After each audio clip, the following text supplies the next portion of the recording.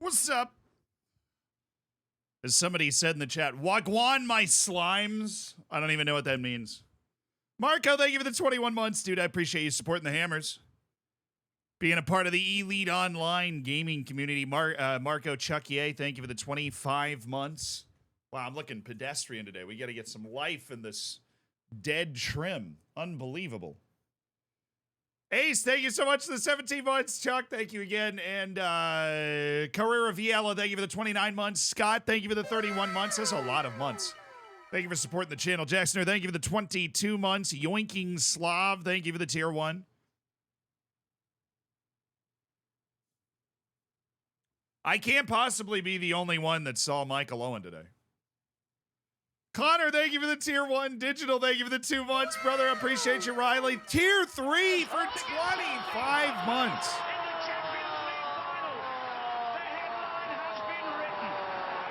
Oh, I'm excited. I hope you guys had a good, what was it?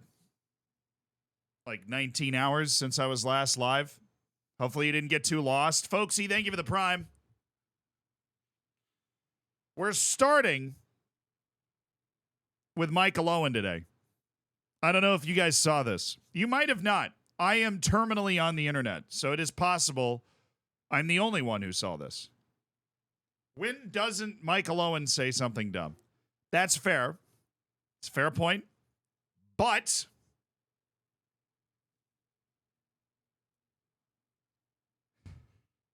I want to use what Michael Owen said as the beginning of a conversation I want to have. Just on that note. When they don't score, they hardly ever win again. Is that something Michael Owen said? Because that's awesome. Folks, thank you for spending $5 of Jeff Bezos' money to get yourself into an elite online gaming community. I appreciate you so much for last night. Oh, Connor, of course. I hope you enjoyed it. Adrian, thank you for the prime. Ow! That's $5 more. Who's Michael Owen? Are you being serious? That's fine, actually, because I have had to ask that question like 35 times since, like, per day, since I started streaming as an American, because I don't I don't have that encyclopedic knowledge of football history because I didn't grow up surrounded by it. Edgar Davids was probably the funniest example. It was like 2 years ago, and somebody just mentioned Edgar Davids, and I was like, who is that? But Michael Owen won the Ballon d'Or in the early 2000s.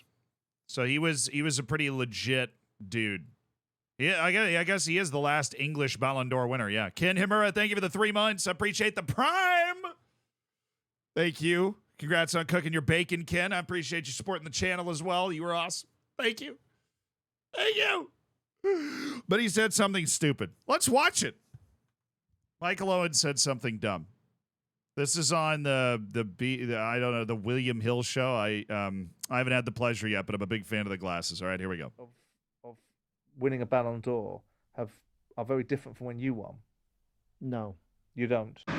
Kapłaniego za brak kontaktu, za brak przycięcia tego dośrodkowania.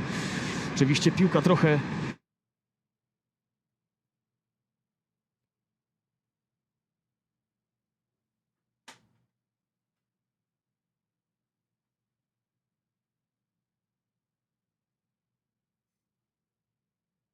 Is there anybody Polish in my room right now? All right, cool. Just checking.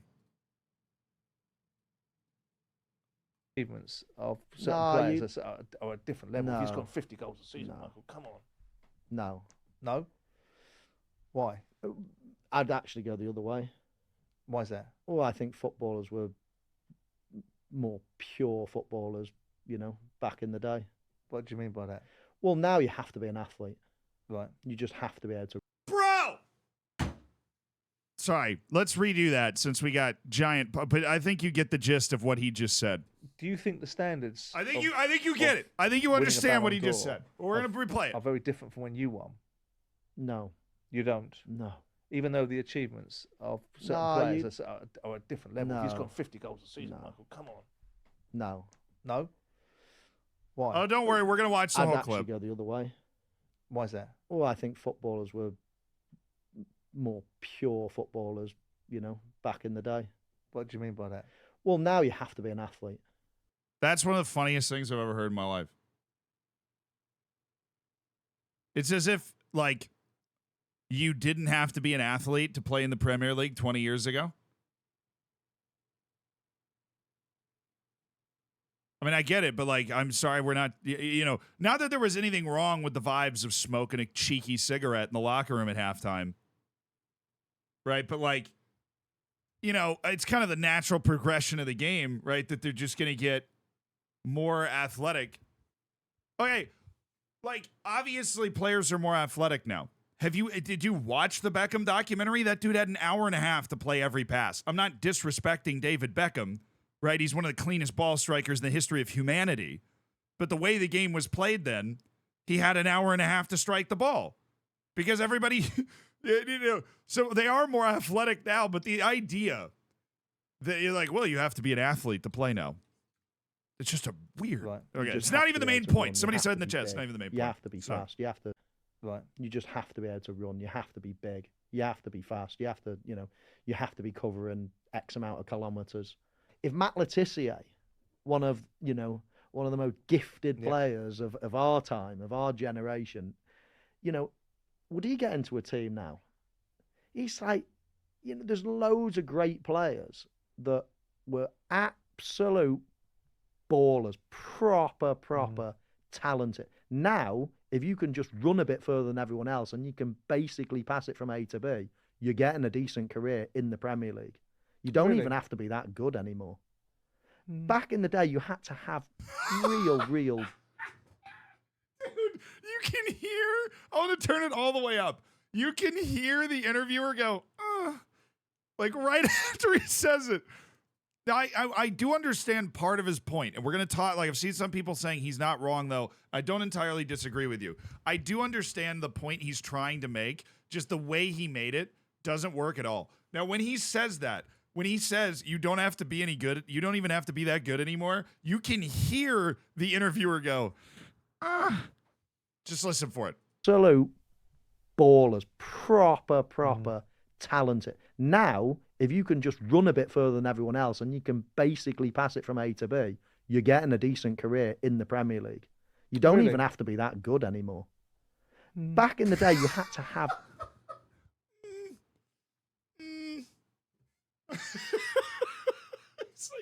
He's like, oh, that's the quote.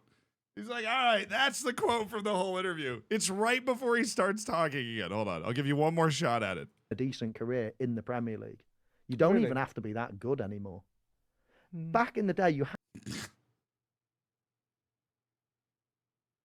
What he's saying is the game has changed. But the idea that you don't have to be that good anymore. Like, if you took Timo Werner and put in... And this is not an indictment of, you know, the game 20 years ago. This doesn't mean Michael Owen wasn't, you know, wasn't good, right? But if you took Timo Werner and put that man in the Premier League 25 years ago, he'd probably be the best striker there. Like, actually.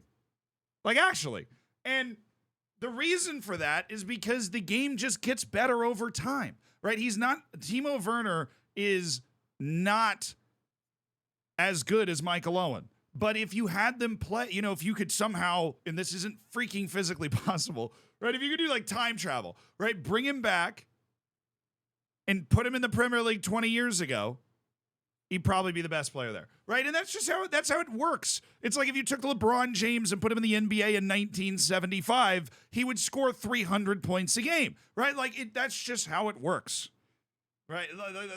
That's how it works. And so for Michael Owen to be like, you don't have to be that good anymore to play in the Prem, shows an incredible lack of understanding of how hard it is to play in the Premier League now. How hard it is to have played in the Premier League at any point, ever. Yeah, and it's because the players that were in the Premier League 25 years ago didn't have access to the same nutrition. They didn't have access to the same training. They didn't have access to the same tactical understanding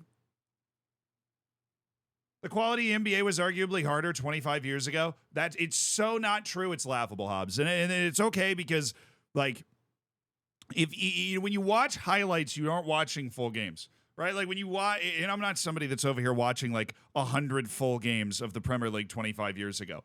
But all you got to do is watch the Beckham documentary. All you have to do is watch the Beckham documentary to go, wow, he has a lot of time. Like, you ever watch Ronaldinho highlights and go, wow, he has a lot of time. You know what you don't have in the game anymore because the tactics have evolved and the nutrition and the fitness have evolved, and the idea of gegenpressing and constricting time, and a manager like Pep Guardiola or Jurgen Klopp or all these guys that are able to do that now. Then Ronaldinho and David Beckham would have a lot less highlights because they wouldn't have had as much time to do it. Now, there is another side to this argument, though. There is another side to this argument that I totally understand what Michael Owen is trying to say. So, like, he's trying to say the game is less entertaining and has less individualism. I think. I mean, I'm putting words in his mouth, obviously. And so, like, I would agree with that. I mean, I saw Ben already said it. And some other people were saying that earlier. Like, I kind of agree with what he's saying. Where, like, yeah, there's less individuality, and there's less creativity, and there's less Ronaldinhos and less David Beckhams in the world that are doing these crazy things because of the way the game has evolved. That's a fair point. I don't know if you guys agree with me or not. I think that's a fair point. But the way he says it, where he's like, you don't have, I want to hear what else. I'm going to turn the music off again. I want to hear what else he says. So I'm going to pick it up from here. Now, if you can just run a bit further than everyone else and you can basically pass it from A to B, you're getting a decent career in the Premier League. You don't even have to be that good anymore. Back in the day, you had to have real skill and attributes to be a top player. You had to be a footballer. Now you have to be an athlete. Does that and mean then a by footballer. that association, because this was the lead-on question, if you were playing today, you'd smash it? Because then, you've got Haaland scoring 38, 40 goals. Harry Kane scores 30 goals a season. Players are scoring, the top players are now scoring more than 1 in 2. 1 in 2 was always the benchmark, wasn't it? If you've got a record of 1 in 2, you're a proper player, a proper goal scorer. If you were playing today with that in mind, would you expect to be punching right at that level and scoring that sort of level of goals? Yeah, absolutely. Yeah. Is that because you're confident? I'm not surprised any time a former player says that. I don't hold that against him. But also, if you were asking Michael Owen to play the number of matches that players are asked to play today, at the amount of intensity they're asked to play them, Michael Owen's hamstrings wouldn't have made it to his 16th birthday. That's also just a separate side note. Because you believe that? No, I totally believe. I'm not even digged out. No, I mean, people in my generation, like Ronaldo, Brazilian Ronaldo. Do you think Haaland's better than him, or do you think Thierry Henry? Do you think Haaland? Do you think these people, if you put them in Manchester City? I mean, let's be completely honest here. I don't think Haaland's super far away from Thierry Henry. Obviously, he's only 22 years old, so is he even 22? So it's a completely unfair question to ask, right? Because he hasn't had the opportunity to build up a resume, right, for a career. But if we're talking pure ability, Erling Haaland last season was like second in the Ballon d'Or, right? And also, they're completely different players. But I think this is like a very unfair thing. Like, you sit back in your chair and you go like this, and you're like, yeah, this 22-year-old that just scored like 87 goals last year. Yeah, he's not as good as Thierry Henry. It's like, well, Thierry Henry was a legend for a decade, right?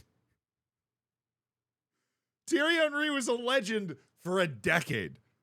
We don't know if Erling Haaland's going to be able to do that yet.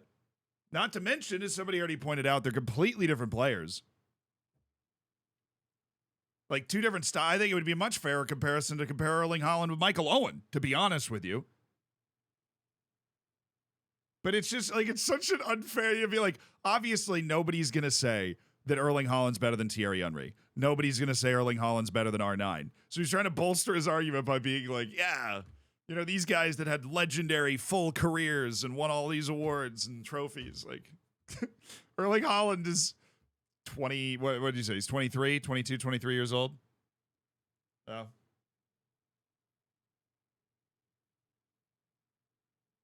The Ballon d'Or isn't worth anything. They just award the best story. I mean, it's worth something. I don't put too much behind it, but it's worth something. Stupid Yank. Hobbs, you got to try better than that, man. I've been getting called that for like 5 years.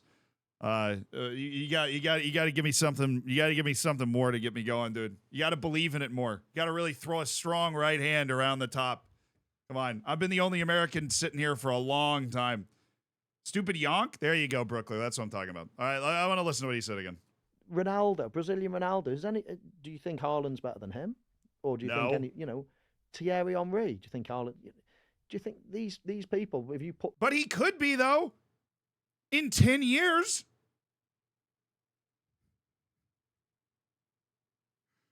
No, I don't think Michael Owen wasn't a great player. Michael Owen was a great player until he was like 24 years old. And then it was make it like, and then things out of his control. He was injury prone. He didn't do enough yoga. I don't freaking know. They didn't have cryogenic chambers yet, and his legs fell apart. Them in Manchester City, so I love Erling Haaland, by the way. I think he's just... Oh, sorry. Okay. Unfair to Michael Owen. I should have played the whole clip. My bad. Game, he's just amazing. But do you think if Thierry Henry was playing for Manchester City in that position, he wouldn't be scoring, or as I say, Ronaldo, Brazilian Ronaldo, or I'm talking about the greats of that generation? Of course they would. Of course they would. After the Ballon d'Or.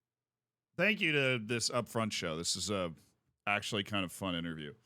I was just gonna say, I think Brazilian Ronaldo would score more than Haaland in the Manchester City team. This is a very interesting question. How many goals do you think, I think Brazilian Ronaldo would score more. I think Thierry Henry would score less just because of the way Man City plays. I don't think Thierry Henry would be stuck in the middle. Brazilian Ronaldo wouldn't score 70. I think he probably would have scored, he would have definitely scored some cooler goals than Haaland did. Now, so the point Michael Owen wants to make here is that the game has changed. It's less about individuality and skill and more about physicality, which is true. But that doesn't mean the guys at the Prim aren't as talented. They're overwhelming. You're asking these players to do so many different things across the decades. Yeah, and I think also, if you want to be in Manchester City's team, you got to run. You got to run all over.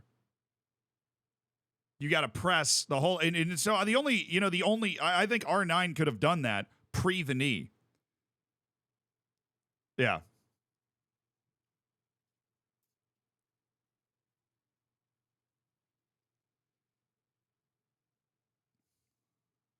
I think he could have done that pre the knee. I think he could have gotten himself into the side. Because you got to press and you got to do that. You have to have the work rate and everything. Haaland's too much of a machine and watching him doesn't feel cool. I mean, look, it's like...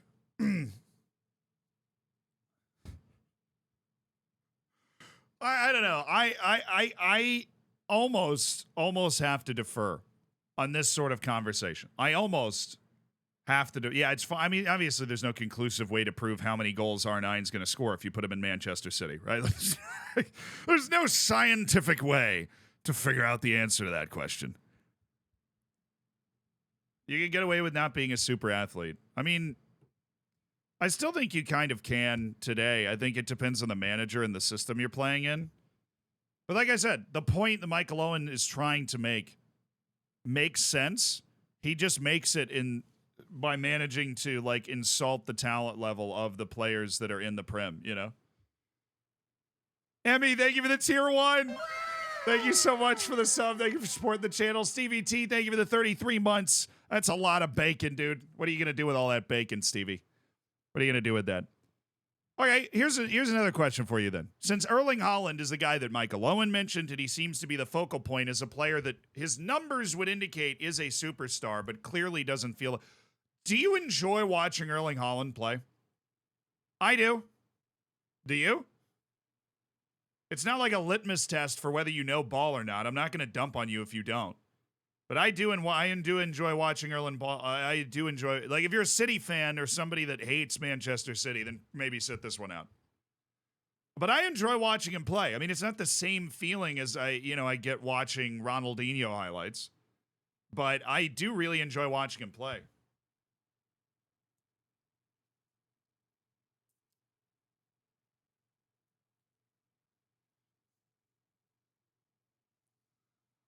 I enjoy seeing Haaland get a 0 XG against Arsenal. That's fair.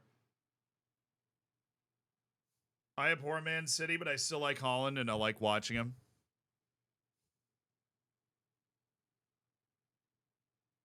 Haaland did score crazier goals at Dortmund, though. Not sure what that was. I mean, he did. I mean, Erling Haaland's variety of finishes are always impressive. He had that one goal where he, like, was flying by the goal, stuck his foot up, and, like, poked it back, you know? That was a cool goal. He's capable of scoring cool goals. Yeah, like, that was a sick goal. So it looked like, I mean, obviously there's plenty of people that don't enjoy watching Erling Haaland play, but it looked like there were a lot of people that did, too. And I'm like, okay, if he puts up the numbers he puts up, he's the best goal scorer in the world right now. I don't think there's any question about that. He's the best goal scorer in the world. And he's somebody that can be entertaining to watch play. I don't know. I feel like Erling Haaland's probably the lightning rod for this. Because even somebody like Kylian Mbappe, he'll go on long, majestic runs. You know, he can take players on. There's some individual brilliance to him that you don't feel when you're watching Erling Haaland. But the point I always come back to is, like, if it was that easy to score that many goals, then a lot more people would be doing it. You know? If it was that easy to score that many goals, then a lot more people would be doing it. Would you rather watch Kane or Haaland? That's a very good question. If Kane was still at Tottenham, I would definitely say Haaland, but Kane being at Bayern? I'm assuming I can't say push. So I'll probably go Kane. But if Kane was at Tottenham, I'd say Haaland. Because I like watching Haaland in the Man City team. It's like watching a caveman learn chemistry. But watching Kane in the Bundesliga with Bayern is a lot of fun.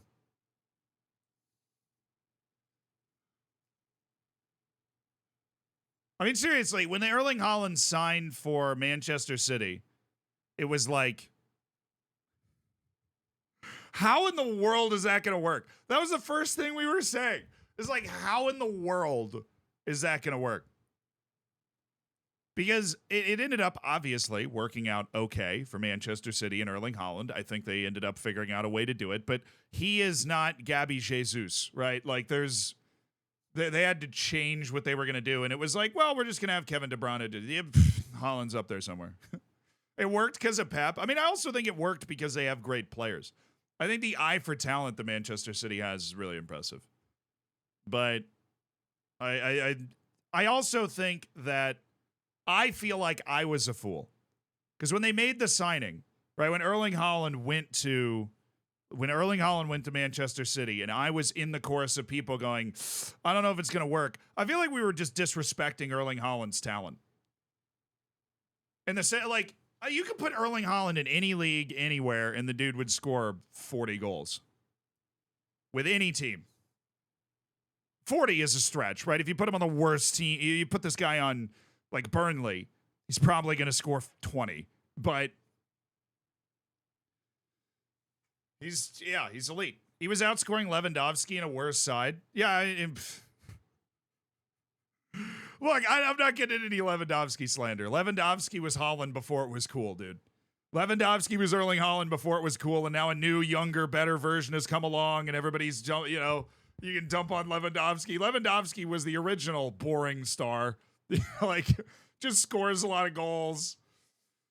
Everybody's like, yeah, but did he have any cool moments? It's like, well, he scored 5 goals in 9 minutes, and the broadcaster had a really cool call of it. You're like, all right. Michael Owen said you don't have to be very talented to play in the Prem. What a way to start the day. This is the best thing I saw today, though. So I want to watch this next as a palate cleanser. So you just in case you can't read, Germany's U17 goalkeeper Konstantin Heide was unable to attend school on Tuesday because he was at the U17 World Cup. And he was leading his team into the World Cup final by saving 2 penalties. They, of course, put that on TV in class in Germany. This is going to give me high school PTSD, but here we go.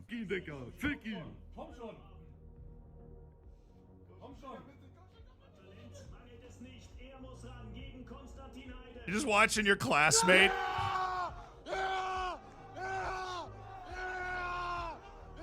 Dude, okay, wait. That's a school?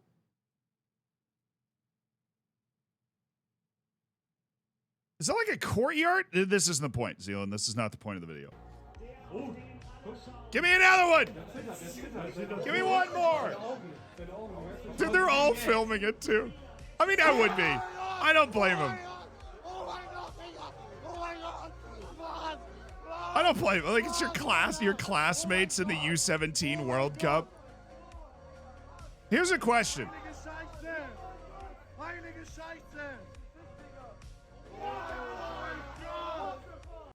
Like, oh, that's just cool. That's just cool. It just makes me happy. That's cool. A lot of yas going on. That's just cool. U17 World Cup. Screw it, man. Let's make like a U13 World Cup. Let's have these kids from middle school. The Connor stream last night when you rated. Ooh, yoinking. Nice. Thank you for the 100 bits. Appreciate you. Yeah. Yeah. A lot of Julian Brandt yas going on in that classroom. That's good for them. By the way, I don't know if you noticed this. You probably didn't because you have a life. Congratulations. U17 World Cup. Was it today? Was it actually like this morning? Yeah, it was. Molly got third, dude.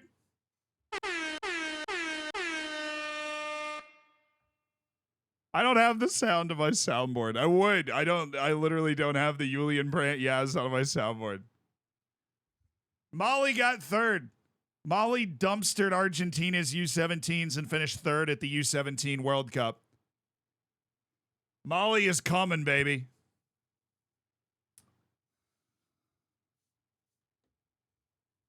Molly's on the way. Molly is cooking. Molly's been the one that's been cooking recently. Nigeria had that spell where they were really good at Youth World Cups. What did Nigeria? Nigeria won one, didn't they? And that was the generation that had a lot of good players in it. But Molly's the one that's been cooking recently. Their senior national team's been cooking too. Which is why I keep picking them to go to the freaking World Cup.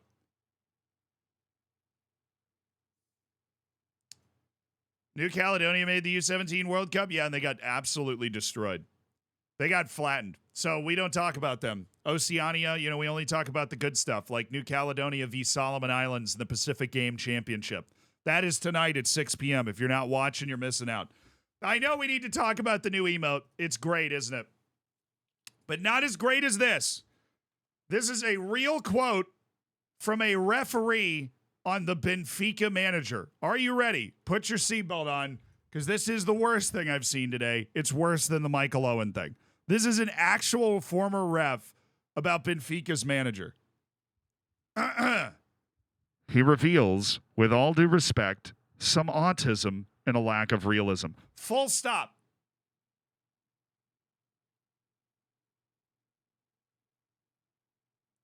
That's a former ref talking about the manager of one of the three biggest teams in the country. With all due respect, respectfully, he reveals some autism and a lack of realism. He continues, "At least learn to speak Portuguese, because I'm tired of having someone who doesn't respect my country and my language." Respectfully. I am sure that the matches this guy refereed that Benfica was a part of were entirely unbiased. I'm sorry. What? Oh, good. Never mind. You have that many pop-ups? I'm not going.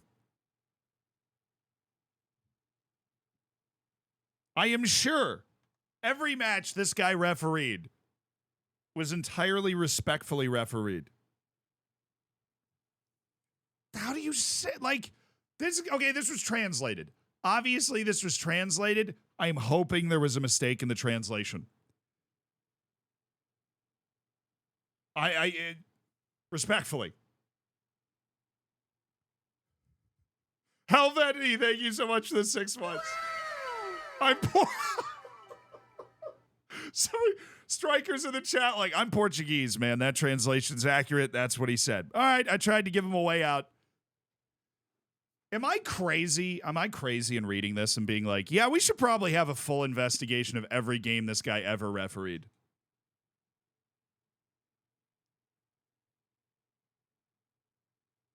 Like, how are you a ref and you're like, yeah, I think the other manager like is mean and disrespects my culture, and also he's autistic. Like, what?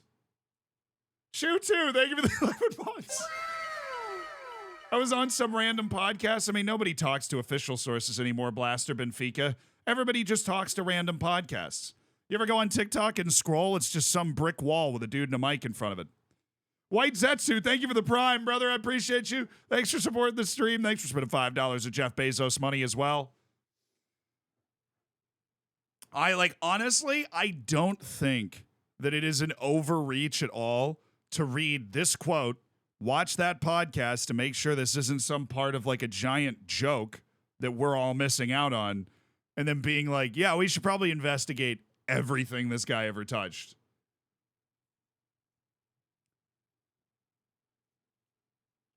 A lack of what is it? Like I get it. Okay, he's calling him autistic. And then he's a lack of realism. He reveals a lack of realism. And how does this have anything to do with the second sentence where he's like, yeah, I'm tired of him not speaking Portuguese, which, by the way, very difficult to learn. I can't even pronounce the names, right? I can't even pronounce the names, so I can imagine it's a very difficult language to learn, coming from German, which is the closest relative of English to begin with. And I don't, goodness, if not being able to speak the language is disrespectful for to the country in the language, I disrespected the Holy Spirit out of the Faroe Islands.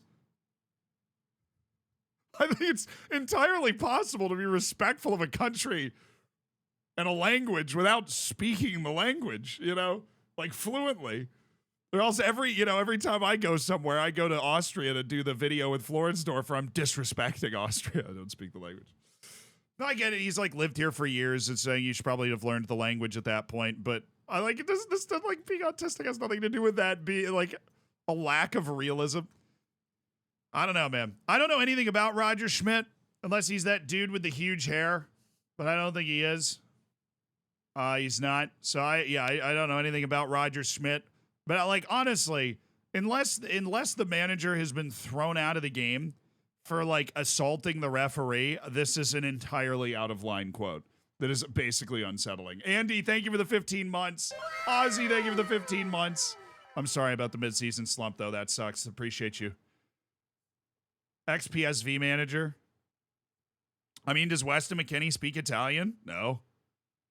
I'm a Benfica fan, and I'm not Portuguese, and it doesn't matter what language he speaks. What matters is first place in the championship. You're darn right, brother. What matters is the dub.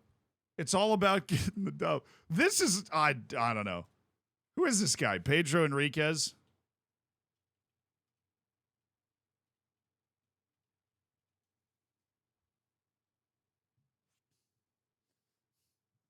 Oh, I just want one picture of the dude. And apparently that's impossible to find. I just want to put a face to this. Oh, this guy. Okay, if you ever see this guy, make sure you speak Portuguese. All right? Got to stay on your toes. This guy's ever pointing at you? This guy's ever giving you the business? Oh, I don't. No. Okay. Screw you, man. Keep asking me about cookies. I'm going to get hungry and I don't want to go to your website. What was the next thing I saved? Oh, yeah.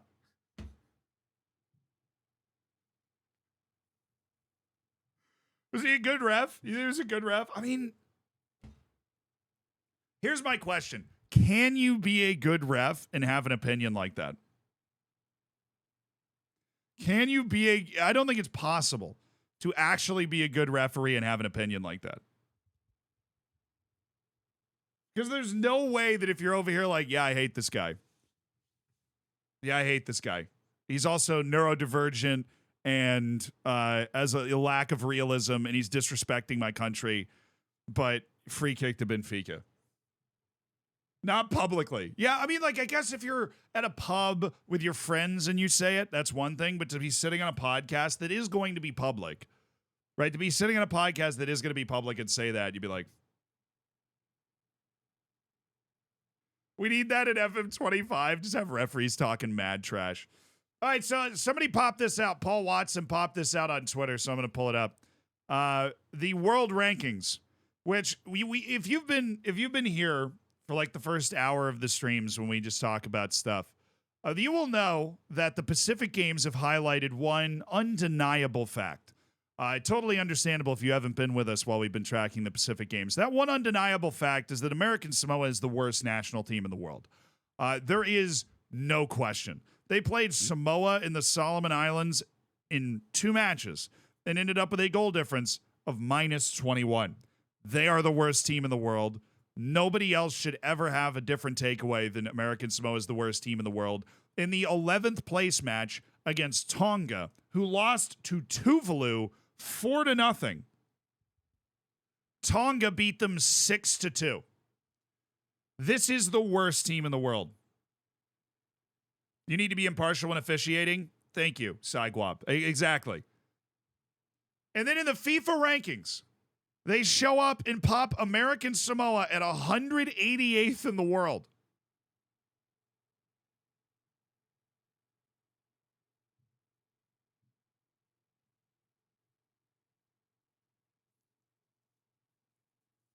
How does it make any... No, I'm sorry. That, while almost nobody cares but me, which I get, I totally understand. Almost nobody cares except for me. But for me, this is the greatest indictment of the FIFA ranking system. If you finish last in the Pacific Games without getting within 4 goals of anybody, you have to be last. Because you know who is last?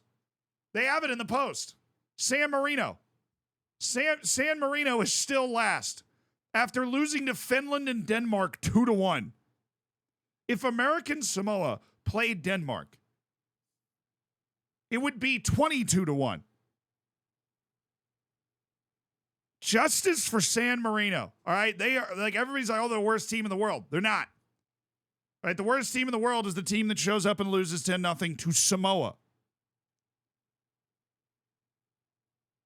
Right? Like the FIFA World Rankings are no better sign that the FIFA World Rankings are clearly broken than this. You're not being realistic. Like, yeah, okay, American Samoa wouldn't score. I just wanted to make a joke off the scoreline. The point is, simming until American Samoa wins the Prim, I'd never leave. I'd clearly never. We need a grudge match. I don't think it'd be close. I think if San Marino played American Samoa, it would be like 12-0. I'm not kidding. San Marino, I believe, is on a whole other level than American Samoa. I think if you put San Marino in the Pacific Games, they'd probably finish 3rd or 4th. They'd probably beat most of the teams that are there, in spite of the fact that they just had to fly 15 hours to get there. Sim it in FM to see who really is the worst. I mean, we've done that before, and it was American Samoa. We made a worst World Cup. This is a video that we have made.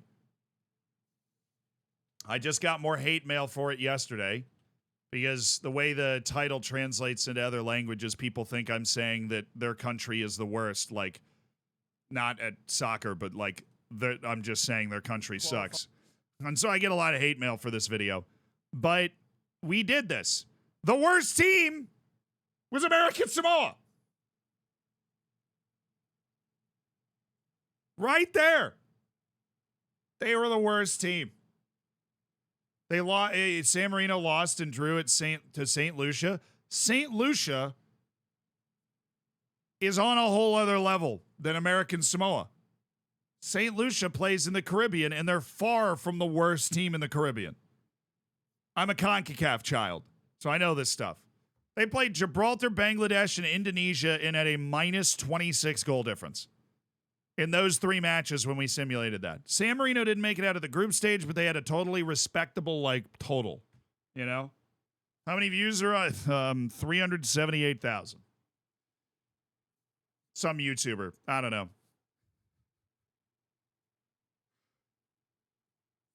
I love bullying minnows. I don't. I raise minnows up. I love small national teams. I would love to go to an American Samoa national team game. Those guys are definitely still better than me. But it is a joke. It is an absolute joke that, like, Aruba, who has actual players on it, right? Sao Tome Principe, Mongolia, even, honestly. Mongolia, who there is like a direct comparison here because Mongolia has played in the East Asian whatever against the Northern Mariana Islands and trashed them. And the Northern Mariana Islands beat American Samoa 4-0 or 5-0 or whatever. Kappa, thank you for the prime. Thank you for the 11 months. San Marino's a victory in the Premier League. Exactly. What does American Samoa have? San Marino's won a Premier League match. I raised them up and let them drop. No, I'm just saying, the rankings are hilariously inaccurate. Now, we got to get the second part of my title. Right, the Conference League is great, but also sucks. We've documented my love for the Conference League. I traveled to the Faroe Islands to make a video and watch a Conference League match. I mean, seriously. The Conference League is great. It gives us so many different clubs the opportunity to play in elite European competition. But also there's this. I present this without comment from Maccabi Tel Aviv versus Breiteblik. Iteration without further comment. That's it.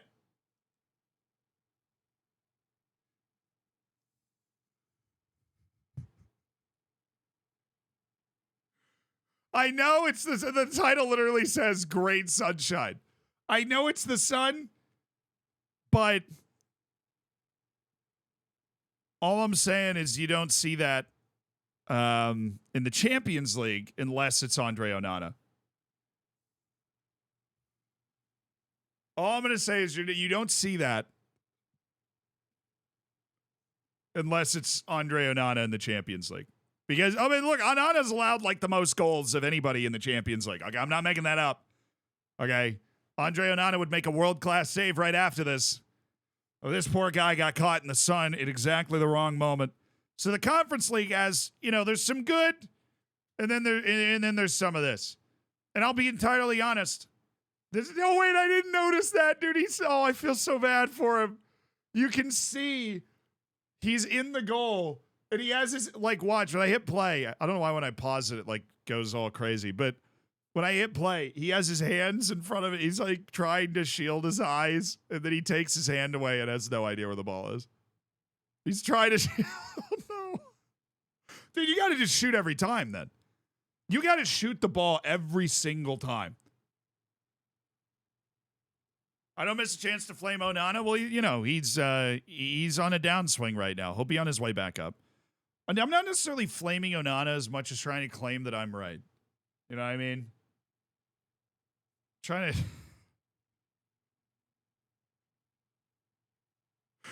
seriously, how do you not shoot every shot in this match when you're going against that goal? And you know a cloud comes out for the second half so the other team doesn't have to do that. You know. You freaking know. Is that near Betonsko? I have no idea. But Maccabi Tel Aviv is actually up in their group right now. If you look at the Conference League and the Europa League standings, you got the Europa League. I don't remember. I went through it this morning after all the results yesterday. I don't remember anything weird really going down. It's all very straightforward, exactly the teams that you would expect to be going through. Or all of the teams that are going through. This is the only fun one, but it's who out of this group was supposed to make it? Molde, Hacken, or Karabag? Somebody's going to have to do it. Hacken's the team that freaking lost to, or did they beat them? No, I think they're the ones that lost to, Klaksvik. So they've been getting dumpstered here in the Europa League. Oh, Ajax are last in their group. Yeah, but if I'm going to be honest. If you know ball, Ajax had no shot at this. That feels like a discriminatory sentence. So let me show you. Eredivisie. If you've been up to date this year, Ajax aren't good anymore. Yeah, Ajax aren't good anymore. So and that makes me sad because Ajax was always one of those few clubs that isn't in a Power 5 league that could win a Champions League, right? They got so close when they got Lucas Moura in the semifinal. And so Ajax was a team that I know most people in the Netherlands that aren't Ajax fans passionately hate them. But it was a team I always kind of rooted for just for that. And now they've fallen so completely off, and PSV is set to get into the Champions League knockouts, so they're balling. Yeah, Ajax is currently 3 points out of the relegation zone, and they are currently 24 points off the top of the league. Just to give you an idea of how far Ajax has fallen. PSV are very good right now, and they've got 2 Americans. They've got Serginho Dest and Ricardo Pepi, so that makes me very happy. Ricardo Pepi scoring the winning goal for PSV against Sevilla, right? Yeah, Sevilla. Oh, Malik, dude, I'm going to be honest. I forget about Malik Tillman all the time. I forget about Malik Tillman all of the time. I always forget about Malik Tillman. But yeah, Ajax being bottom of their group, definitely, like, in context, isn't that weird? Because they also, like, Marseille and Brighton are just better than Ajax right now. But them being behind Dyke Athens is definitely embarrassing. Is that their final match? Yeah. Ajax is at home against Dyke Athens, and if Ajax wins, they go to the Conference League, which, good for them, you know. That'll be sick. Well, it's like the Conference League is always, it's like a twilight zone. You ever go through and look at the standings of the Conference League? It is this group makes sense. The best 2 teams, sorry, Clockspeak, the best 2 teams are through. But then, like in this group, Zorya Luhansk from Ukraine, Breidablik from Iceland, Maccabi Tel Aviv from Israel, and Ghent from Belgium. You don't get this in the other European competitions. This is a group with 0 Big 5 league teams in it. There's no team in this group from the top 8 leagues in Europe. That's awesome. I love that. I think that's cool. Victoria Pils, you've got it again here. You've got Pilsen from the Czech Republic, Zagreb, Astana from Kazakhstan. I have never heard of this club in my life. Kosovo. There's a Kosovan club in Group C with 4 points. Belgium is 8th. I would have said, I mean, obviously Netherlands, Portugal.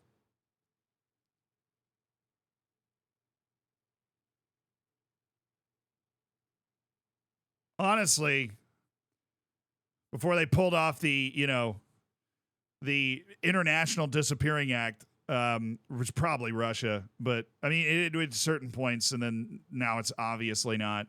It might be Belgium. I might be wrong there. It might be Belgium. I mean, on the Turkey, I'd probably go Turkey over Belgium.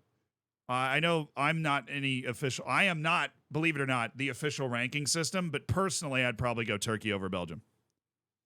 Personally.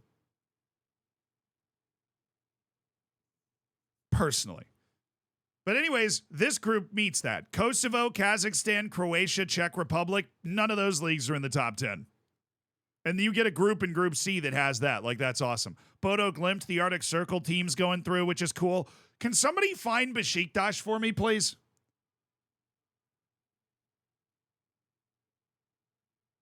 What'll happen if Russian teams are reinstated into European competition?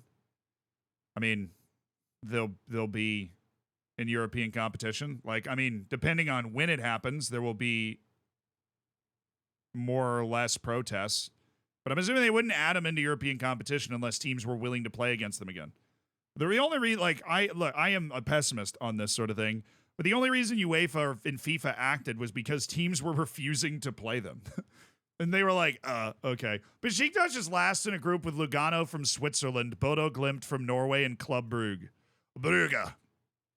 Nice. Aston Villa, kind of limping, but at least they've won the last 4 matches. Legia Warsaw hanging on. Their fans aren't, though. I don't know if you saw. Did you see that video of the dude slipping, trying to throw the mustard? the mayonnaise? I could probably find that in 5 seconds. Dude tried to throw a thing of mayonnaise and just wiped out. Would that be maybe yesterday? Let's go to like the hot section. I'm sure it's here. It was an ultra. No. It was an ultra for Legia Warsaw. He tried to throw a thing of mayonnaise at Aston Villa fans and then just slipped and ate tarmac. Like, I don't. Oh yeah, this isn't it. This is other parts of the fight because grown men got nothing better to do. But I will laugh when one slips trying to throw a thing of mayonnaise. Legia fans are bad people. I mean, I always hate to generalize like that. But they definitely came in for a party against Aston Villa. Fiorentina and Ferencváros. Genk has got to be disappointed with that. Eintracht Frankfurt's in second. Aberdeen was throwing snowballs at the goalkeeper for HJK. That was the other. So when we were streaming yesterday, somebody came in chat and was like, yo, the game is suspended because of the snow. And I was like, oh, it's just snowing a little, right? And no, the game was suspended because Aberdeen fans were throwing snowballs at the HJK goalkeeper.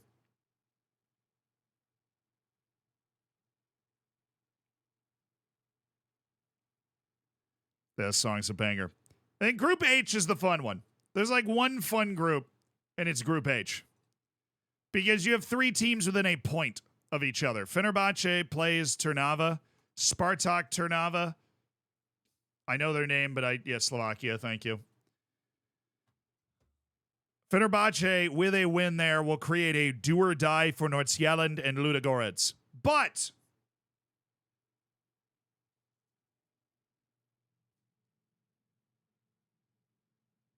did you see this score? Now, Group H is going to be a great time. Ludogorets has got to go beat Nordsjælland because you can't count on Trnava beating Fenerbahce. This happened yesterday. So maybe all of the things I said about, not all, me thinking Turkey's the 8th best team in Europe in UEFA is probably undone by this. Because Nordsjælland beat them 6-1. You know who the starting striker was for Fenerbahce too? Michy Batshuayi. Nice. I just saw the Mayo video. Yeah, it's fantastic. Dude's trying to, I don't know why he goes to a table at a diner outside and he's like, "Oh, mayonnaise."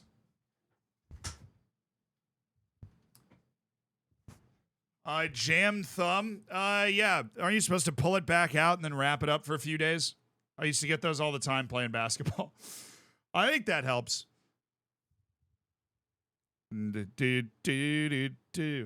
Yeah, but Michy Batshuayi is here, Dusan Tadic is here, Cengiz Ünder is here. I find often that teams in Turkey, and somebody tweeted this. This is not a Zealand original, but teams in Turkey are like, if the conversation you have with your friends, like, "Hey, do you remember that player?" was an entire team. Like, did you see the team that started against Manchester United? That was like the best description I heard of it. That's the best description I've heard of it. That conversation you have with your friends where you go, "Hey, do you remember that player?" But it's just the entire roster. Like, look at the team. So let's start it with Muslera in goal, the Uruguayan.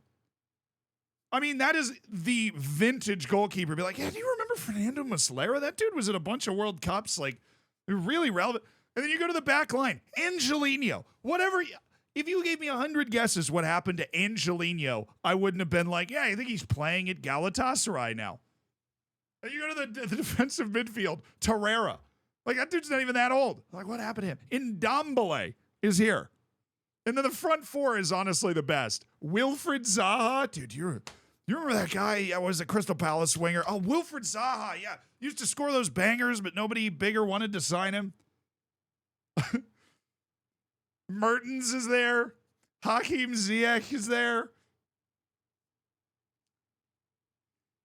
And of course, Mauro Icardi, the centerpiece to any team like that. Mauro Icardi. Torreira fell off hard. Well, Torreira went directly from Arsenal to Galatasaray. And I remember being really surprised by that at the time. I'm like, why?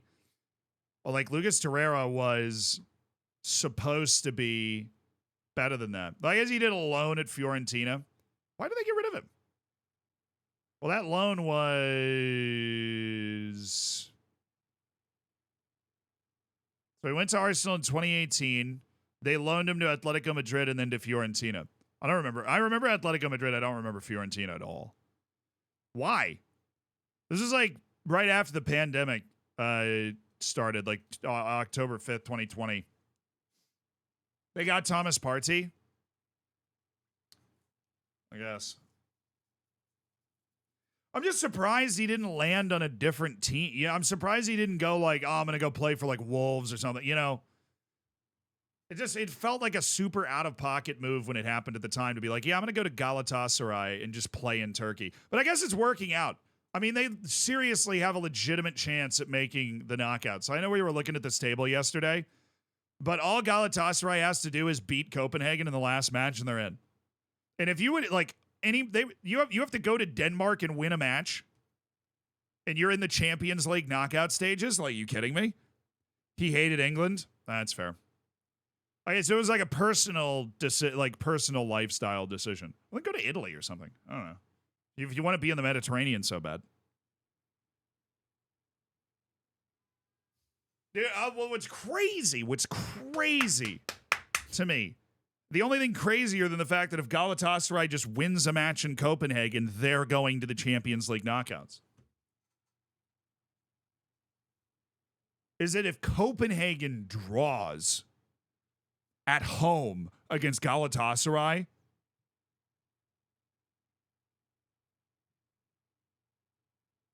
and Manchester United doesn't beat Bayern, Copenhagen is in the Champions League knockouts. Copenhagen. That's actually just me playing as Copenhagen on Football Manager. You know, like 4 years into the save, like, yeah, we got out of the group, baby. Woo! I work for Flash Score. I love your site. It's very good. It helps with, it shows all of the information that I want to be displayed when talking about this sort of stuff on stream. I've used Flash Score for this sort of stuff for years. Appreciate it. Yeah. Hashtag sponsor me, please. No, I'm just kidding. But thank you for the site. We call that the Sigma Grind set, chat. Man, you beats Bayern and Copenhagen and Galatasaray draw. My mentions on Twitter are going to be heinous because the title of the stream yesterday was Manchester United is out. So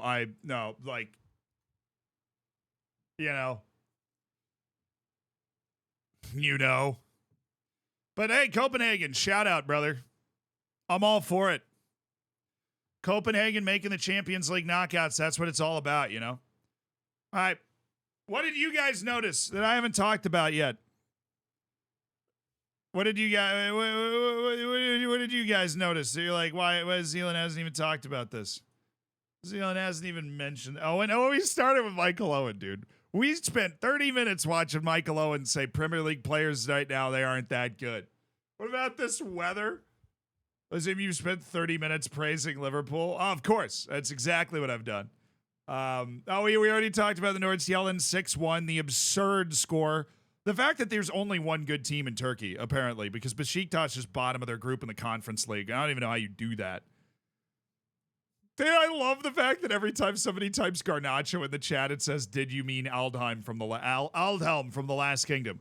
We need to make an Aldhelm emote so that every time somebody mentions Garnacho, we can bring up the true OG, the man that really scored that bicycle kick and has the exact same haircut, Aldhelm.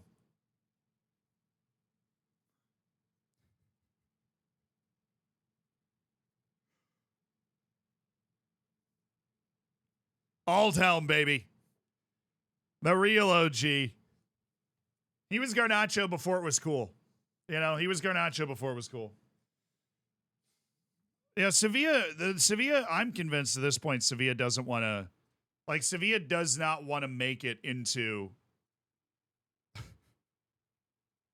Sevilla's determined not to make it into the Champions League knockouts. They know they're not going to win. And they're like, you know what? I have a different plan. I save a selection real quick. So I think we actually have like a fit first team. So we have a couple of friendlies we got to play. We have a deadline day coming up. We're not planning on making any moves. We might add one player as we get close to deadline day. We are making a sale of Richard Afori, who's our backup goalkeeper. He wanted to leave. But we freed up some wage budget. We're looking really good. We upped our wage budget by promising a top 2 finish to the board. And I think we're getting better as the season goes on, so I'm okay with that promise. But Virtue, thank you for the 6 months. Dude, thanks for the prime. The refs' decisions in the Ajax-Marseille game were crazy. Yeah, did you see Aubameyang and his bicycle kick? Because, wow. That was pretty. I always love it when these guys get pushed out of, like, the Premier League or, they get pushed out of, like, Real Madrid or something. And everybody's like, oh, I guess they're just washed. And then you see them do something like that, like 2 years later, and you're like, oh. No, they're still very good. No, they're actually still a very good player. Which again, Michael Owen says that, Premier League players don't even need to be that good. Just food for thought, right? Food for thought. Premier League players don't even need to be that good, Chet. They're not even that good. I think everybody knows they're not even that good. Zoo Dave, thank you for the 2 months. Kipple the Fish, thank you for the 17 months. Thanks for supporting the stream, dude. I appreciate you. That we just spent $10 of Jeff Bezos money, which is awesome. Aubameyang has 1 goal in Ligue 1. Yeah, but it was cool. It wasn't even the big. But it was cool. So to be fair, Aubameyang's been so bad the whole season. That's fair. I had no idea. I don't watch Ligue 1 really at all. So if you pop up in Europe and score a bicycle kick, I'll be like, yeah, that dude still got it. Clearly just has it in a very small capacity now. That's that Hatem Ben Arfa move. The streets will remember him as long as he does one cool thing while everybody's watching. And then you're good. Then you're so good.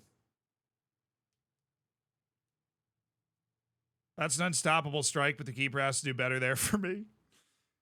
Yo. Thought that was a guy on my team. That is a guy on my team who pulled a hamstring and is out for 2 to 3 weeks. So shout out.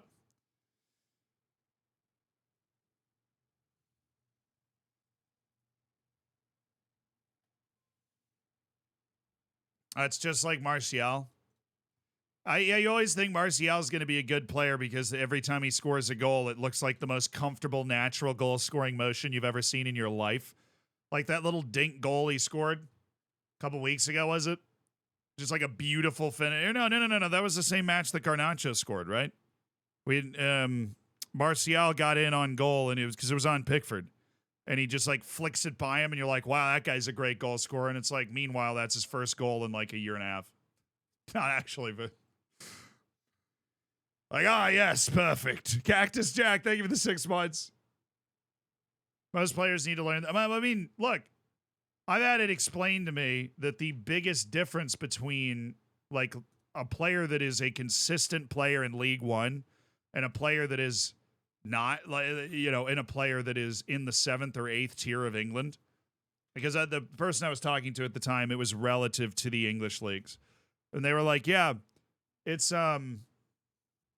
consistency.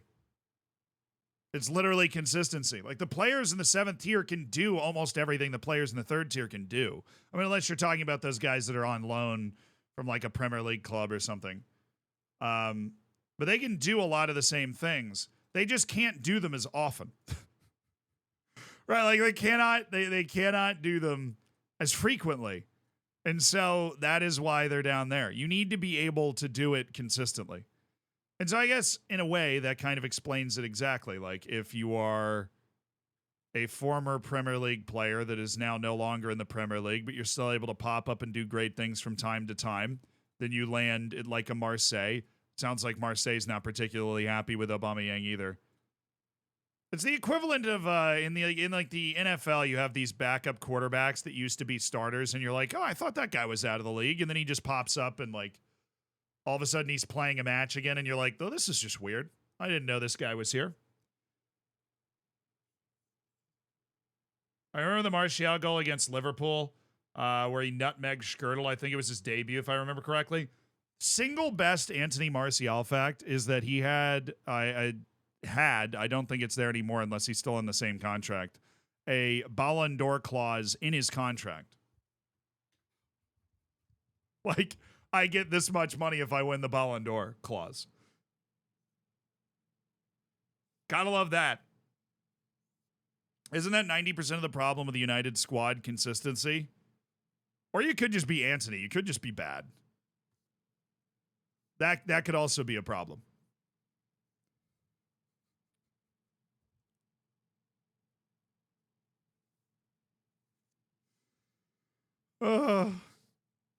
He's consistent, though. Damn right, man. He is consistent. I'm going to argue for a Nobel Peace Prize in my next contract. I should do that. We do like a sponsorship deal. Like I go back and I'm at the table with Manscaped. Like, all right, I'm okay with everything you've put in front of me, but I'm going to need a clause in case I'm appointed the manager of Manchester United. Just let you and your legal team, you can review that. Just let me know. All right. All right, cool. So I'm selling Richard Afori. Once that goes through, we will have all of the money in our hand to assess any transfers. When Martial scored against Liverpool, Benteke scored scissor kick with the commentary was so weird. I actually don't remember what you're talking about, Bestie. Sorry. Chronicle procrastination. Hey, Zealand just told the girl I was hoping to make my girlfriend doesn't have the feeling she thought she did. Looking forward to some FM to cheer me up. Hey, Chronicle, I'm going to be honest, man. That's a part of life, unfortunately. But there's something my mom actually told me when I was a kid and had my heart broken for the first time. Because, yes, even me. But, and she said, look, it's only going to work out once. And that always gave me a lot of faith. She's like, look, it's only going to work out once. And until then, you're just building up experience. You know, you're reaching your full potential until it works out that one time. So it'll be all right. It hurts like hell when it happens initially, but it gets easier.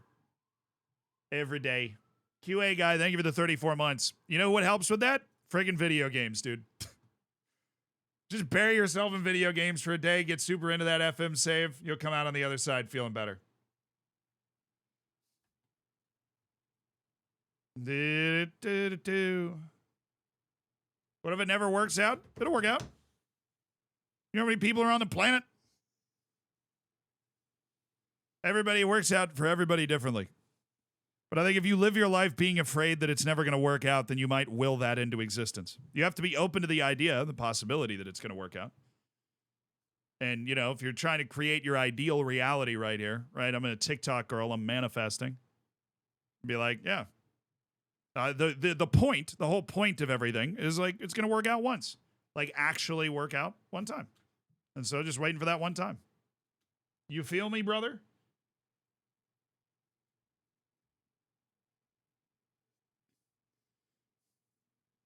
No, seriously, to me, that's what video games have been. Video games have always been the place that if I had a long day or a tough day, I could retreat into them, be in my own world. I always liked being in my own world.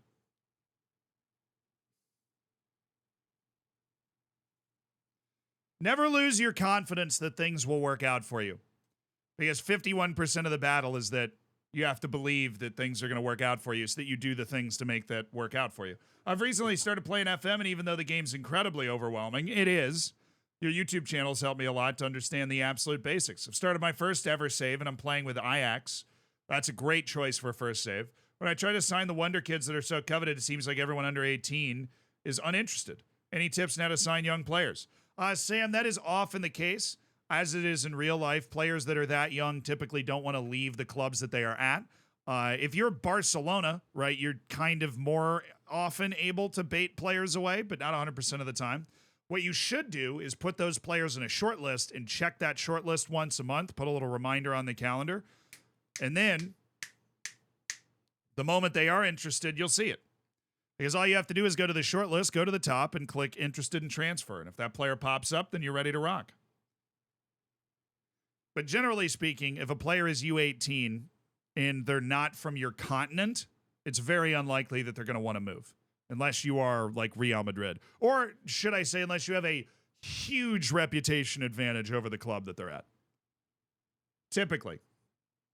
Like PD Penguin says, you could loan them with a buy clause, but typically if they're on a different continent, like you're trying to sign South Americans when you're in Europe, which is the most common situation, then they're not going to be able to come over until they're 18 anyways. So you might as well freaking hang out, you know? All righty, lads. We've got one transfer underway. It's Richard Authority. Where is he going? Also, check if you have a U18 team. Yeah. But no, you know, there's not some glitch or anything weird happening that's making those players uninterested in you. It's just that U18 players are a lot less prone to moves.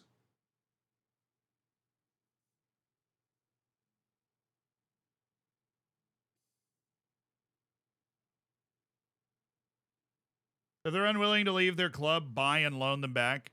I think loaning with an option to buy is usually better because you're usually interested in loans, even if they're not interested in transfers. So if they are in the same continent and you can bring them in before they're 18, then doing a loan with an option to buy is a good way to do it. Hat Man, thank you for the 10 months. Thanks for supporting the stream, brother. Thanks for the prime.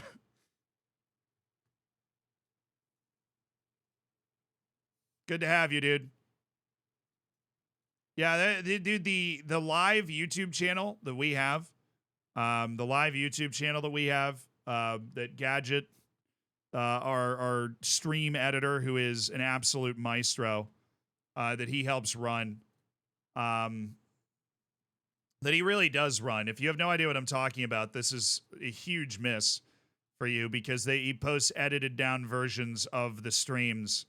It's been doing so unbelievably well. It's actually blowing my mind.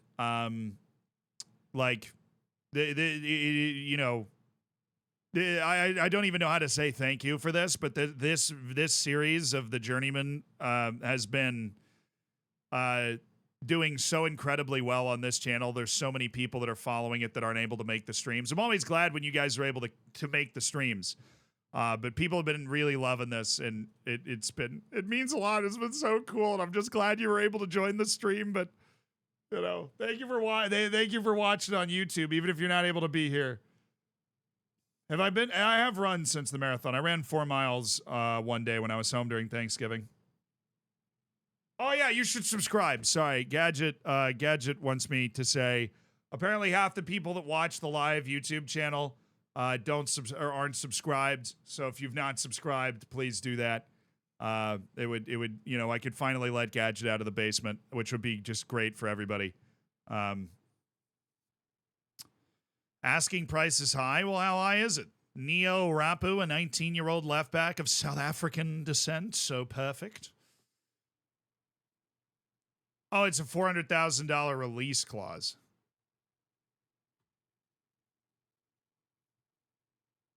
But what about like 150?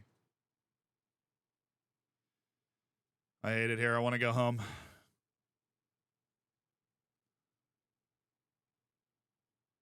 Grant Margeman from Super Sport United, a very brave, very athletic, ball-winning midfielder, somebody that could project into the future, taking Morero's spot as a ball winner. Okay, he is 11th in the league in pressures attempted, 20th in pressures completed. He wins possession all the time, does a lot of high-intensity sprints, and makes a lot of interceptions. Okay.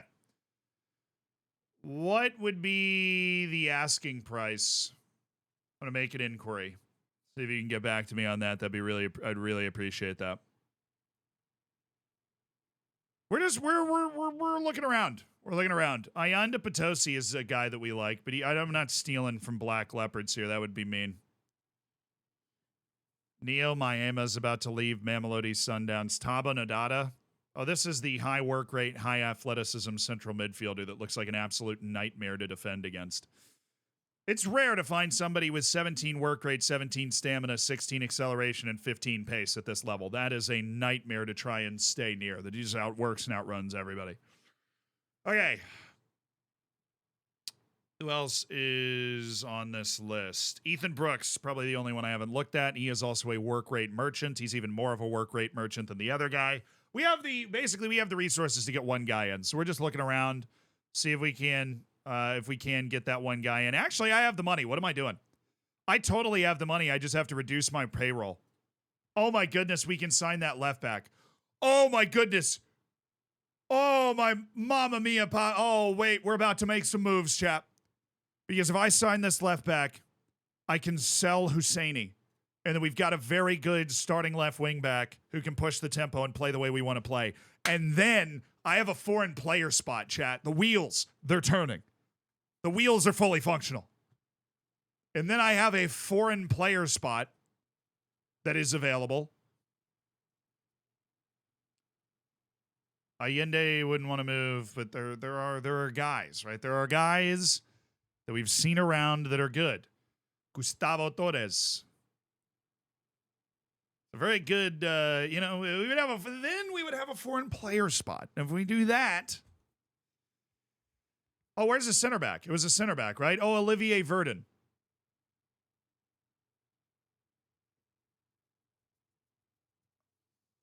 Oh, yeah. Oh, yeah. Let's make sure we can get this deal done. I like Mohamed Hosseini, but make sure we can get this deal. I don't know if we'll be able to sell him. That's the question. I don't know if we'll be able to sell him, and he has a huge, because his contract is really significant. And he's under contract for 18 months from now. But we do have the opportunity to go sign a very, very good South African. There's Olivier Verdun. That's the guy we would want to get. Just an incredible center back. The strength, the jumping reach, the erasing ability of Olivier Verdun. He's a center back. He's good for probably like 4 years at the ability level he's at right now. What a player. How does South Africa work for transfer windows? The windows are pretty normal. The winter window in South Africa, which is the summer window for most, that closes like September 22nd, so it goes like 3 more weeks. But the January window is exactly the same as the rest of the world. So it doesn't feel too unusual. Where's that left back? Somebody find me my left back. Neo Rapu. Got a release clause. Can fly. Right? Let's do a little comparison too. Let's make sure I'm not missing something. So we know that Husseini is going to be smarter and a better defender, but Rapu can fly and is a very threatening offensive player. So what Husseini has got is the concentration, composure, and bravery. He's got that ability to lock down, lock in, sort of. Would Husseini get mad if I moved him? I think that's something I should look at. Doesn't have any real interest in moving as he's just signed the contract with the club, which, yeah, that sucks. Anyone else having trouble finding the Daga Kid from Z and Wonder Kid list? Have everything loaded. No, you have to have everything loaded. So the way you do that is you go into custom database and you have to have every. So you basically go to every content or content, baby. You go to every continent and you click players of that nationality because that gets every country in the world. And then you have nearly 500,000 players. You should never really play a save like that, but. Yeah, just setting the database to large doesn't even get you. It gets you less than half of all of the players that are actually in the game. Lucas, thank you for continuing your gifted sub, dude. You're awesome. Thanks for supporting the channel. You know that the average American spends $467 a person on groceries each month? Yeah, it's expensive to live in America, dude. I know. I have employees in different countries and such.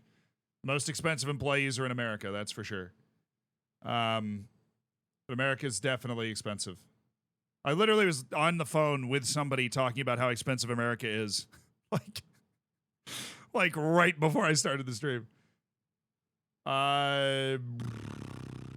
Loan out Hussein. Well, here's the thing. There are multiple steps to this, and it is deadline day. So what we need to do is figure out financially what is possible. So 561,000 up front in the bank right now. Neo Rapu's wage is 86. We know he'd want more than that if we signed him. But the dude is an absolute menace on the left side. Just a brilliant offensive fullback who can step further forward and make things happen. He would want to be an important player, but he would also want less money. So we're okay with that. I'll keep an important player. He wants a lot less money than Mohamed Hosseini. I have a friendly relationship with Luke Magobane, so I don't think he'll get mad at me. I should be able to just bully him down to 166. Reasonable contract that doubles the pay for Neo Rapu, the 19-year-old. Okay, so that deal should go through. So now we can explore potentially an offer for Mohamed Hosseini.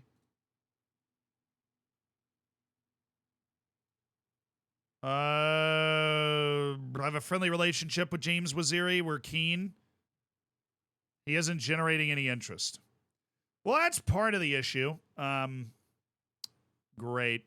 How much would it take to get Olivier? 40 to 425,000. So I can afford to offer under 200, right? Because now we're committed to spend. How much is Vernon going to want wage-wise? He's going to want more. He is going to want more, so I don't really want to load this. I can spend 160,000. Are they eager to get rid of him? Those contracts about to run out. Oh, I can just approach to sign him. Then can't I just sign him early? Or actually, because he's available in 5 months, I should be able to get him for cheap. And then I don't have to worry about the buy now option. Oh, come on. 15,000. Actually, I'm just going to try 0. Worth a shot. I'm going to try...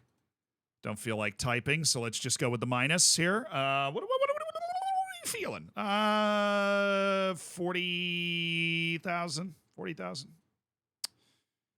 I like, no, you got to put the installments in there, dude. Got to put the installments in there. How about this? About $60,000, $55,000. Man, you guys are really, you're really going nuts over here, aren't you? $65,000. Dude, come on. Come on. All right, I'll add something else in for you. After 50 league appearances, who knows? I'll give you 25 and I'll give you 75 here. That'd be 100,000. Decline to give an immediate answer. Here's the deal, buckaroo. Kind of need an immediate answer because it's deadline day. So let's get moving and shaking here. Let's get moving and shaking. Oh, they leaked it. Sick. Hey, I'm giving you money. Those other people aren't giving you money. Juventus? Dude. Juventus is interested in Neo Rapu? Okay. You have my undivided attention.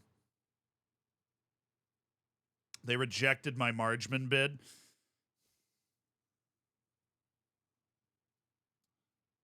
It looks like some other teams in Bulgaria are trying to make moves for Olivier Verdun, which is just mean. Don't they know that I got there first?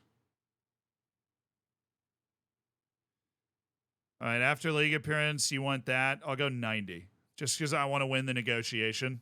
It's 120,000. All right. Important player, win the Premier Division, and train in the Sesotho language. Okay.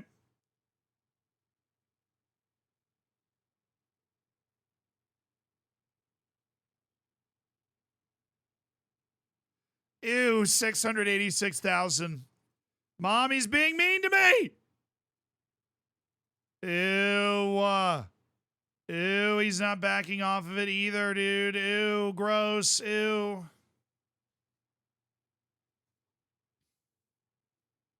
Johnny, thank you for the 3 months, dude. I appreciate the prime. Tawangam Kika, thank you so much for the 2 months. Thank you for supporting the channel. I appreciate you. Oh, if we could move Hussein, the wage would actually make a lot of sense, but.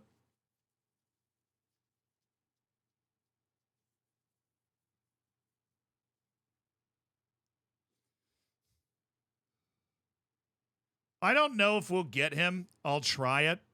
I don't know if we'll get him, though. Okay, I can't do that. I want to do that, but I can't. Oh, yeah, we are going to land a Foray, so that money will go into the transfer budget, and I'll be able to, or we're going to sell a Foray. This is a great signing to make our team better.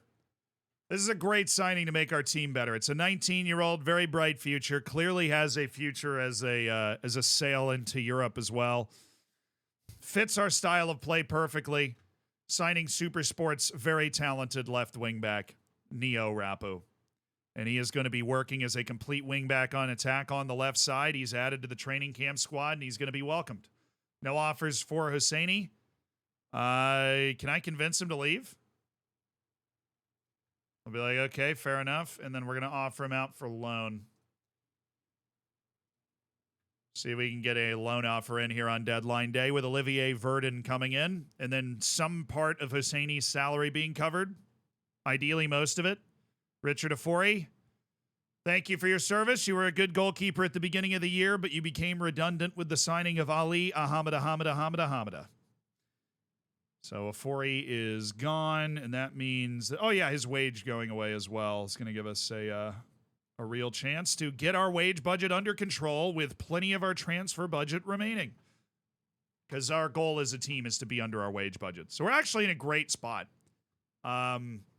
We have satisfied the board's requirement for us to be under our budget, and everything's going fantastically. Johnny Kirasaki, thank you for the 3 months on the Prime, dude. Enjoy the bacon, enjoy the emotes.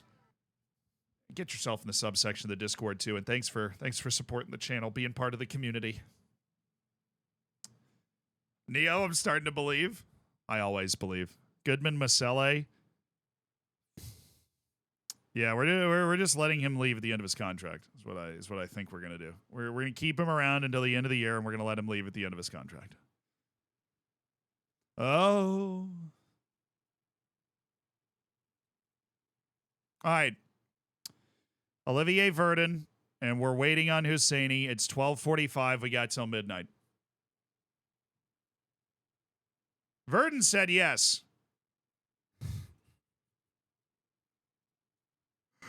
So what are we about to do here? Calvin Chibwe, my backup striker's been sold to, or my youth team striker's been sold to Super Sport. Come on, just give me money. Give me some money. Thank you. $3,500. We'll take it. That helps fund the Olivier Verdun signing. The problem is I would have to do this without Hosseini having accepted any move. We would bring in Olivier Verdun. We just locked ourselves into Ali Ahmada as our starting goalkeeper, so we can't switch Ali Ahmada out again.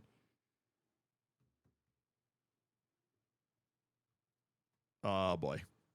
So we're stuck with Mohamed Hosseini. I'm going to put him on the loan and transfer list because I think the way to make our team better is to bring in Olivier Verdun and drop Mohamed Hosseini, the Tanzanian international, from our team. I think we have to do that, and we deregister him, and there's a big old contract for Olivier Verdun. Who's on a contract like this? Saavedra, Serrero. That's it. Not even Ilya Shkurin's on a contract like this at this team right now. This is what happens. I've gutted the youth team to allow us to be able to afford this sort of stuff. This contract is through 2027, which I'm actually fine with. This dude's going to be a great center back at this level for a while. There's no argument he's going to be an amazing center back.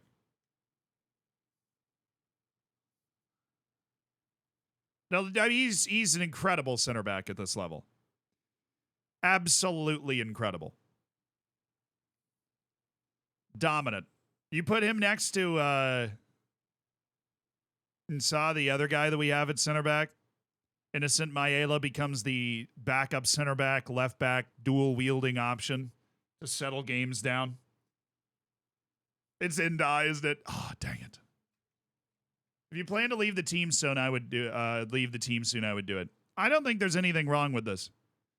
I think this guy can win at the very highest levels that we can expect to win.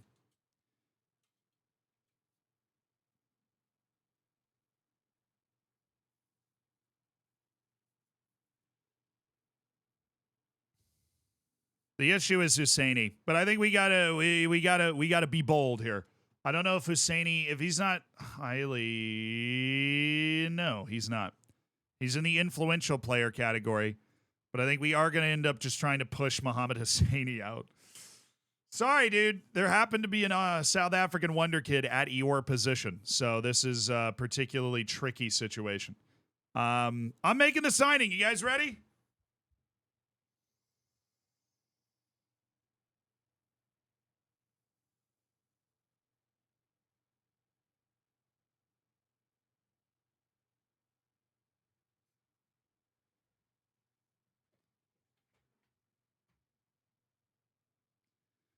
Give me this guy.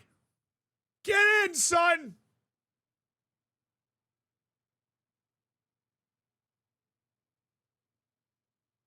The game just crashes.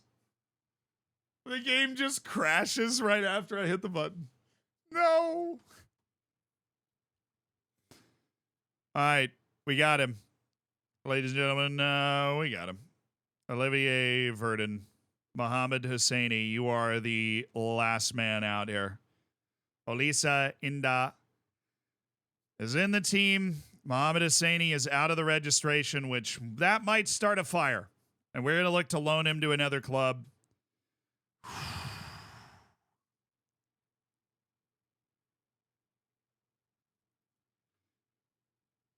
right. No offers for Hosseini. Brilliant. Oh, I mean, somebody's willing to pay half his wage. Hermannstadt in the Romanian. Why is Romania all over us?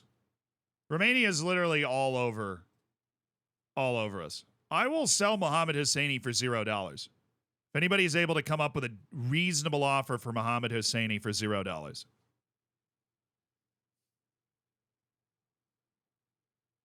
Train, thank you for the 36 months. That's 3 years, dude. That's 3 years. You've got the Z Bacon. And that is 4 Twitch children. I'm running out of names, honestly. I'm running out of names. He's got a release clause at 50. Honestly, we went into the transfer window.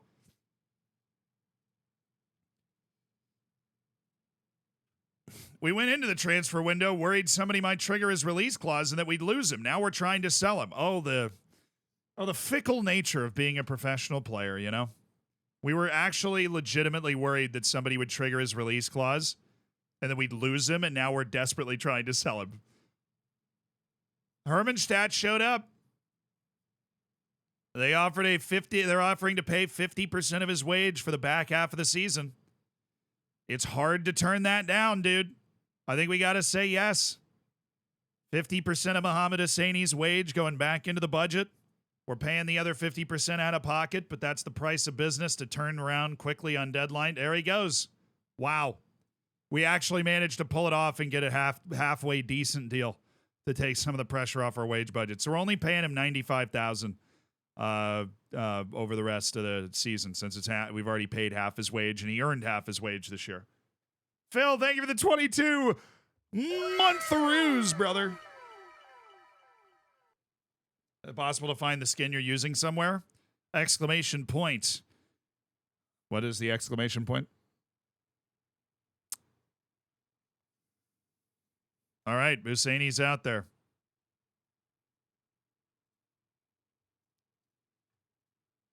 Mbakazi with a loan offer.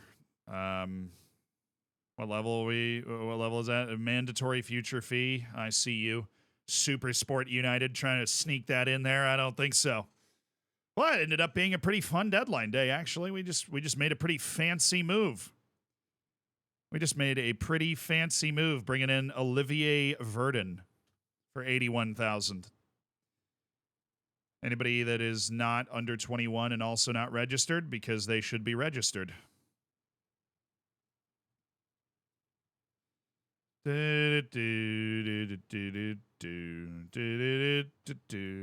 Alrighty. Looks like everybody's good. Olivier Verdun's in the team, and that means it's going to be fun. Yeah, well, we just made 2 transfer signings, so I get it. Hey, can I ask for a new coaching license, please?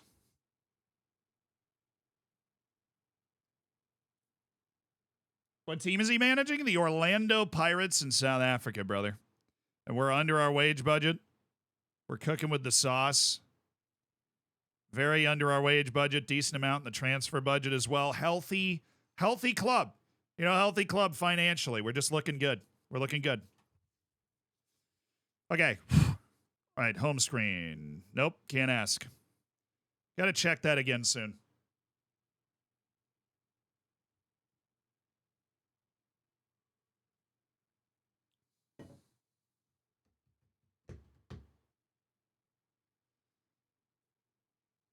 Sekakune is a friendly, and then we get into the actual matches on the 12th of February.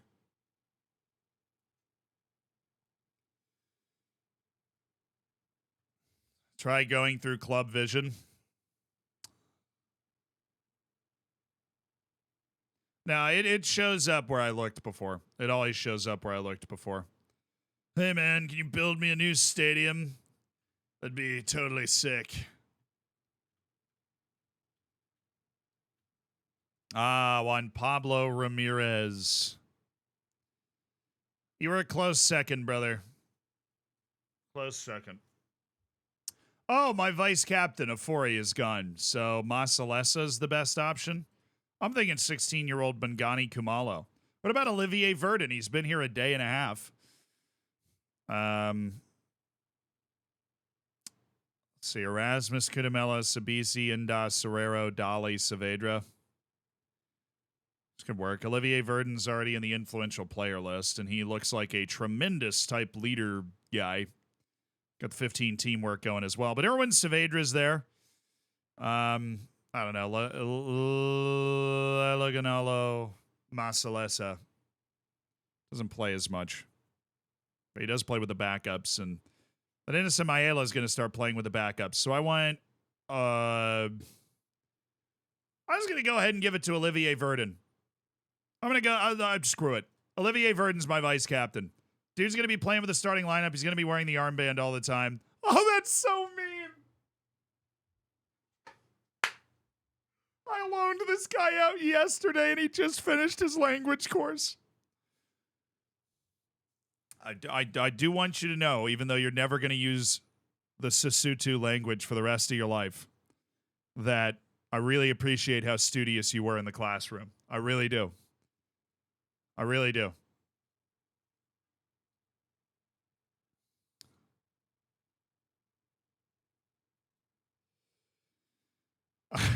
That sucks, dude. He just, like, the next day he gets his certification to being able to speak Sesotho and kind of get around.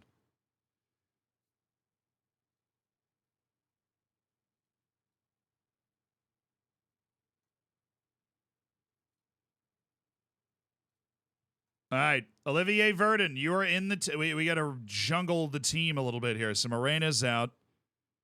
We want to make sure we get our first team together. So Innocent Maela is going to be on the bench. Dortley is going to be relegated even further. Baela is going to be on the bench. Olivier Verdun's going to be a starting player. How's Indaz left? Oh, they're both bad. So that is a bit of an issue, but we're just going to go with a couple of central defenders that are physically dominant. And Neo Rapu, complete wingback and attack. Sabisi can play some inverted wingback, some inverted fullback. Interesting, very interesting.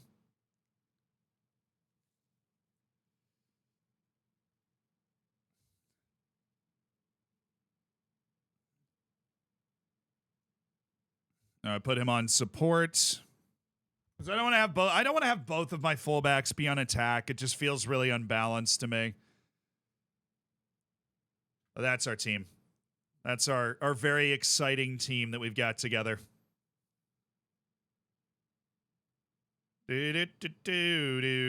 Transfer window handled. What's up? And I'm a B now. I used to be a C+. And if we look at our dynamics, it's perfectly fine. Tapella Morena has got 47 days in his playing time promise. Goodman Masele is leaving into contract at the end of the year. Wants to explore his options. I really hope that option has something to do with us. I think there's a role for you to play, Goodman Masele. Was Repo from the Sundowns? Actually, no. Repo is from Supersport. He's from Supersport United. He was playing at Supersport United. And he had interest. It said Juventus was interested. You know, I don't know how much we can trust that, but it said Juventus was interested in him.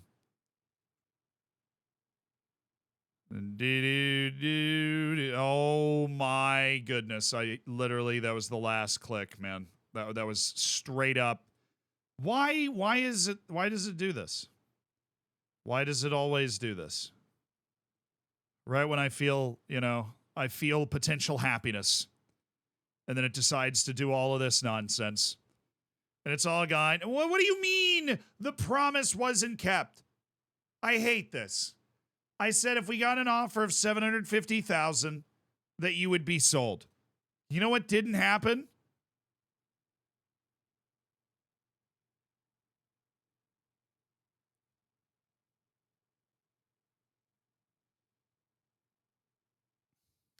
I promised to sell you for $750,000. We didn't get the offer.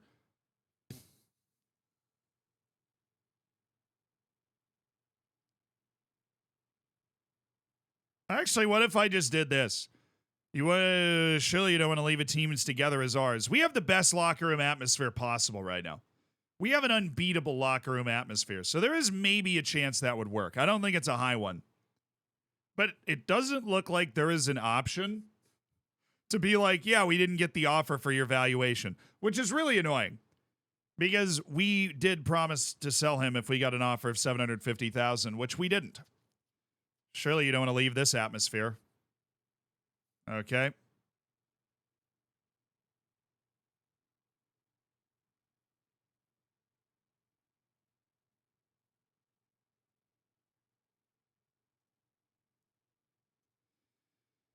All right, good man. You're gonna be kicking up a right ol' stink for no reason.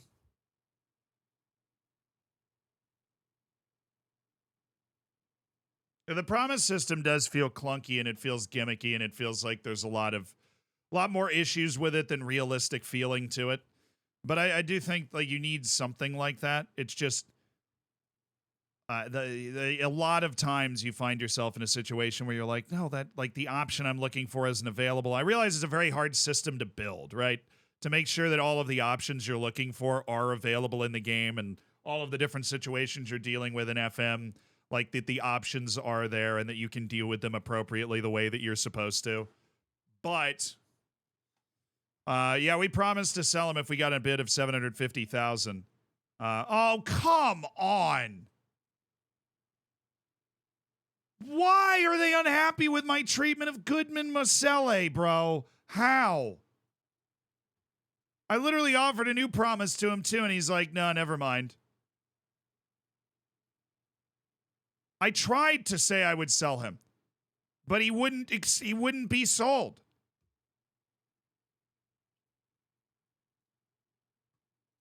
But now those guys are going to be upset until he's sold. Is none of this happened already? Like, what is going on? Why are we going through the... He's been on the friggin' transfer list the entire year. I got to the club and he was already opting out of his contract and he was already in the dynamics asking to leave. We told him he could leave if we got an offer of $750,000. Then even in the last conversation, we said, totally cool, we'll let you go. And then I have two guys show up and go, why aren't you letting him leave? And I'm like, I just told him I'd let him leave. I just said those words to him. Now Ilya Shkurin's out 3 weeks with a rolled ankle. Apparently injuries are an issue with Ilya Shkurin. Not fun. Oh. Now there is a fix to the new GAN. There is a fix to the new GAN thing. The fix to the new GAN is in the Discord. We're still making sure that it doesn't mess up anything. But it does. All they did was they added, some lines of code, basically. That's all they did. So instead of it just being a number, unlike new gens, it's R dash the number. So basically, we have to. What it looks like is we have to fix the code to recognize that the new GAN's numbers are R dash the number.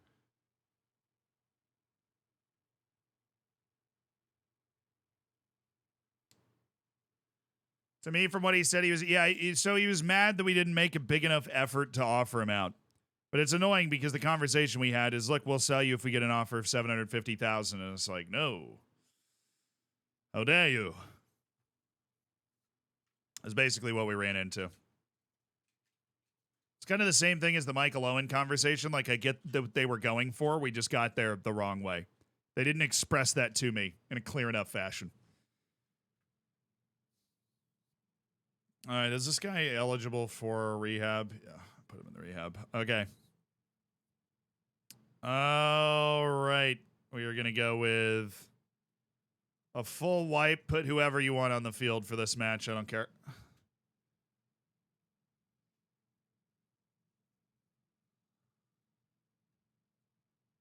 Hey, we won. Nice. Machos and Ali Hamida got hurt, but we won. Yeah. All right, what's our first match? It's a league match. I know that. And then we have Cup right after it. Pulaquan. No, we don't. We have 2 league matches and then the Cup. I don't know, man. It's hard to keep track. We've already won 3 Cups this year.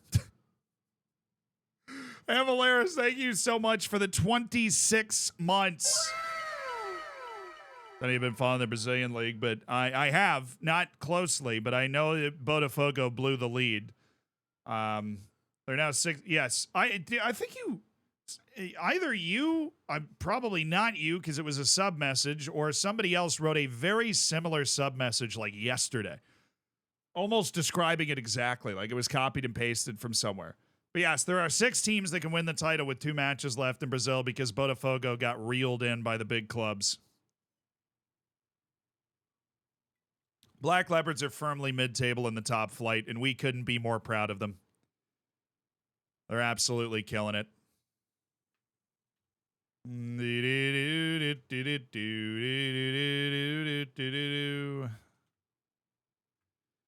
Sweet. So Husseini has been loaned to Romania, and we flipped him into a tremendous center back right on deadline day, all while staying within our budget, including the sale of Richard Afori. I'm super happy with the way that just went. Bragantino lost last night. They're out of it. Sweet. Shout out to the Brazilian League for playing like 87 matches and just keeping the vibe. Yeah, this is super frustrating. This is beyond, like, I basically either Innocent Maela, who is literally the captain of my entire club, stays upset, as well as my backup goalkeeper, or I sell Goodman Masele. So I'm just going to have my captain be upset. It doesn't seem to be affecting the rest of the team that much.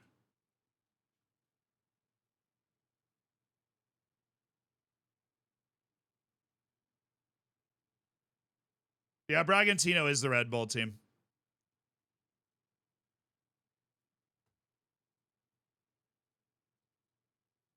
Yeah, we are actually doing a good job of getting match sharpness together, which is nice. In an abbreviated preseason. I gotta do the bathroom. Be right back.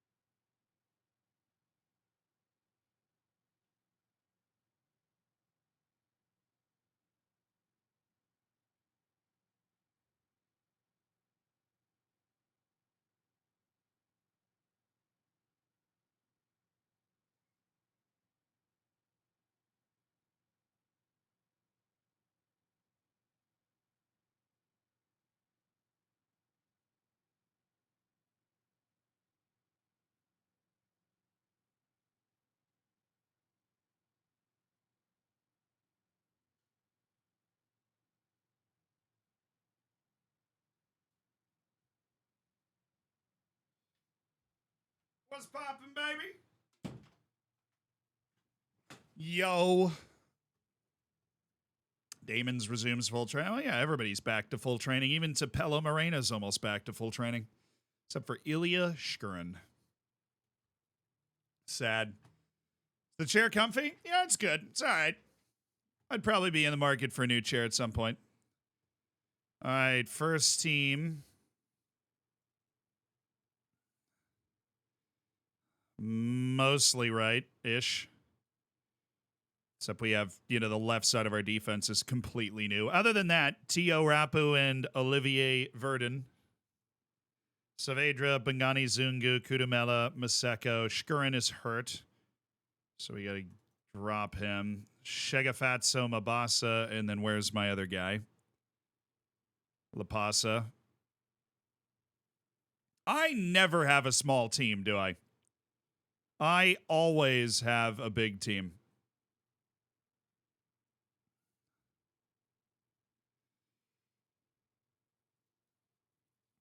Without fail. Always.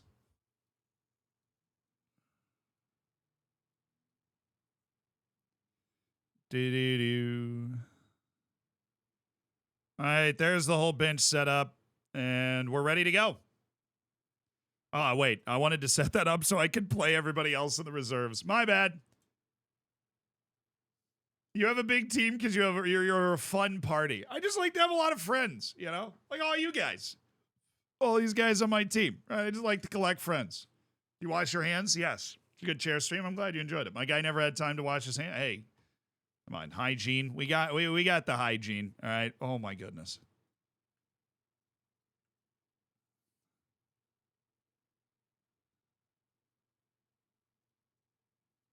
All right, everybody out there. Oh, who's picked? No, the guys that are in the team shouldn't be here, and the guys that are subs should only be going for 45 minutes. And then everybody else should be just working on getting as match sharp as possible in our reserve matches so that if they're ever called upon, they aren't going to suck. Well, they will. Oh, okay, that's my backup goalkeeper. Fair play. I'm assuming I have a third string goalkeeper somewhere in a reserve team.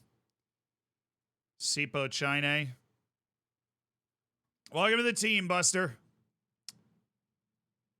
You are now my backup goalkeeper until further notice.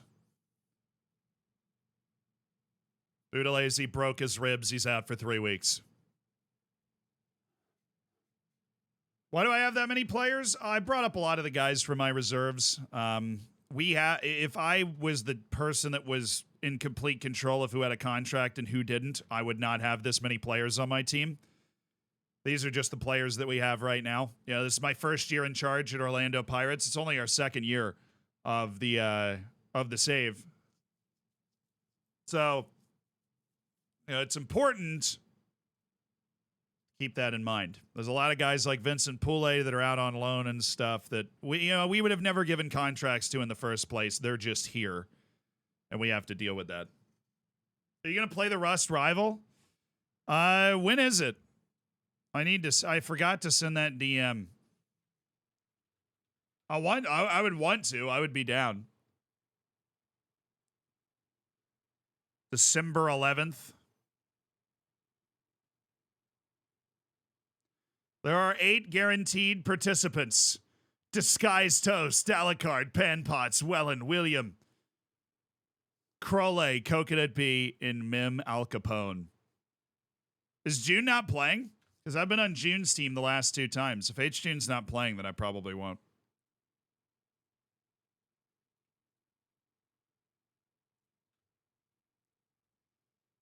How you finding the save so far? I've had a lot of fun.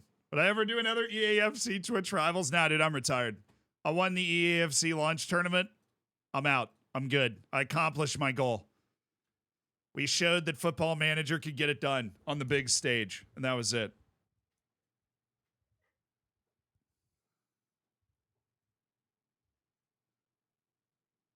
I won getting carried. Hey, look, if you think it's that easy to only lose by 1 goal against some of those guys, you come here and do it, all right? I am aware of the fact that I got carried. That doesn't mean I didn't win. All right, I was part of that winning formula. That final was me against the best NA player in the whole tournament. And I only lost by 2 goals, which if you told me I was able to do that at the start of the tournament, I actually wouldn't have believed you. I would have retired on the spot. I can't, yeah, I kiss the ring, baby. No, it was, we had to go out there on the big stage, tens of thousands of people watching and deliver. We did. And by deliver, I mean not get blown out. And we did.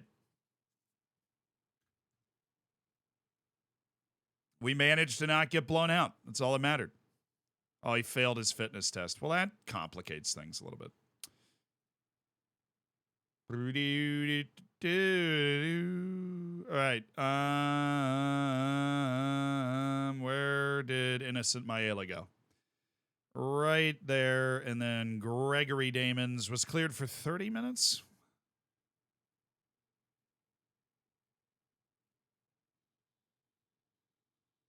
And Palele is a decent right back sub. We'll get him up there. All right, starting team. Here we go. Ali Ahamada, Sabizi, Inda, Verdun, Rapu, Serrero, Saavedra, Zungu, Kudumela, Maseko, and Shegafatso Mabasa. We're going to go attacking. We're on the road against a 4-4-2 from Polokwane. Toss some numbers around. We're going to give Verdun 28, and we are going to give Neo Rapu 18. Numbers are a bit of a mess because of all the turnover in the squad. But also, and this is very important, I don't care about the numbers at all. I know.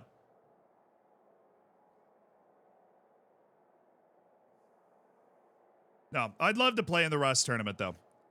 Rust is just one of those games that I have played from the moment it came out, and I've always loved it. I want you to pick up where you left off last time out. I don't remember where we... Dude, we haven't played a match in 3 months. What do you mean?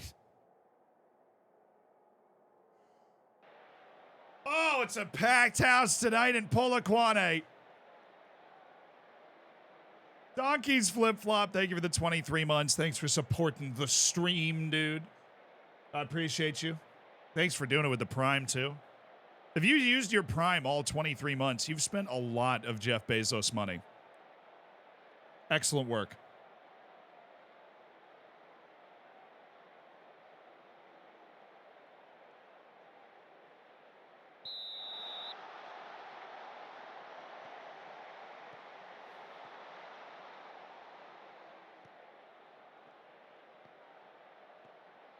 We are so fast on the left wing now, it's kind of awesome.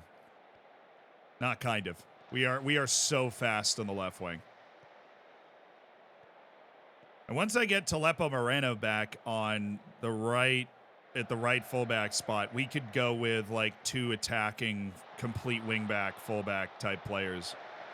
Against bad teams, we could go for that. Well, this looks like it's going to be a siege based off the way the first minute just went. Oh, Verdun! Oh, what a save! Oh, that was Olivier Verdun, dude.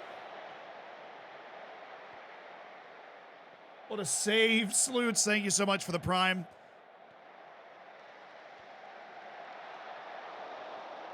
Thanks for supporting the stream, brother. And thanks for spending $5 of Jeff Bezos money. It's good work. Could I qualify for the Club World Cup? I could. I'm not in the African Champions League this year, so I'd have to come back next year, play the African Champions League, assuming we qualify, right, which is obviously a goal. Tsungu, Serrero. Oh, take him wide. Don't just shoot that. What a waste.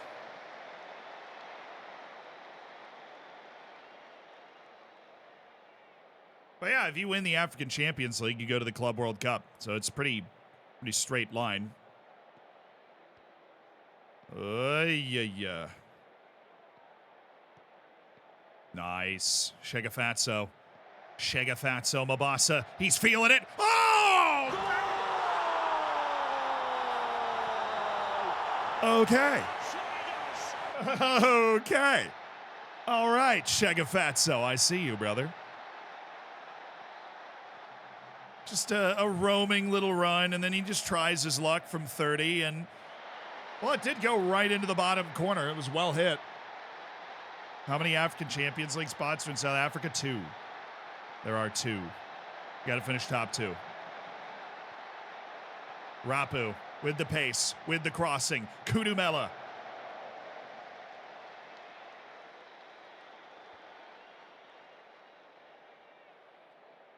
Hamburg scored an incredible own goal tonight. Somebody call Fiago, make sure he's okay. Struggling to defend a narrow setup with 2 attacking midfielders. Ref, unbelievable. So they have what, like is it like the narrow diamond or the narrow triangle, 2 attacking midfielders and a striker? You just have to make sure that you don't have turn tight. Oh, nice header. They're going to call this an own goal, but it should just be a goal for Zungu. Sorry. So what you need to do is turn off tight marking for the striker and turn on tight marking for the 2 attacking midfielders. That's what you need to do. Pet Boy, thank you for the 10 months. Thanks for spending $5 of Jeff Bezos' money.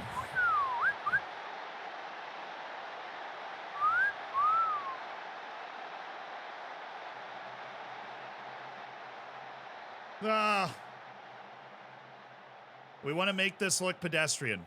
We are not winning the league right now. We are 3 points behind the Mamelodi Sundowns. So as many matches as we can make look and feel really easy like this, the better.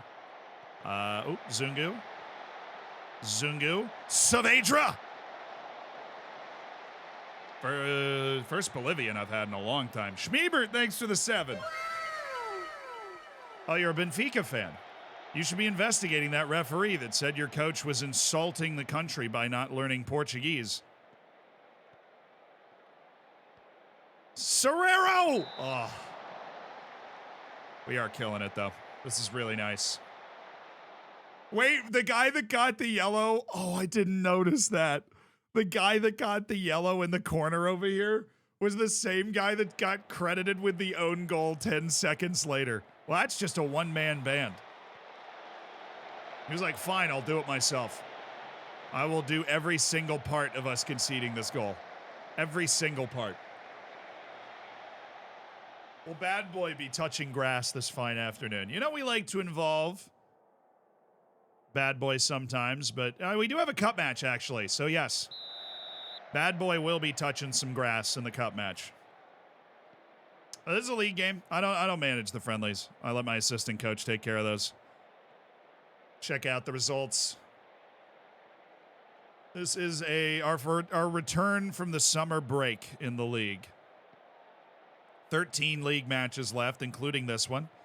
New players Rapu and Verdun on the left side of our defense, signed in the January window. Olivier Verdun captaining his first ever appearance for the club because he's a great leader. Dang it.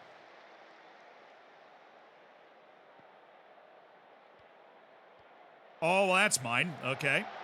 Thank you. A brace for Shegafatso Mabasa and a little Irish jig to boot.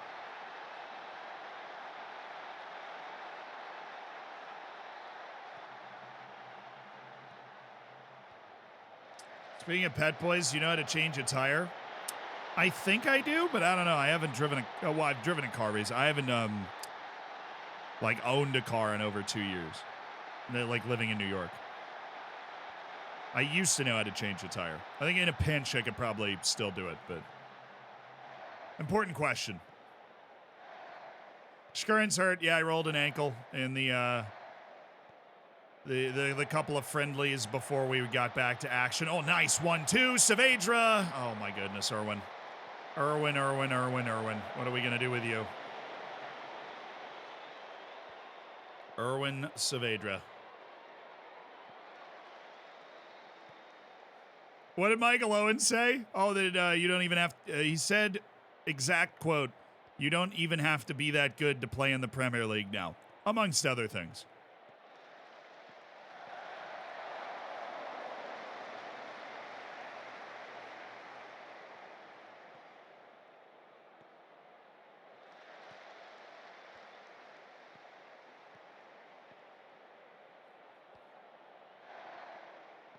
Well, it's a great video. We watched it. Like, we spent the first 30 minutes of the stream talking about it. No, the funny thing is I get what he was trying to say. He just wasn't able to say it. He was trying to say there's less individuality, less, like, flair, and I don't want to say less technical skill, but that's definitely what he was trying to say. He was saying that, you know, you didn't have to be an athlete back in the day, which is also crazy. Like, you've always had to be a good athlete to play in the top league of England relative to the average human being. Like, it'd be really insane to suggest otherwise. All right, Innocent Maela is going to come in. He's going to play as a wingback on support. Irwin Saavedra's coming off for Goodman Masele, who apparently now is happy again. Who knew?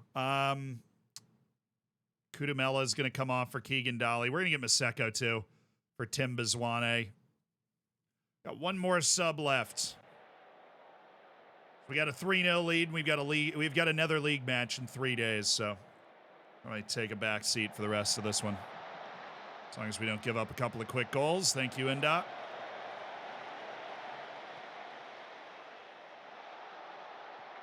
We're massive. You're darn right we are.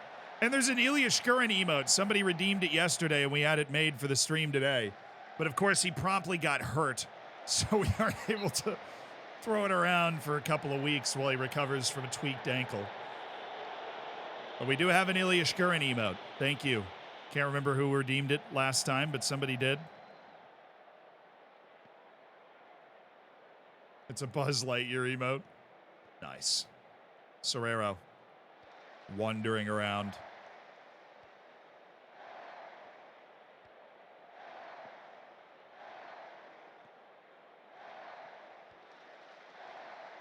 All right, he needs to change the line. Serrero needs to be the guy that progresses the ball here.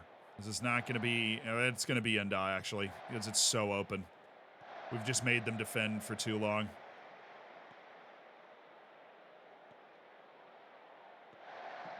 One more, dude. Somebody find innocent Maela. Thank you. He should have passed that. It was wide open to come in from the wing for Timba. I'm going to go ahead and get Talani Serrero for Lelaganolo Masalesa.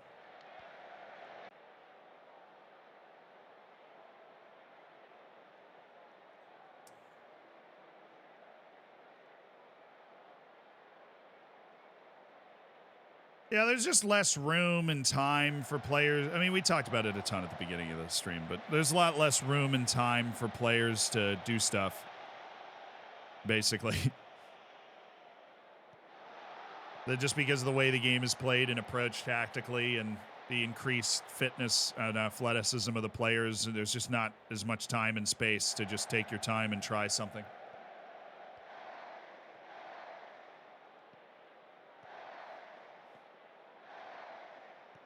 I think almost all of it has to do with, like, the Gegenpress, literally. Zungu! Ah! We're already up 3-0.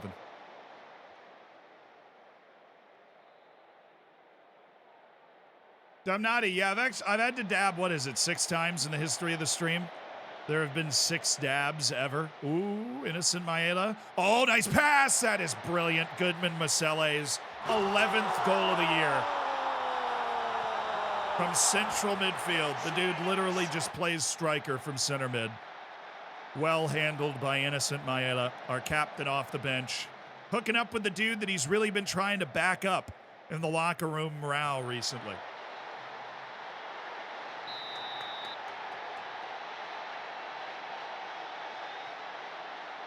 Is he innocent? Not of that dirty pass.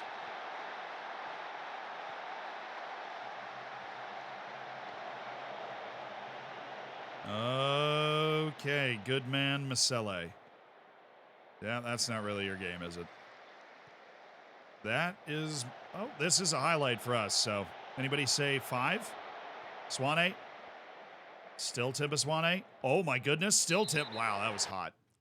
That was a sick little move by Timba Swane. Please tell me he's not hurt. Please tell me he's just flopping. Give me a little wink or something, dude. Let me know you're okay.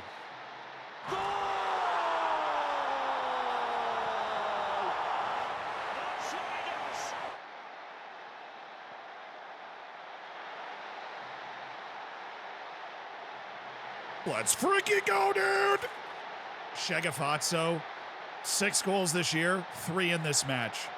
We were getting goal drought emails about that guy not too long ago. What a bounce back for Shegafazzo.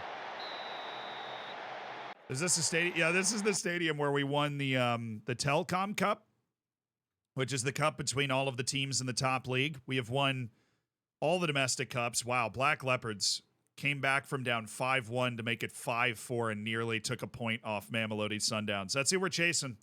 Amazulu showed up and won as well. It looks like it's going to be a 3-team race for the league. Amazulu's still cooking. They were down 1-0 at Stellenbosch, but found a way back. That's who we play next, is Stellenbosch. I'm going to arrest you for 3 days, Mangani Sungu.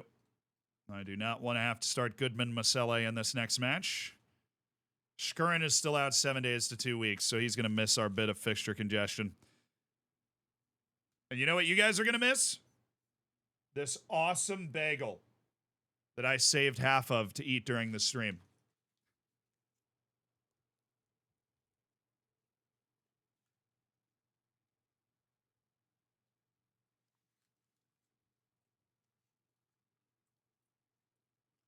One bite. Fair. Could, you know, because you asked nicely. Here you go.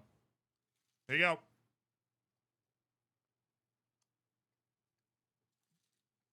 How is it?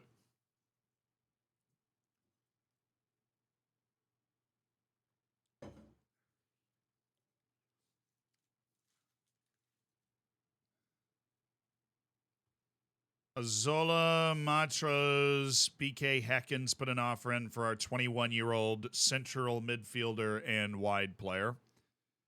And I would say, how about a $500,000 offer? Oh, wow, they're willing to negotiate on that. I don't want to lose him, honestly. I want to win this year.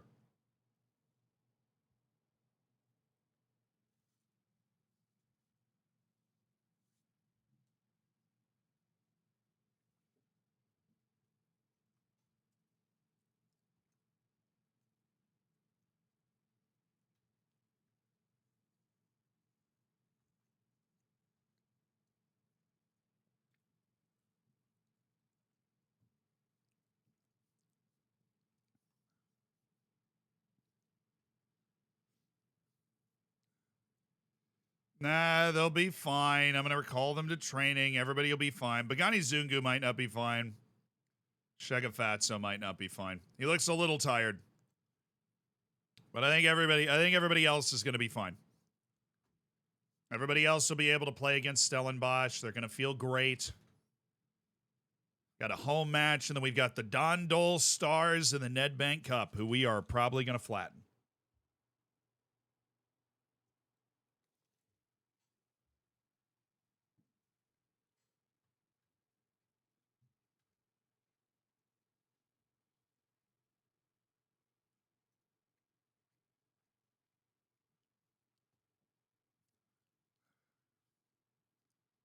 What's this dude doing in Malaysia? There's some championship clubs that could really use this guy.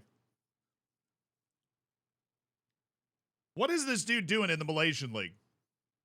He's vibing, true.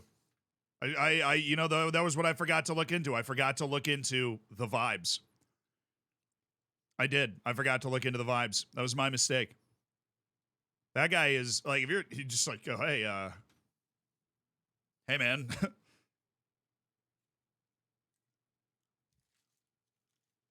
No, Malaysia is one of those leagues where you can have a foreign spot taken up by an Asian Confederation player.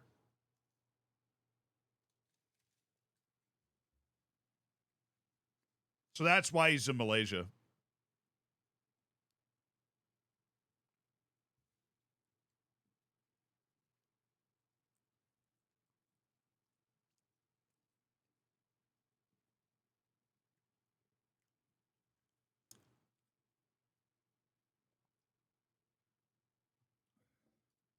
Wait, you're saying in real life that dude plays in Argentina, but he's set for a move to Malaysia? Okay. He's in Malaysia for money reasons. Can't blame him. That's what I mean. They have a foreign spot that's just for Asian Confederation players. So you find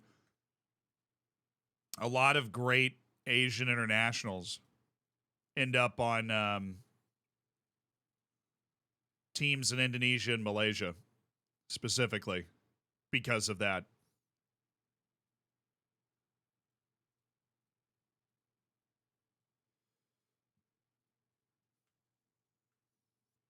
All right, this is a kind of a reserve match the day after the match, so we want to make sure we get the right guys on the field, but they're telling us we should be able to go out there and play and be dominant, so I'm going to try that. I'm also going to go with Tim Bazwane ahead of Erwin Saavedra and have him play from the central midfield spot.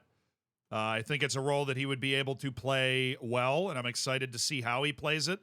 We also have Goodman Masele off the bench if we need him, but he's better off the bench than in the starting lineup because of his mentality issues. Our defense is freaking awesome, so let's get it. Magani Zungu is also able to be on the bench. He just can't start. All right, let's go. Temba Zwane, only his second start of the year because of all of his injuries. Oh, nice crowd on hand.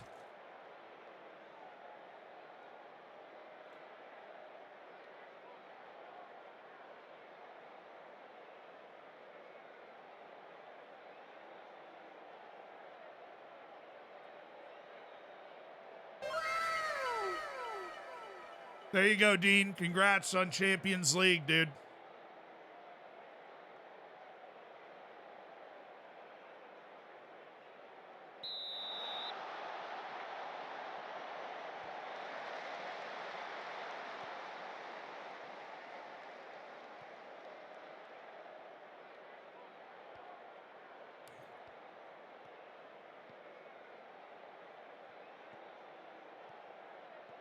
What does a false nine do? I mean, it's quite simply, it's the deepest you can drop your forward.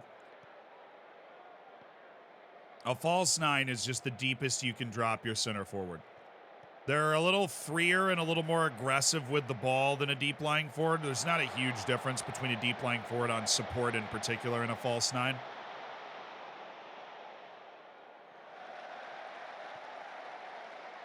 Yeah, I'm stunned that Swanee has been able to stay out there as long as he has after that injury. Saavedra, Maseko. It's about time his other... both ACLs are just about to explode when he goes for this header. Well, that was wide open. He just headed it. I mean, keeper did a decent job getting down, honestly.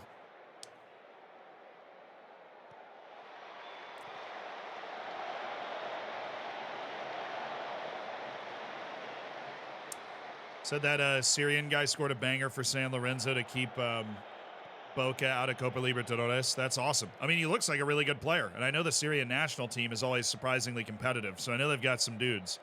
He's clearly one of them. Saavedra, sweet. Shegafazzo, cooking. Oh, back to Saavedra. That was such a pretty play. What a waste by Erwin Saavedra. Just zoinked that wide.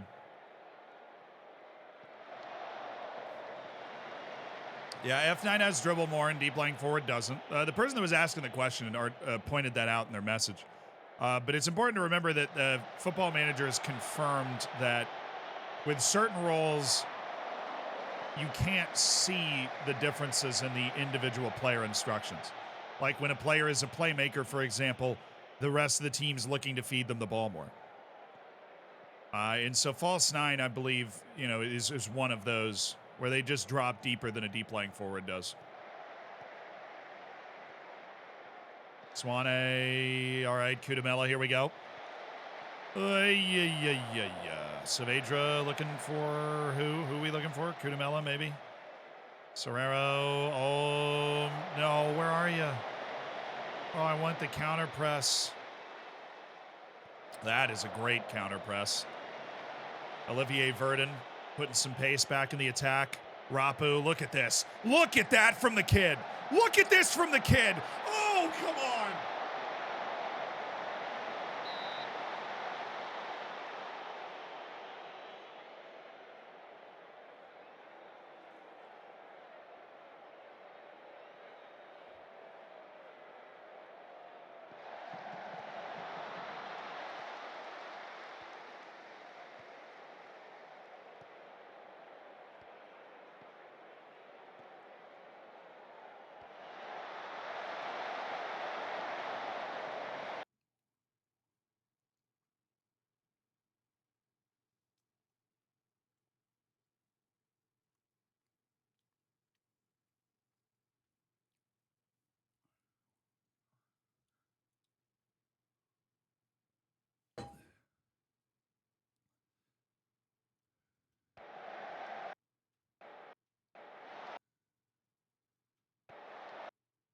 I think that was Zwane. Honestly, we had too many options. I don't even know who shot this.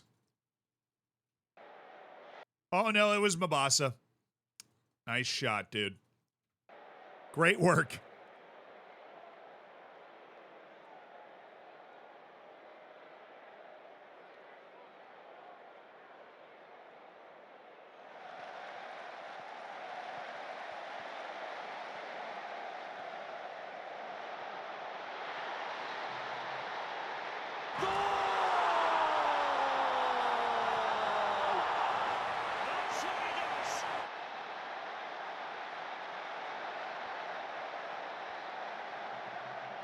That looked, considering how difficult it seems to be for us to score in this match, that looked surprisingly easy. Tapello, Maseko, 1-0, Orlando Pirates.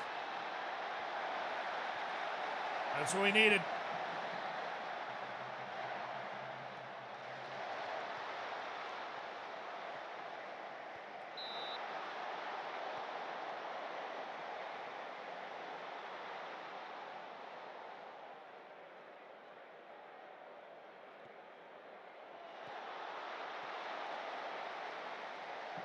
All right. Oh, dude, that is such a soft pen. Oh. Oh, my goodness gracious. Why is Olivier Verdon the best penalty taker on my team? I'm here for it, though, dude. My center back. Go get it.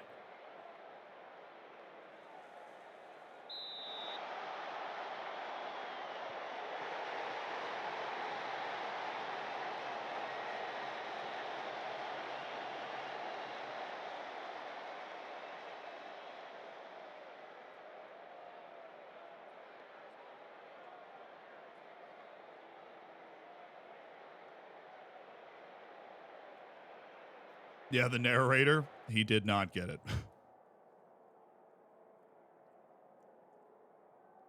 Awesome. Great work. Dolly, you're playing the second half. My boy's hurt.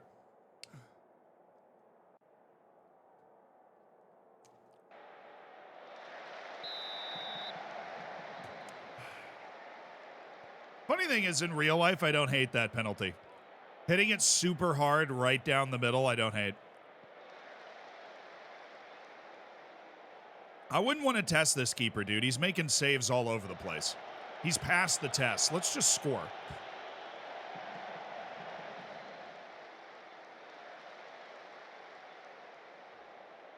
Oh, guy. Second match this guy's ever played for the club. Gets a penalty. Misses it. That's tough.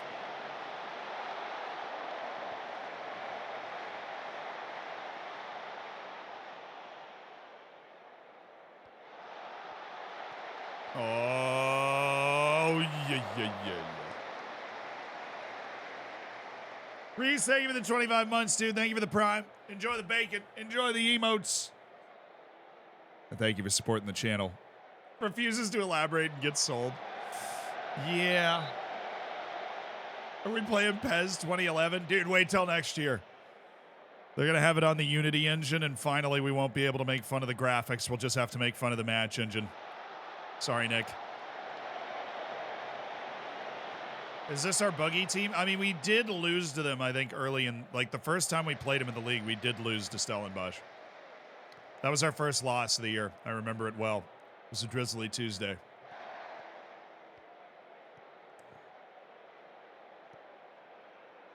Why are we backheeling? Why are we backheeling a 30-yard pass from there?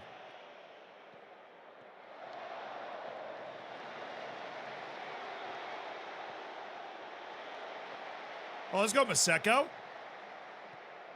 Saavedra. Mabasa! Yeah.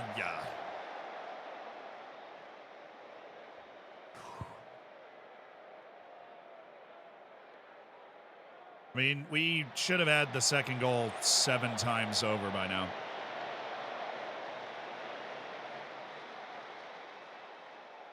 I'd love to just get it, because Stellenbosch don't seem to have a lot of punch.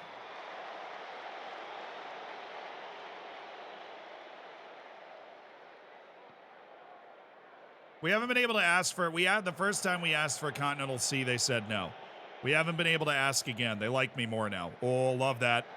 Make the run. Oh, we got to be attacking that. Olivier Verdon is a little off the chain, but he's making it happen. Saavedra. I don't hate that. Now we've got our full possession. Sabisi. Oh, Zwane lets it run!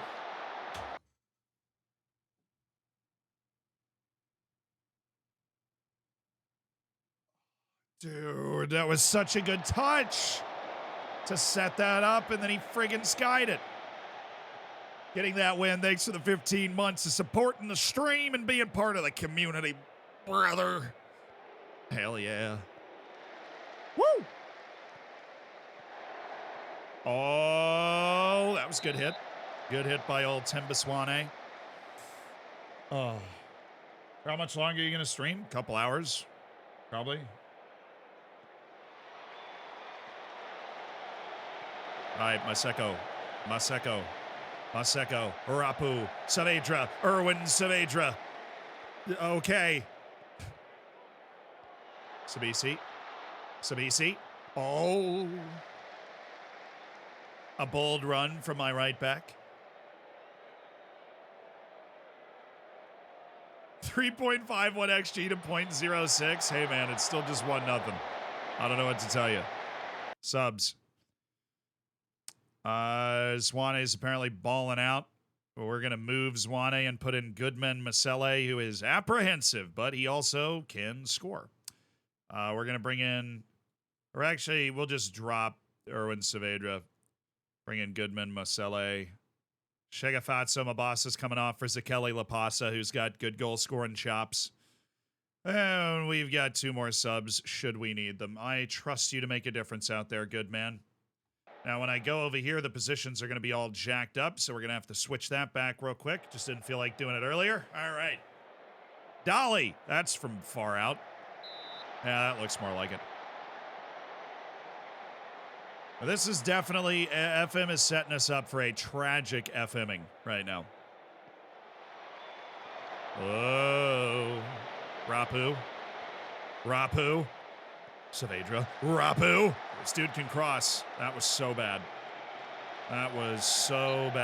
He had time and space and options. Didn't use any of them. Gave the ball away. Yeah, we have 3.67 XG in 1 goal, which is why this guy's on the field. Goodman Masele's got a knack for scoring from the midfield. That is a shot and a half there, Tembiswane. What on earth is up?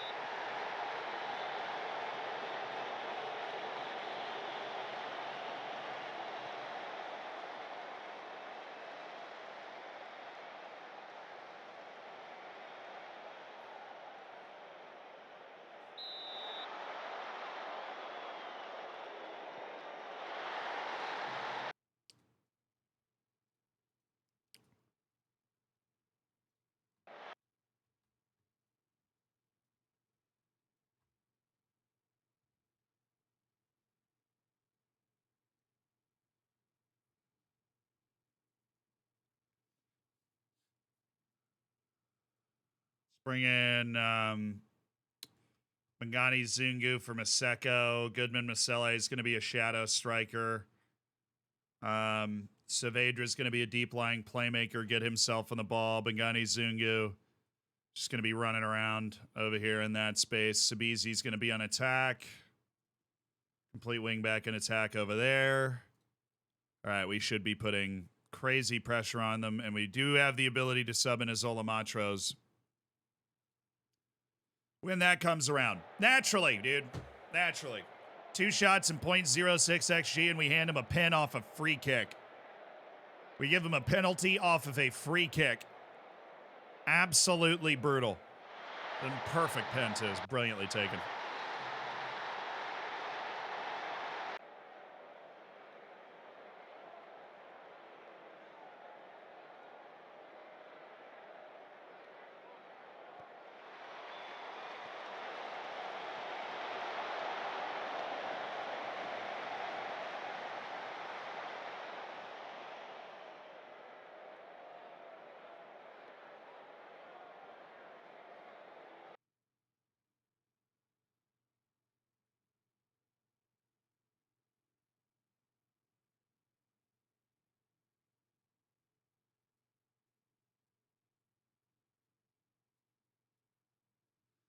We're going to Zola Matros here. And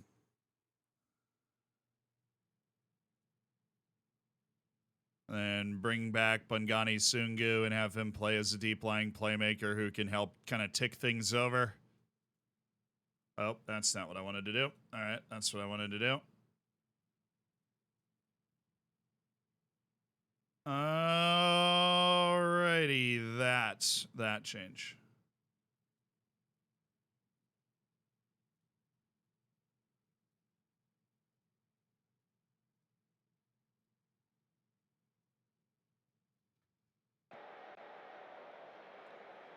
All right, this would be nice. This would be a nice time. Oh.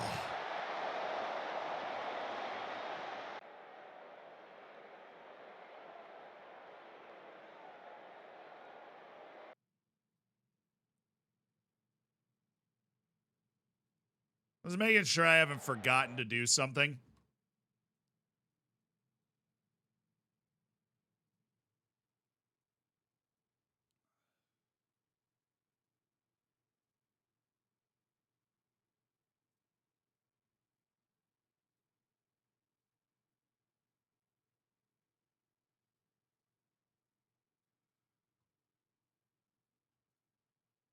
There we go. That's basically all I got. Come on, boys. We really left this late. We haven't done anything for 20 minutes. Oh my goodness, Lapasa got blocked.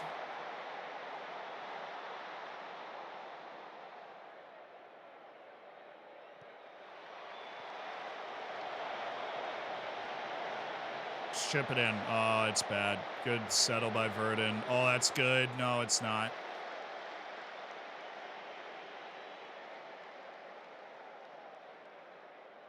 Sometimes there's nothing you can do, chat. Sometimes there is literally nothing you can do. This feels like that game. We out XG'd them by 3.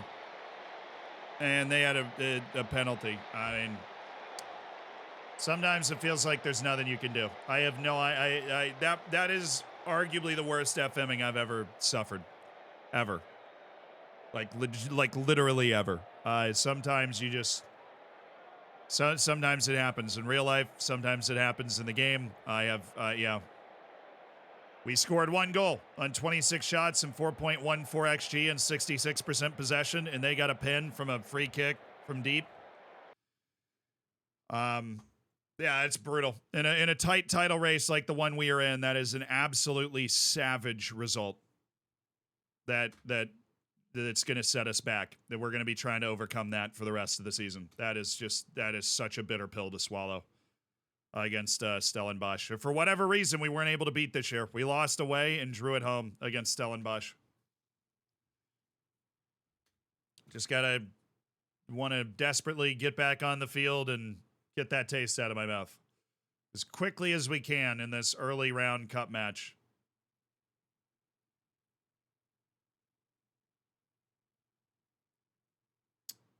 I personally, I don't remember getting FM'd harder than that. Just in raw XG. We didn't do, also, I'm questioning the types of moves that we made after, I'm questioning the types of moves that we made after we went down. Maybe we got too attacking too early, but I realize that doesn't make a lot of sense, but maybe we did. And Samaela is going to get the full force switch here. The fellow Morena. Sevilla. All right. Keegan Dale. Nope. Lorenzo Shy. Why not give you the start in this game? Goodman Masele.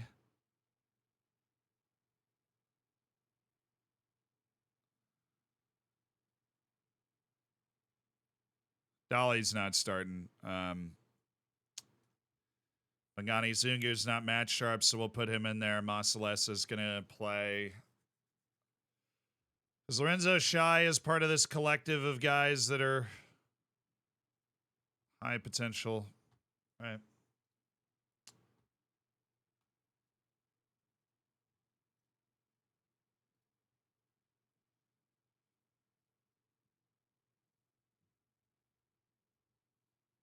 All right, we'll bring. So I want Malinga, Siabonga Malinga, Lelamela Bad Boy, the center back. We definitely want the center back to be in, and Lorenzo Shy. Okay, so I got to go get those two guys. Lelamela Bad Boy is going to play on the wing, and then Ilya Shkurin's working his way back. He'll be back for the next league match. Malinga is going to play there. Okay. So we can filter out the entire U21 team and get back to what we were doing, which is Dortley and Impalele, Talani Serrero, Timbaswane, Erwin Saavedra. Quality on the bench just in case, for whatever reason, it goes horribly and we have no idea what's going on. But Masele is going to play, Zungu's going to play, Morena, Kamalo, Maela, Sevilla, Bad Boy. Bad Boy is going to be a winger on attack. That's what he does. Maseka will play the other wing. Lorenzo Shai is going to play as a pressing forward. So we've got the 4 wonder kids that we have on our team are in they're in the game. We're missing a wing sub. Keane Dolly. That's who we're missing. And Tim Zwane. Actually, you know what? Screw it. Zwane is tired. Didn't play well. Kermit Erasmus. I want Kermit the Frog on the bench, please. Okay, give me this cup match. We've won all 3 domestic cups so far contested in South Africa. We are still on for the quintuple. And darn it.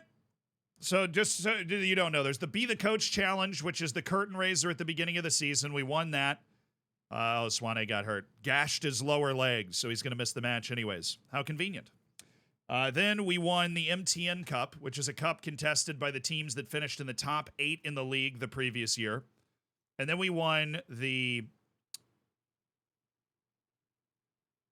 the hell was the name of that thing? The Telmark Cup? The Telcom Cup, which is contested by every team in the top flight of South Africa.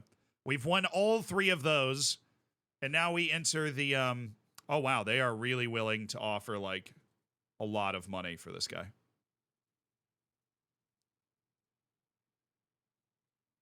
I mean, they are willing to negotiate off that, which is crazy.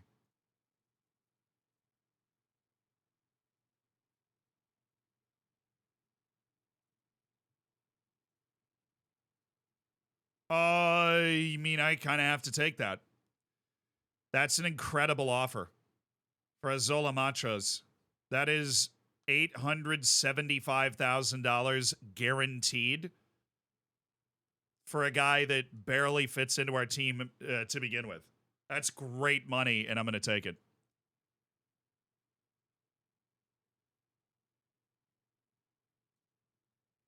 That's an incredible offer for Azola Matros. Who's this guy? He's had a good year for us, but you can't tell me that 16-year-old midfielder isn't that much worse than Azola Matros. And we're not giving him to somebody else in the league. We're sending him to Sweden. We might as well be firing him into the sun. He's not going to come back to haunt us later. But obviously him leaving now means that 16-year-old midfielder is going to become a part of the rotation now instead of later.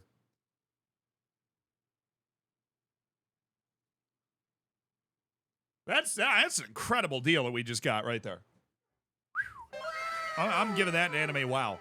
I am very surprised that they were just in love with Azola Matros.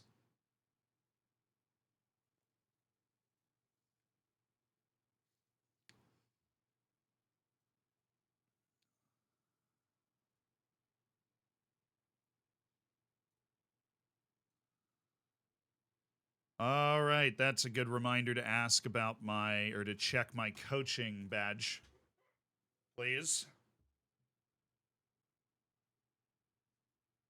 He will haunt you if you end up in Sweden. I don't think he will. I mean, he's a solid player, but he's not like a world beater, you know? Start coaching course. Come on. I'm about to sign a very nice transfer out as well. DePella Morena's expecting more match time. Well, he's been hurt. What are you even talking about? He just got back from an injury, bro.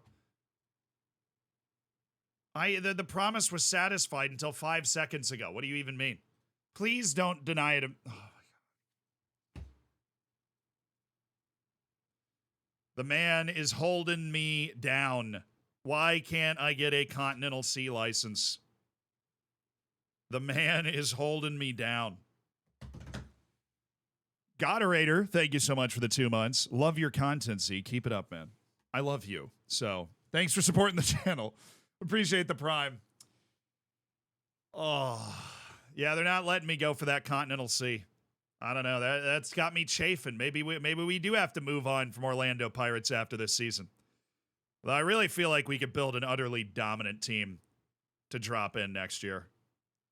But what are we doing already if we're not already utterly dominant? We've won all 3 trophies that have been decided so far. Obviously, that draw hurts in the league. Probably going to allow Mamelodi Sundowns to pull 5 points clear of us with 11 matches left, which sucks.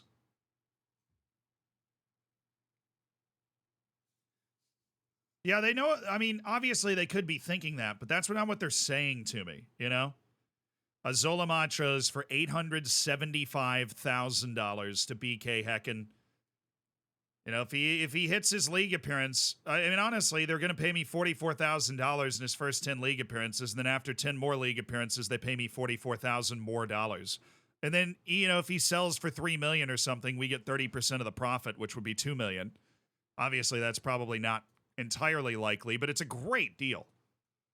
I hope he has a great time at Häcken, but that is tremendous money that just came in for us. For a guy that wasn't a huge part of the team, you know what I mean? Like, wow. All right, I'm going to shift a little bit more of that to the payroll, so we got plenty of room. Very happy with that. Fire it off DJ style, and then we're going to slip some of that money into the scouting budget to allow us to be able to scout comfortably for the rest of the year. I am going to go back to my short lists, and we are going to go back to refreshing our short list knowledge so that we can filter through. Now that we have the money to be able to do this, we can filter through all the players on our short lists and clean out what I'm assuming is a lot of garbage that's hanging out there that we haven't been able to clear out before.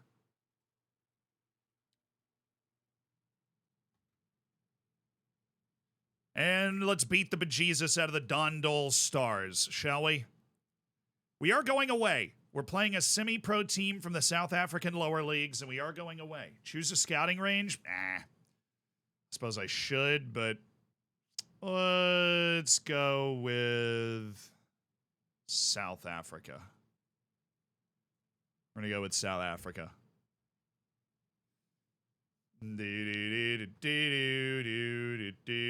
Why is he able to study for it? Why? What? They're covering his Continental B.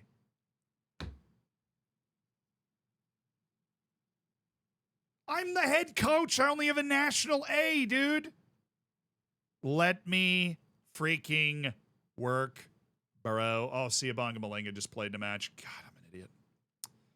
All the young players were just set to play in a match. Now Siabonga Malinga's, like, hurt-ish. Moreno and Innocent Maela, they will be able to play a full 90 without absolutely wheezing. Lorenzo Shai cannot, so we're going to have La Pasa play. I literally didn't do that. I did not mean to do that at all. Completely butchered that.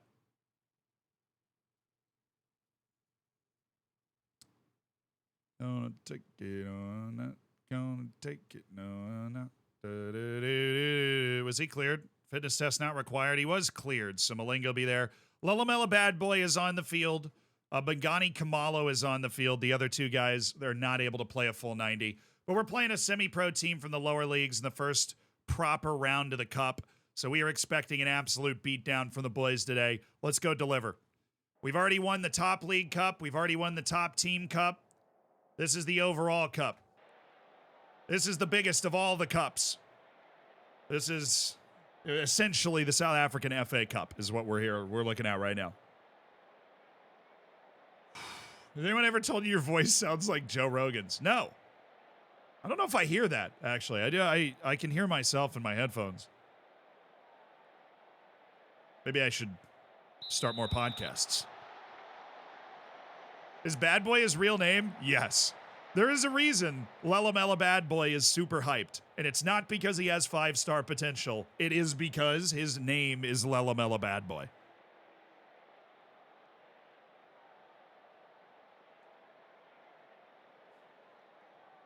Players asking for a payoff when leaving. Yep, that is, it's been a feature for a while, actually. It's a very realistic feature. It's like, well, they're offering me less of a wage, so if you want me to leave, you need to help pay that wage.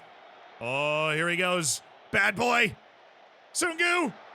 Oh, it's La Pasa. Dang it. Yep. We do have Innocent, Maela, Goodman, Mosele, and Lelamela Bad Boy, all on the same team. Gotta love South Africa.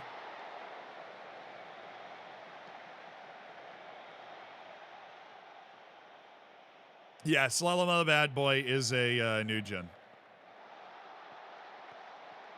Oh, nice, Mastalessa. That's pretty. That's well done. Ali Ahamada. Oh, he's got him. He's got Lelamela Bad Boy. What you gonna do when he comes for you? Oh, he's gonna get the assist!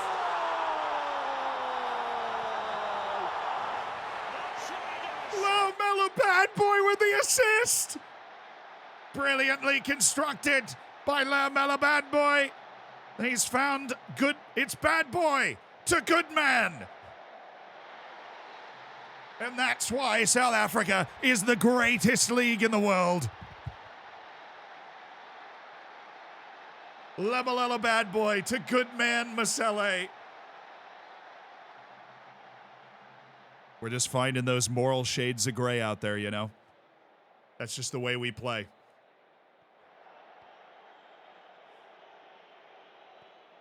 All right, Masalesa. Good Man Masele. Oh, we're probably getting there. Maseko's got all the speed you could possibly have. Sabia, Lelamela Bad Boy!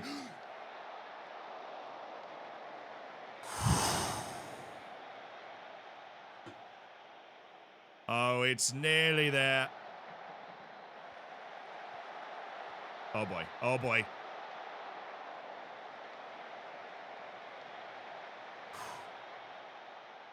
Honestly, they're hanging with us better than Stellenbosch was. Nice block, Sabia. We have an incredibly pacey team on the field right now. Sabia, play the line. Nice, Maseko. Wow. All right, took Maseko a little while to get going there, and he got cooked.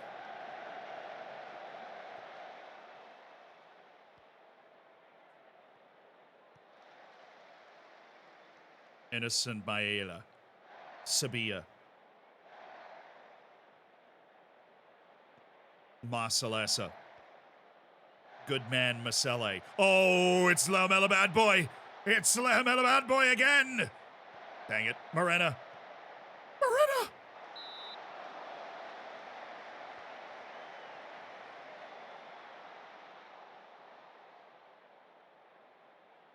Great ground for a semi-pro team. Yeah, they've got a nice office park over here.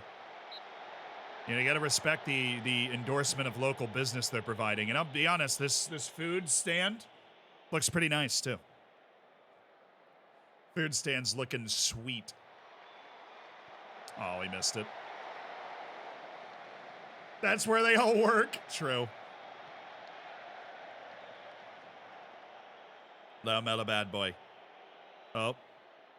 What the...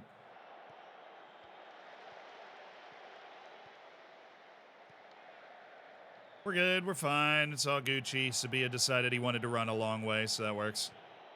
Kamalo. Morena. Lelamela Bad Boy. Kumalo. Kumalo. Masalesa. Man, we're just tickying the... We're tickying that Taka. Okay. This is who we are. Sungu.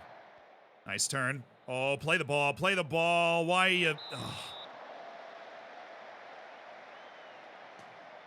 Yeah, we're playing a lower league team in a cup game. Semi-pro team who's happy to make the first round proper, I'm sure. Which is why we're playing all of our young guys.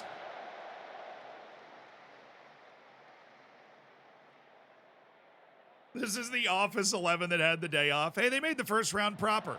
No hate. Maseko. He's a left-footed player, so this is going to be tough. It nearly worked anyways. Satole is doing a good job back there. Everybody makes fun of him. He's the janitor in the office, but, you know, he's really saving the day here. Don't get complacent out there. It is only 1-0, and if we've learned any lesson from the last match we played, it's that no matter how dominant you may look, 1-0 is still 1-0. Is FM24 different from 23? Yeah, very. It's a lot better. No way! What purgatory have I been locked in?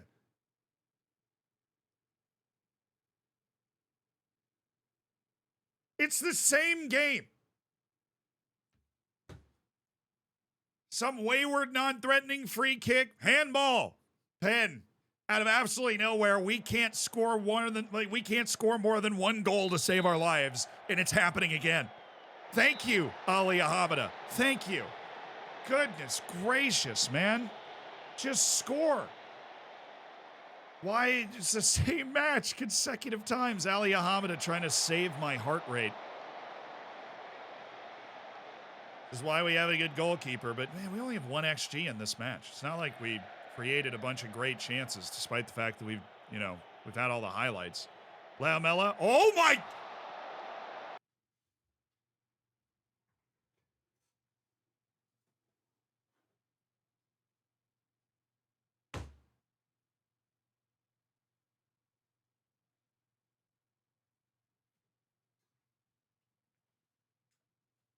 Oh my God. Laumela bad boy from Narnia here nearly scored the goal of the season. What a player. What a player this kid. Just turned 16 years old. What a player he's going to be. Maseko. Oh, he's got Laumela bad boy. No. No. Morena. Pen. Dude, I didn't hear the whistle. I was like, how did you call theirs and not that? But they gave it. You know who you already know. You don't even have to ask.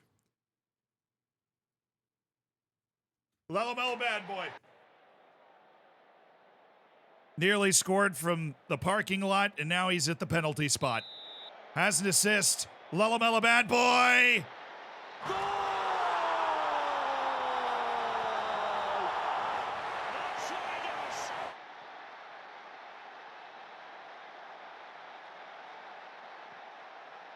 It's all good. It's what he does. It's Laumela bad boy.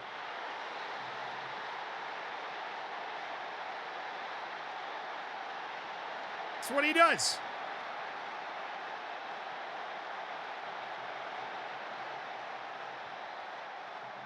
All right, here he goes. Bad boy. Laumela bad boy. Marcelle. Oh my goodness.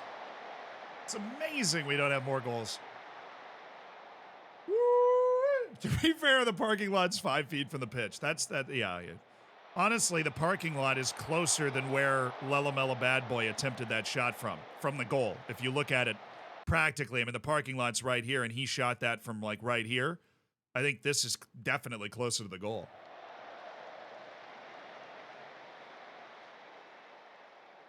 Yeah, all I know is the team we're playing against really wishes that we were drawn as the home team and they could have gotten the stadium revenue. Maseko. Sabia. Oh my goodness, he's going for bad boy again on the back post. What a moment. Morena. Oh, this is ours. Zungu. Maseko.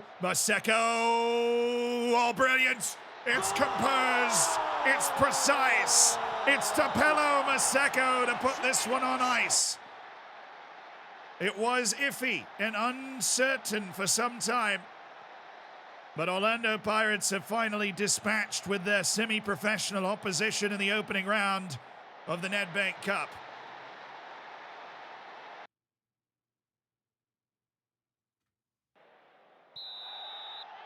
Oh, I didn't get that sub in time? What? Why is Maseko playing in this game? He's young and, Swane's hurt. And there's not a lot of options at left wing, and he's not in a fixture congestion situation, so might as well play him, continue that development. Because, yes, he is one of our best players. Almost entirely because he has 19 acceleration and 18 pace.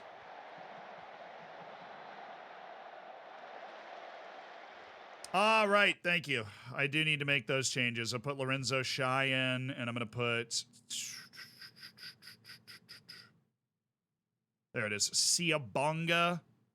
Love the name. Marcellus is coming off. Bangani Zungu's going back there. Goodman Masele is going over. And Siabonga Malinga's coming in. Our 2 young guys off the bench that we want to get some playing time. And I'm going to bring in Rushwin Dortley. All right, no, we'll save it. Save it. Subs.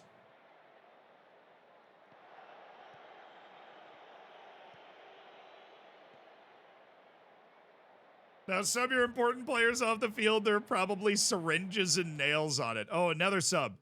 On that note, I'll go with Kermit Erasmus. We just want to give Kermit some time. The guy was the best player on our team for a brief period at the beginning of the year. We love Kermit Erasmus. We want to give him more time. It's always a fun experience playing these sorts of cup matches. Breaks the malaise of a season, Oh, my goodness. Thank you, Kamalo. Guys. Siabonga Malinga, Lorenzo Shai, Kermit Erasmus.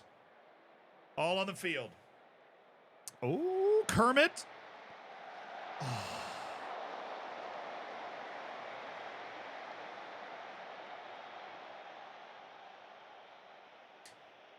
What league are we in? We're in the top flight of South Africa. We started with no badges or playing experience. So basically just me in the game. And we got a job with the worst team in the second division of South Africa, or the team that finished last the year before. And after a huge roster overhaul, we were able to turn it around and win the South African second division, building up our reputation in South Africa. This is our second season now. And we got the job managing one of the biggest teams in South Africa after our stunning success in the second division. Oh, bad boy!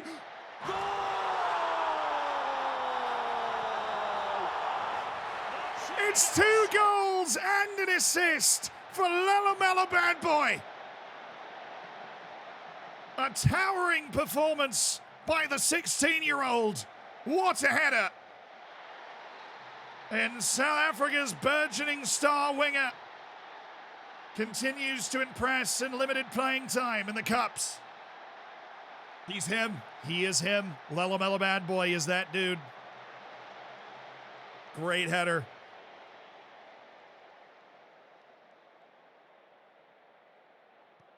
Relito, I did not know that. Apparently Erasmus is the name for a cool EU project to give students experiences in other countries.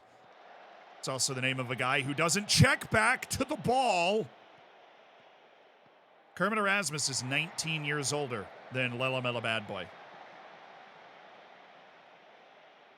Just to put that in perspective. Oh, God. Are you playing with a tactic you made yourself? Yeah, I always do. I don't think the game's as... I mean, play the game however you want, however's fun for you. But for me, it's not fun if I download a tactic,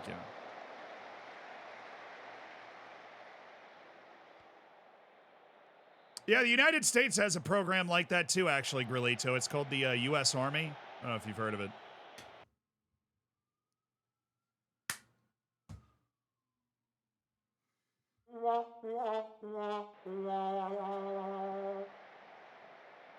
Got him.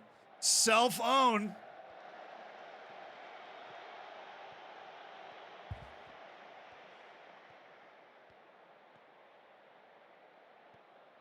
Hey, just score. You guys deserve a goal. What a goal. They deserve a goal, and that dude will remember that goal the rest of his life, scoring it against Orlando Pirates in the Cup, playing for his semi-pro team. What a hit, son. What a hit. Tammy B, thank you for the 5 months. Appreciate you supporting the stream, and thank you for using Jeff Bezos' money to do it as well. That means a lot. Sheeny, thank you for the 20 months. And Beer Trinker, thank you for the 5 months. Thank you guys for supporting the stream. It means the world. All right, enjoy the bacon, the emotes. Make sure you get in the subsection of the Discord. Oh my goodness, Lelamela Bad Boy. It's Lelamela. Look at the wheels that kid's got, though. He can fly. Bad Boy fan for life, Calandra, honestly. Honestly. 4-1 in the Cup.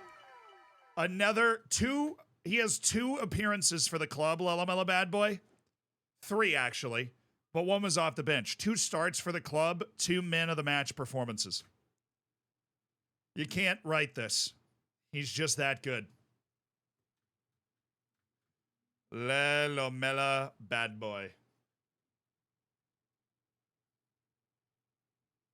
And the guy that scored that was a former Pirates player. Oh, that must have felt nice. Now he's playing in the lower divisions as a semi-pro guy.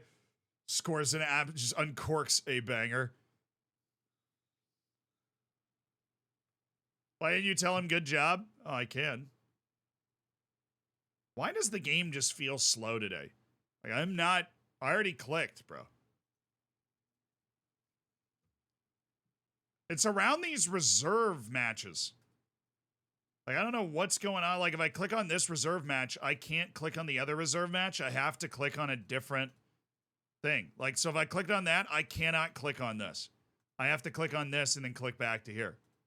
That's just weird, dude. Really inconvenient. And then once I take them off the availability, I have to click away for them to actually go away on the availability.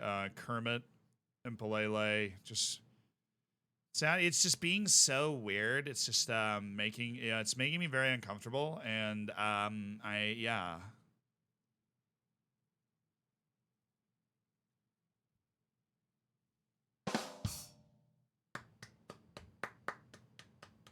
A- dad joke right there. You might not think that was the funniest dad joke we've ever heard, but that is one of the most dad jokes we've ever heard. That is the point of the dad joke rating system on this stream, is so that we can all hear wonderful dad jokes like that one. Tremendous work. Sid, thank you for the 26 months. Yeah, I'm glad we were able to figure out how literally every other professional streamer is able to play music and stuff on stream. I'm very glad we were able to figure that out. Hey, I gave it an A-. Chat might not agree, but Sid, I think that was a good dad joke. City Kings? Let's go! Second Division Western Cape, a semi-pro team, won in the first round.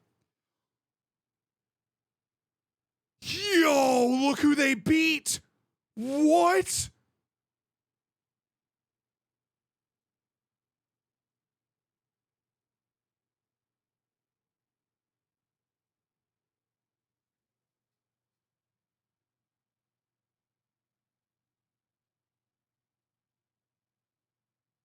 What? They beat Mamelodi Sundowns, dude. The Sundowns lost to a semi-pro club. Well, I'm watching the goals. The semi-pro team took a 2-goal lead, promptly blew it, and then scored the winner. So the first one's a pen. I can only assume it was won in classically stupid fashion.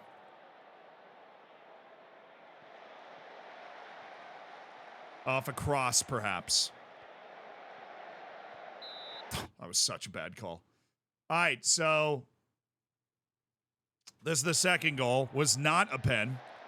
Jonkers, love it. Mbinyane, they just,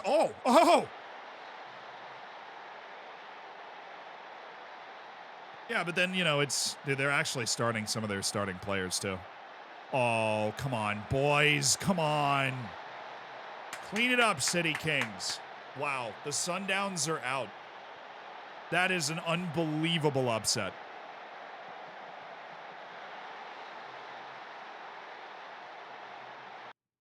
Of course it was a corner in the 74th minute. Oh, it wasn't. It was the scramble. Oh, put it back in.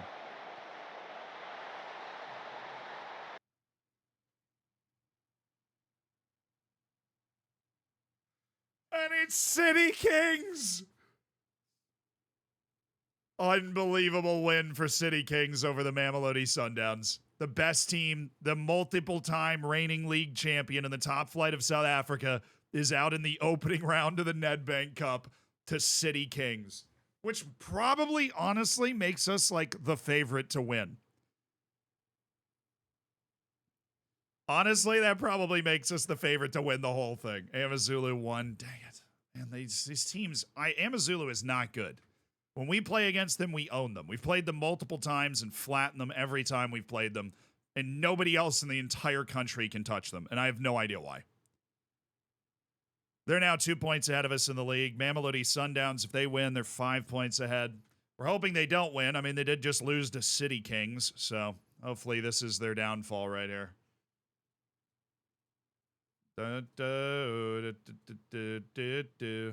Pellemarina, no. You, yes. Is Shkurin ready yet or no? I guess Shkurin's not ready. So we are very, very match fit now as a team. So that's cool.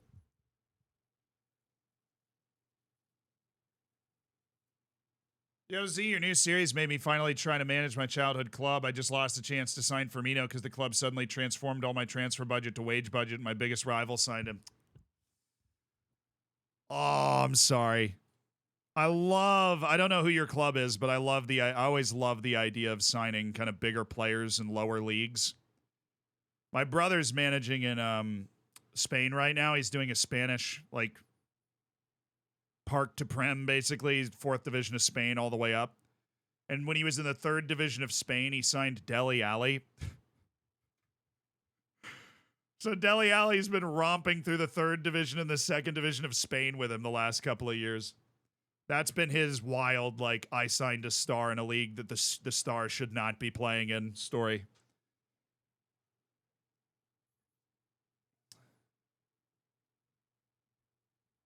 I said my archaeology Dupree's. Oh, right, Ashley Dupree's. No, I mean, we're out of a transfer window anyways. Don't have a lot of disposable income anymore. Dang it, Bungani. Can you stop picking up these little tiny injuries that do just enough to knock you out? And there's the win for the Mamelodi Sundowns. So we are in 3rd in the league right now with 11 matches to go. Going to be a fun race. We still have matches against Amazulu and Mamelodi Sundowns. Amazulu's in April. Dude, we play Mamelodi Sundowns away in the 2nd to last match of the season. That could be an absolute monster tie. That's going to be huge. Did the massive sale to Hecken go through? Yeah, we have the money. We actually already shifted some of it into our budget for scouting and so on. We just refunded the club with that. We're in a healthy financial position because of that sale. Alrighty. Wow, I just got a couple of guys that are just a couple of dudes. Just a couple of dudes being guys, a couple of guys being dudes, you know? So Shkurin's cleared for 75 all of a sudden. Tapella Morena is cleared for 75. Is he happy now or no? What's he got, 22 days?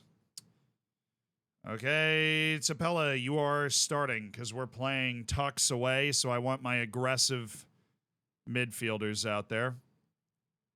All right, Olivier Verdun is on the left side. Innocent Maela's on the bench. We know that. Neo Rapu is there. Timba Swane is at least on the bench. Shegafatso Mabasa's on the bench. Ilya Shkurin's in the starting 11. Lelo Melobad, dude. Yeah, Lelo Melobad boy. I've said his first name about 45 different ways. Lelo Melobad boy. Kudumela not cleared. Fitness test now. You know what? Do I? Do I dare? Do we dare as a society? You know what I'm thinking? You know what I'm considering? In a league match?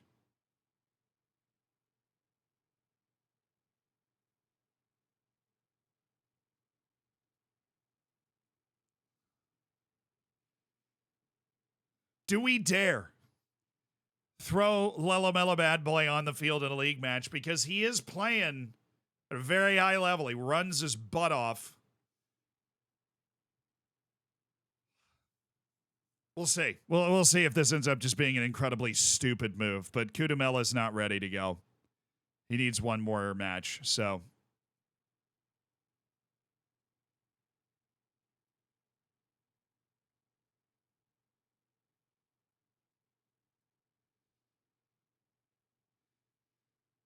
All right, there's Malinga, who I am going to move up to the first team because we need another midfielder.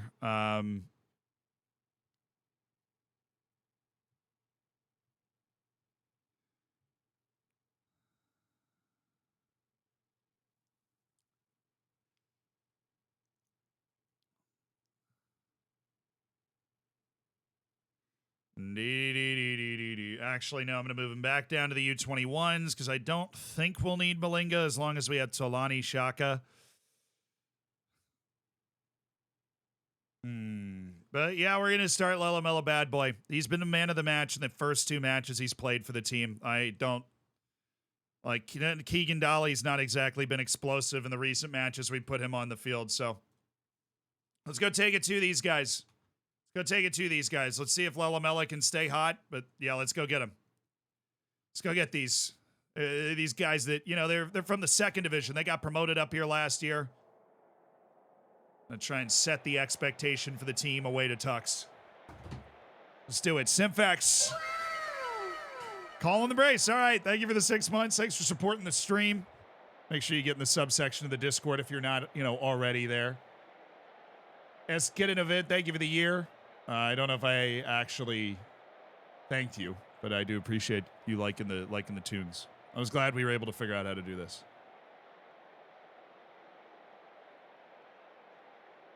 Intensity super high. How are your players not dead? There's not a lot of fixture congestion in South Africa. My players do die over the course of the match, but based off the players we have, it makes a lot of sense to play entirely in the other team's half and play really aggressive. I mean, when you have a superstar pressing forward, it's usually the move. So we play very aggressive, aesthetically pleasing, chase the ball like a dog without a bone sort of thing. And usually, we've won every competition that has ended already. All right, this dude works really hard and he's fast. Those are the redeeming qualities of Lelamela Bad Boy right now. He can't really pass, and he's not a great goal scorer. That hasn't stopped him from scoring multiple goals and being man of the match twice in the cup. All right, Marina, nice work. Marina's coming with the overlap. Bad Boy. Marina. Oh, nice. Erwin Saavedra. Zungu, easy.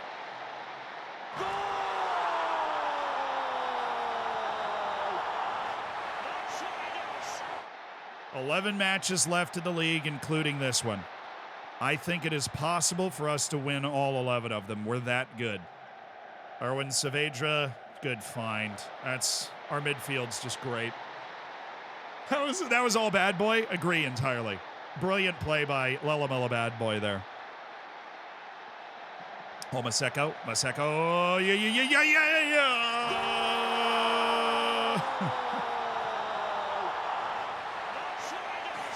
It's an own goal because the dude tried to save a shot that was missing and deflected it into the net. Oh, that's tough.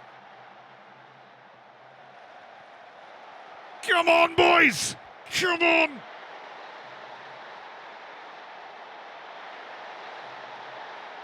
Got to pile it on the Murley.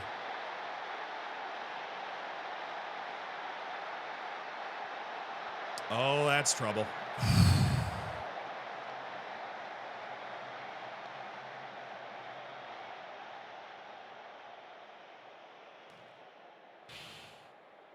Yeah, African Champions League's only the top 2 spots, and there is a 3-horse race for the league title right now, so everything's up in the air. We are in 3rd in the league. Even though we've won the first 3 cups of the season, we are in 3rd in the league.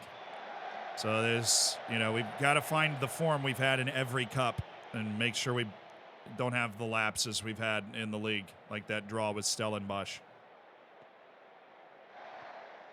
We're looking okay today, though. Saavedra. Oh, there's Skurin. No, I wanted to spam that emote so bad. Ilya. Buzzed Lightyear. Buzzed that one over the bar. Oh, Ilya. Nearly. Classic looking play, though. Good angle for Saavedra. Now, Ilya, right when he joined the team, was unstoppable, but he's had 2 different month-long injuries to his ankle. So he struggled to get into that form that he had the first month he was here. Hopefully he can get back to it because he was scoring like a goal a game. Oh, this is a cheeky build-up. Oh my goodness, it's Lelamela Bad Boy. Look at him go.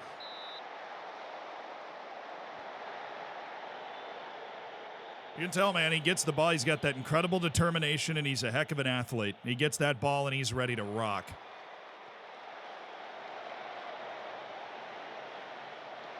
He plays like a poor man's Jeremy Doku. He gets the ball and it's like, it's time to go up the field now. Be the coach hardly counts. Hey, man, it counts more in FM, it seems, than it counts in real life. But we have won the MTN Cup and the Telcom Cup, which, if you weren't here the last time, I explained it because it is a little confusing. The MTN Cup is for the top 8 teams in the league last year, and the Telcom Cup is a tournament between all of the teams in the top flight. We've won both of those. We're in the second round of the Nedbank Cup, which is the FA Cup of South Africa, and obviously the league we'd love to win too, but...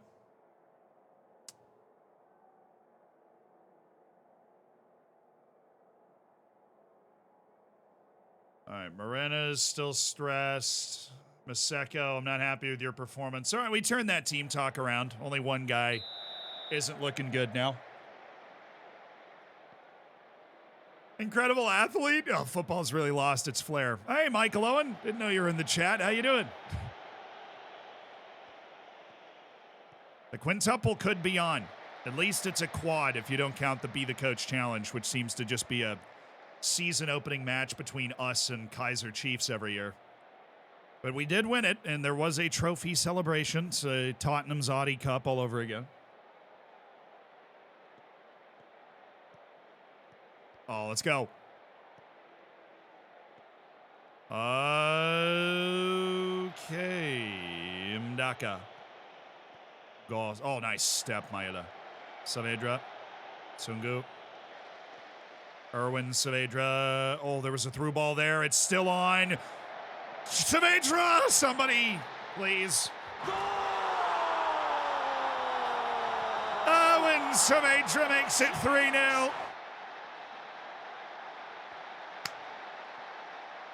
Brilliant.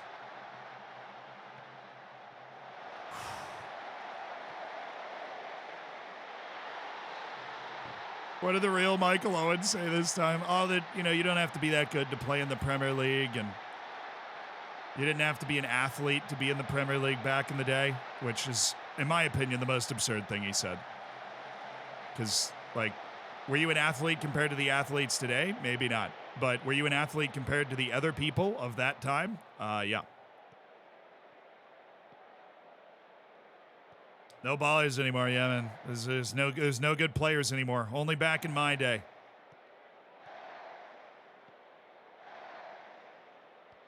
All right, Maseko, drag it wide and whip in that cross, or that. We've got options. Ooh, Lullabella bad boy.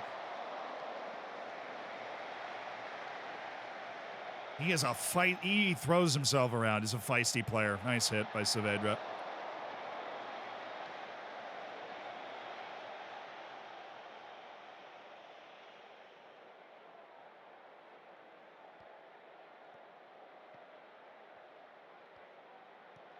Now, the one that got the headline for Michael Owen was that he just said you didn't have to be that. You don't have to be that good to play in the Prem. Now, all you have to do is be able to run and pass from A to B. And I'm like, it's kind of a lot of the sport, though. I mean, all Scholes could do was pass from A to B, dude. He couldn't even run. And he was like an all-timer.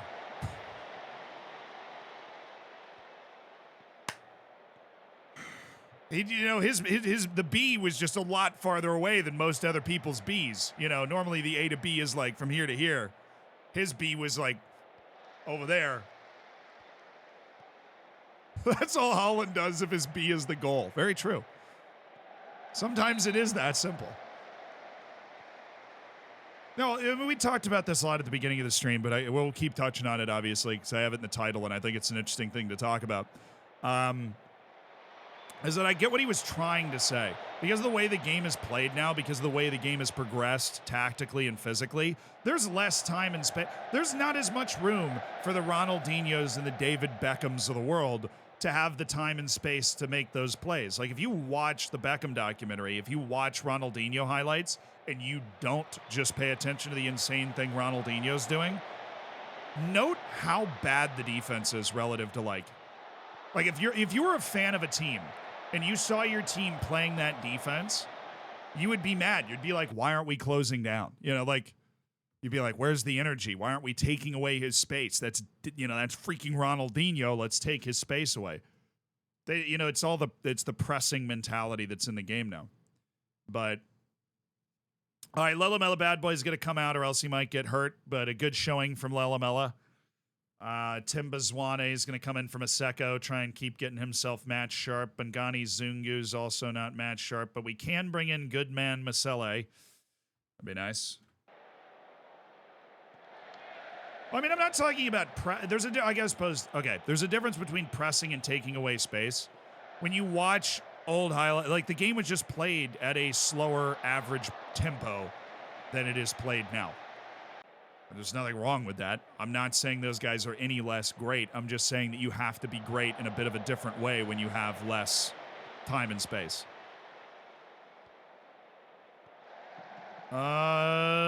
Sungu! Dude, I feel like we've had like 7 shots like that. You're right. Ilya Shkurin was cleared for 75, so let's go ahead and get his butt off the field. Tapella Moreno was also somebody that wasn't entirely fit for this match, so we'll go get him too. But a good run for him. Good defense makes for a less entertaining game. Honestly, that's kind of true. Depends on who you're rooting for, if it's less entertaining or not.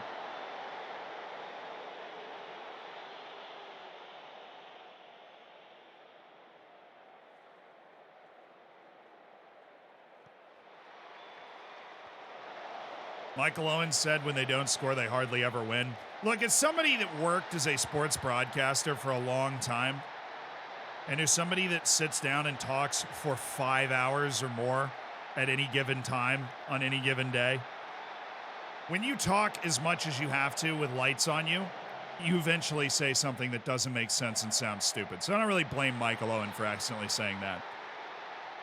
He's not like the best pundit, but I don't think he's a terrible pundit. He just isn't able to express himself well certain times. And like the quote that came out today, obviously, is one of those times where he wasn't able to express himself very well.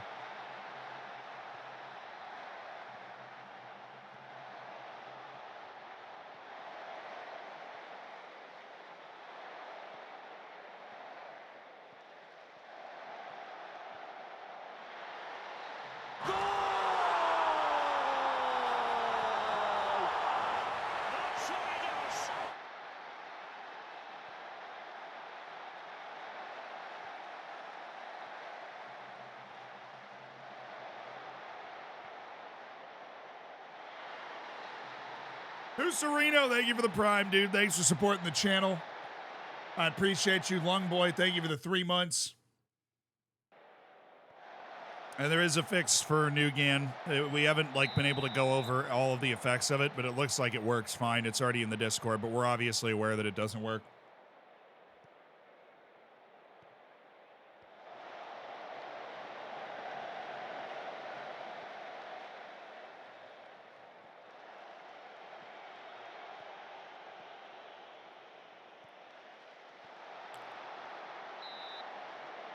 Oh for 2, offside, and he shanked it.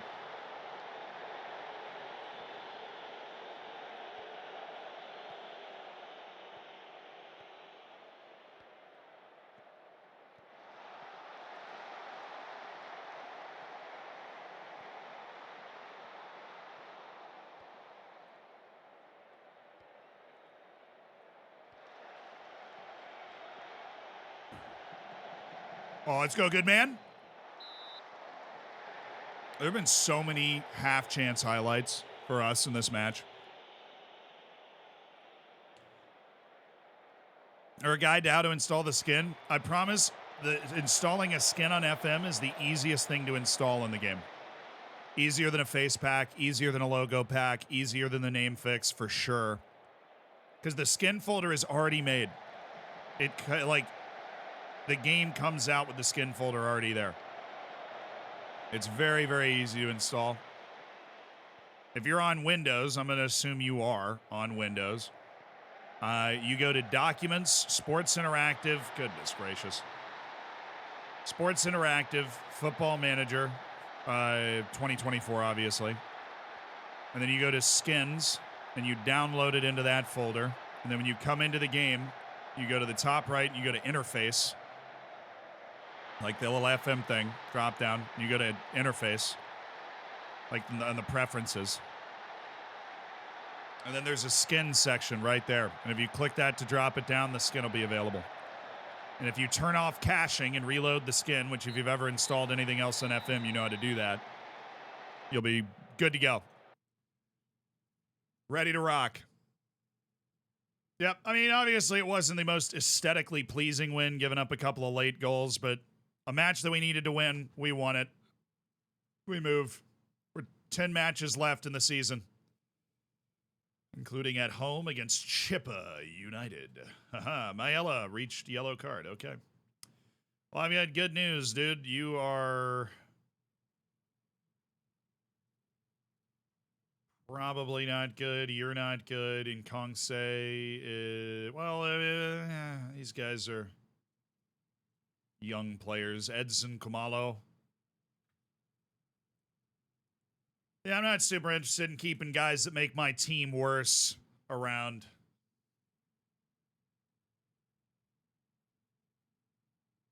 My man played so much MMO Soul Interface. Yeah, I did just walk you through the whole thing. So you go up here, preferences, you get this on interface, and then there's literally just a skin section. So it doesn't require any unzipping. It doesn't require any complex interaction with the game. It's very easy. It's the different city team. We're playing a different team from the non-league called City Rovers in the round of 16 in the Nedbank Cup. So cool. That's another play all the youth players type match that we got. Oh, then that match is coming up right away. Gotta love a cup that likes to get its business done early. We played Chippa United, and then we've got a cup match right after. Get into the last 8 of the Nedbank Cup without having to lift a finger, hopefully. But then again, the freaking Mamelodi Sundowns lost to a non-league team, so I probably should pay some attention.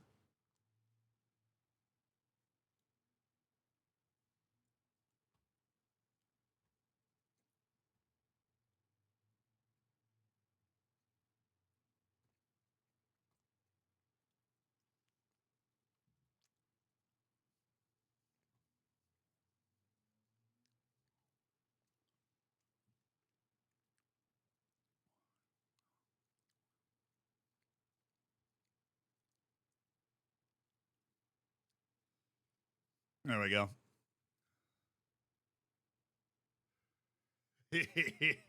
Fossilized, you're welcome. Sorry. Fiozlar is awesome. Glad to hear it. Oh, Goodman Maselli's out a month. That sucks. He's an important part of the rotation. Can't always be healthy, can we? Let's watch your video on developing players. One thing I was wondering is how playing with their national team works. Is it just another match they grow from? Yep.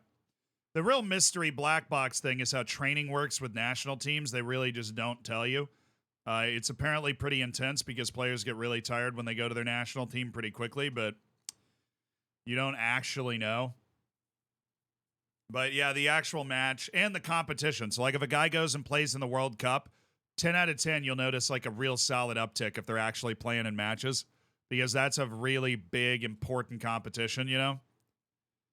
Real big, important competition. And the reputation of the competition that a player is getting their match experience in does matter in terms of their development. So getting, playing in a Euros, playing in a World Cup can be very big for a player's development and confidence.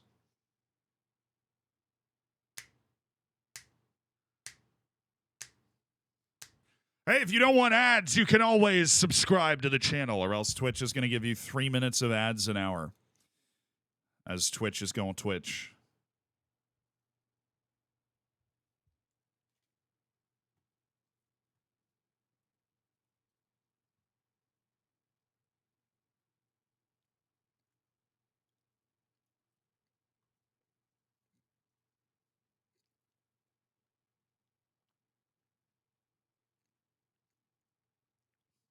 I do forget to mention that all the time, though.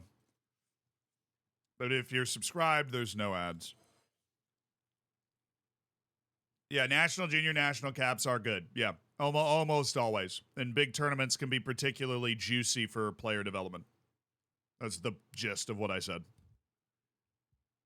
What's up, Fodiatis? Hope you're doing well. All right, now Tux is playing against frickin' Amazulu.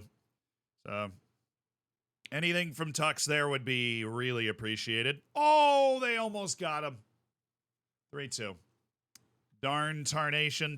Amazulu's survived again.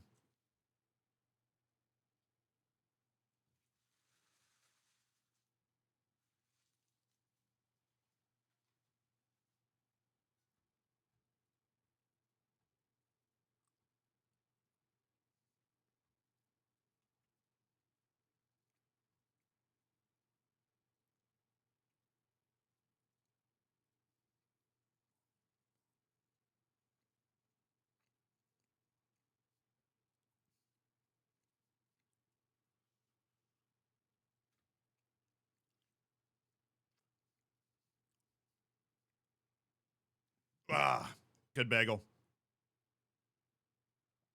Quality. I was pumpkin cream cheese. The way I do that, I go to the bagel shop. I get 2 bagels. I eat half of each bagel for breakfast and half of each bagel for lunch. It's become a very good system. Torgiano! Thank you for the 9 months, dude. I appreciate the prime. Thank you for supporting the channel, being part of the elite online gaming. Come here. Am I scared of veggies? No, I like veggies. I got nothing against veggie tables. And any form, you know, I got nothing against them. They do well for me. They do well. I find that normally I have a vegetable and I go like, all right, that's a pretty good vegetable. Thank you, vegetable gods.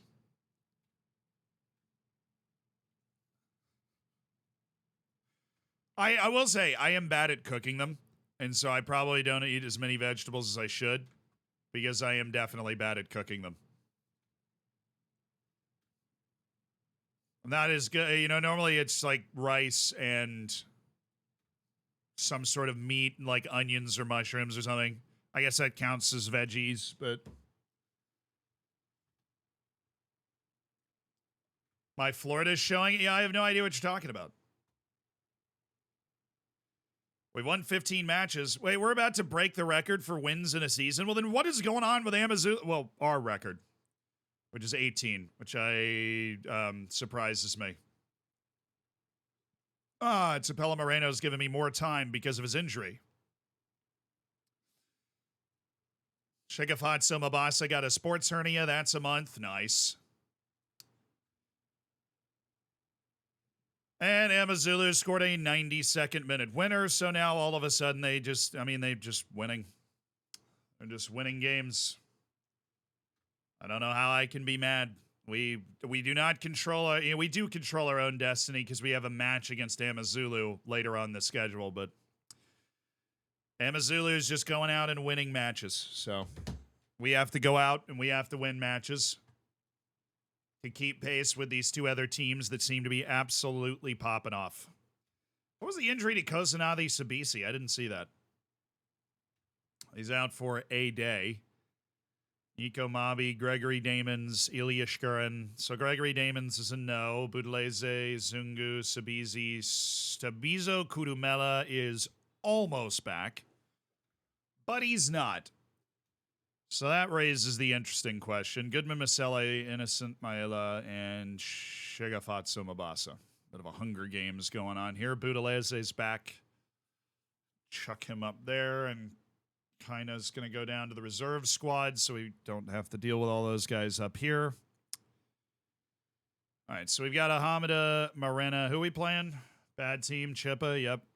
We go with the 2 attacking wingbacks then. I friggin' played Elisa Inda in a reserve match. Oh my dude, that's so dumb. Everybody else made sense, but I played Elisa Inda in a freaking reserve match, so now I play Reagan Dortley. Who's not bad, it's just like I'd rather have my starting center back out there if I had the choice, you know? Where's Lapasa? There he is. Okay, where's Zwane? Well, I guess he can't play the spot. Lulamella Bad Boy is going to start again. I mean, it's him or Keegan Dolly, and I'd rather give the minutes to Lulamella Bad Boy at this point. So it's Morena, Verdun, Dortley, Rapu, Serrero, Saavedra, Zungu, Bad Boy, Maseko, Ilya Shkurin.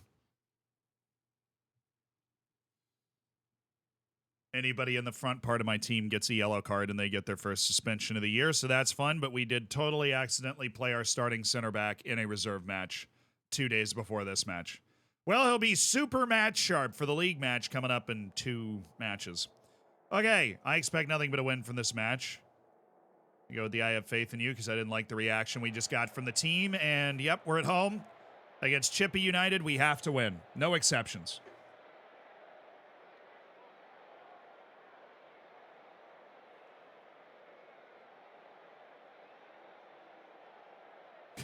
Bart Lord, thank you.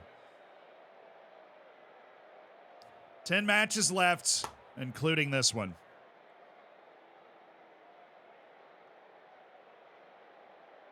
Oh, come on. I'm gonna get Ilya Shkurin going. He has not been tremendous.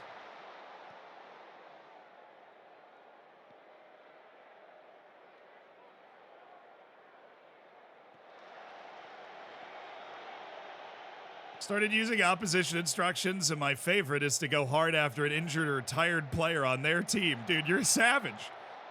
You're an absolute savage. Maseko, drag back, Rapu. Zungu. Oh, it's Bongani Zungu! Inside 2 minutes. It's just his 3rd goal of the season, but you wouldn't know it from how calmly he tucked that one away. Well struck by Bongani Zungu. Any tips to survive a promotion? Loans.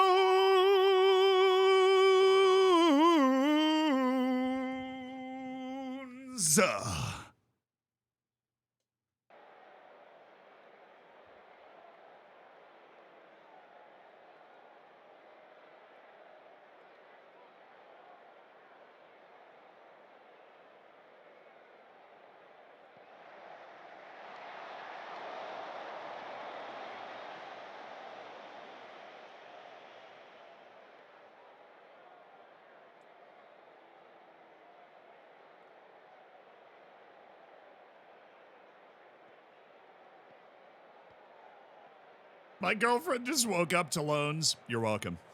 That'll be $100.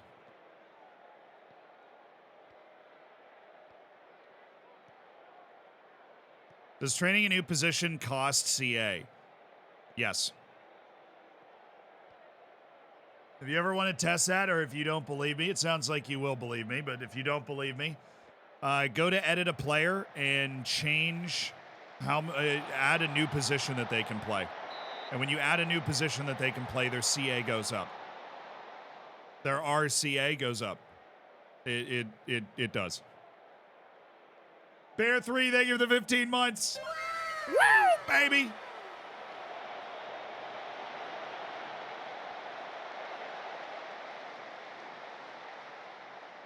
Oh, my eye kind of hurts. That's weird.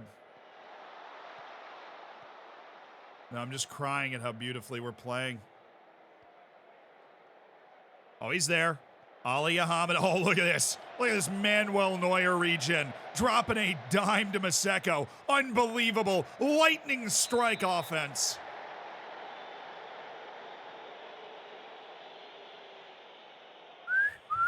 Bear 3, thank you so much for supporting the stream. It means the world.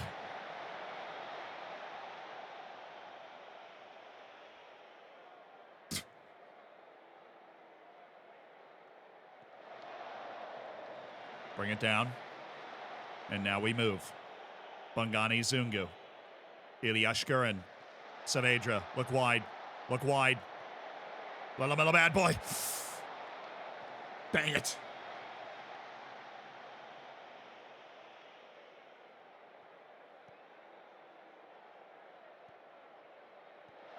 Oh, no, you should have gone for that. What are you doing?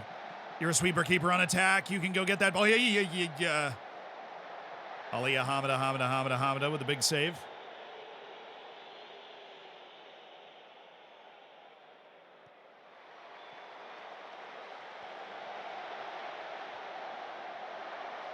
Thank you.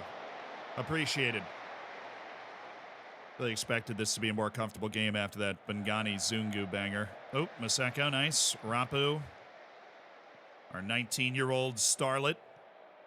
Oh, that's an excellent spot for Saavedra. Had options. I don't hate that one, but he could have tried to fit this to Shkurin. Now we whip across to Ilya Shkurin. Just kidding. Bangani Zungu. Saavedra.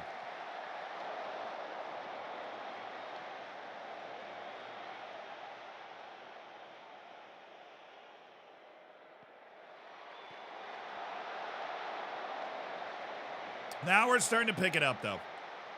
Now we're starting to play the way I know we can. Lulamela bad boy, good work. Shkurin. Maseko. Serrero. Okay. Just got to go back and go to the right. We got to go to the right, Dortley. Thank you. Now you can go straight in front of you. There it is.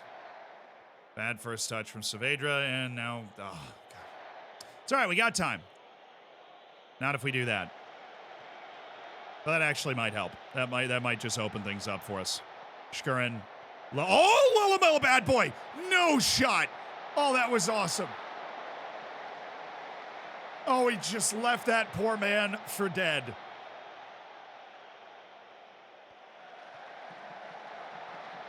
Oh, nice. Turn. Just send it. Who's up there? Somebody's up there. Lulamela bad boy. Oh, he's not a great passer. We'll settle for still having the ball here. All right, Shkurin. That is such a bad shot. Wow. That's that South American flair right there. That dude's like, yeah, I got this. Erwin Saavedra. Oh, it's going in. 40 yards? Yeah, I do this all the time.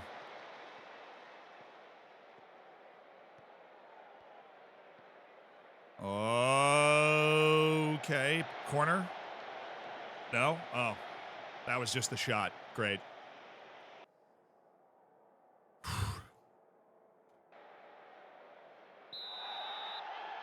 What are my graphics settings? They're the highest setting. I have a 4090 to play FM. I'm going to use it. The biggest overkill of all time. Oh, yes. Lulamela into Woods. Shkurin was off. It must have been. Oh, I can't believe they flagged that back. Come on, Saavedra.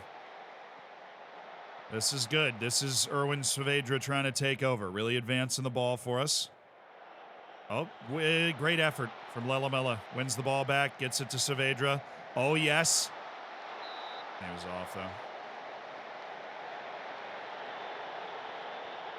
Good play by Verdun.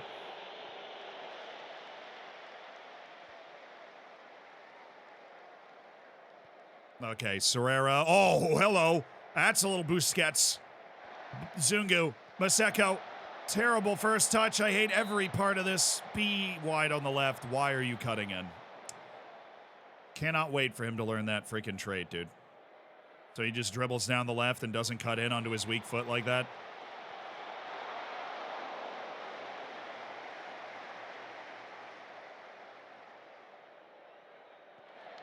Yeah, they call me two PCs. I do have two computers. It's pretty sick. I got two computers. One for the... I forgot the words.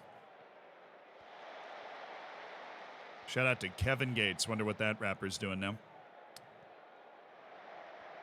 Only Shkurin hadn't followed the last guy all the way through. We would have been, oh, that's not good.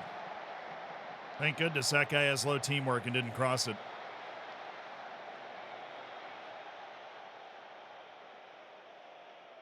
Oh, yeah, we got the jet engine sticking out. Oh, my. Jet engine sticking out the window. Yeah, what a 4090's graphics card is the jet engine is powering the coffee machine, which is then used by the NVIDIA staff member who lives inside of my computer and manually handles all of the adjustments of my graphics card. Manually codes it as I play the game. Nice block by Verdun. Well headed by Saavedra. Ilya, I don't know if there's a way through here, but you can try. Okay. I'm very frustrated with Shkuran, man. He's not doing much. Bad boys off. Ilya, I'm going to get him off and go with Lapasa. And I'm also going to go with Timbazwane. We're just going to go with a 3-man switcheroony. I don't like the nervous body language of Maseko. Kalani Serrero is not balling either. Okay. We're gonna leave Talani Serrero. We're gonna change our front three in hopes that we can shake a goal free from them.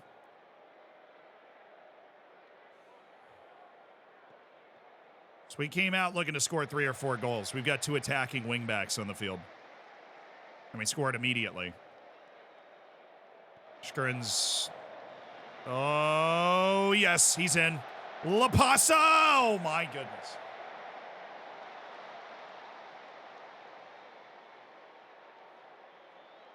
You know, for a guy who's an advanced forward that I keep subbing in and using as an aggressive goal-scoring first type forward, does not score a lot. Shkuran got an emote. Once he got an emote, he started feeling the pressure. Oh, that's lovely. Play it, play it, play it. Dolly, Lapai. Oh, my goodness. Nice. Keegan Dortley's been good today. I have faith in Keegan Dortley to play other league matches if we so need. Oh, that's great from Serrero. Caught them in the press. Saavedra just terrible. Didn't play a ball to the wing or to the forward. Dribbled himself out of space and missed the shot.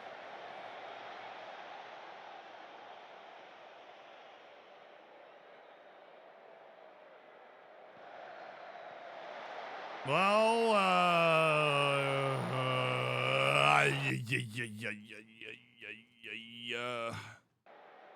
just gonna slow down the tempo when we have the ball and be a little less aggressive with our positioning. Ali Ahamada, please. Thank you. Saavedra. Oh, dude, what is that?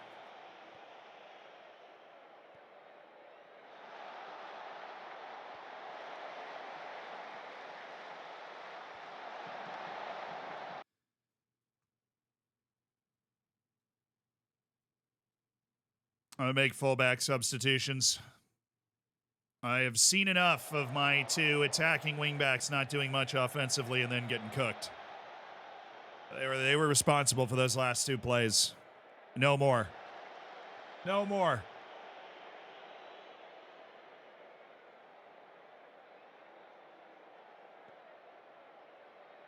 That was like an old school punt. Just a mile high. Come on, Talani Serrero. Don't go losing that.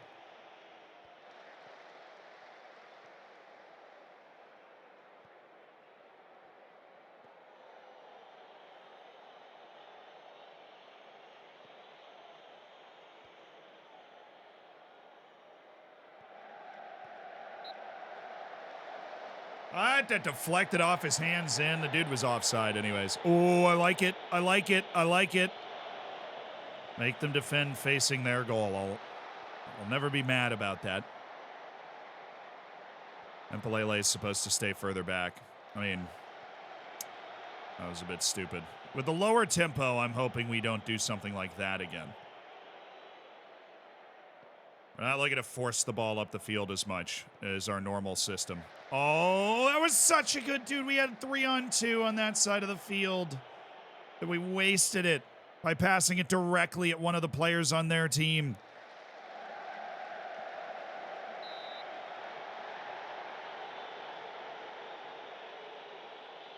Just take your time.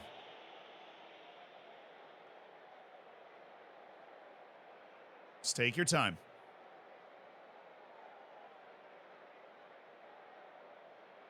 Good.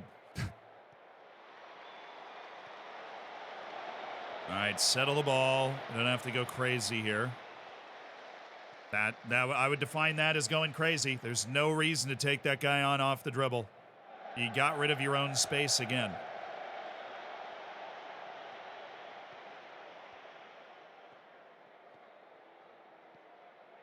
He's off. The flag's up. The flag is up. The flag is up. Thank you. We can cancel the celebration.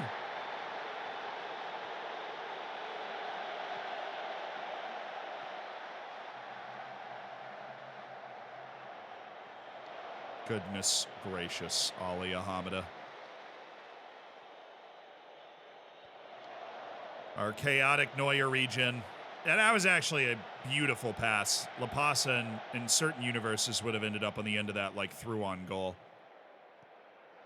Wow, Sabia, nice work. Zungu. Erwin Saavedra, who's been bad today.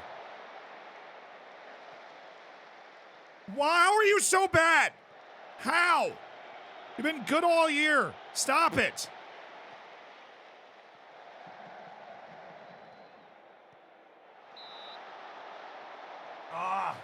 He has 19 eccentricity, our goalkeeper. That's a win. Not a great win. Not a win I particularly enjoyed, but it is a win. It is a win, and at this point of the season, that's what matters. And Mamelodi Sundowns dropped points. That means that we are within one match of them, which means we are back to controlling our own destiny. As long as we win the next 9 matches in the league, we will be the champions of South Africa because we play Amazulu and we play Mamelodi Sundowns. That's Stellenbosch they do it to everybody, man. I'm telling you. I wasn't telling you until now.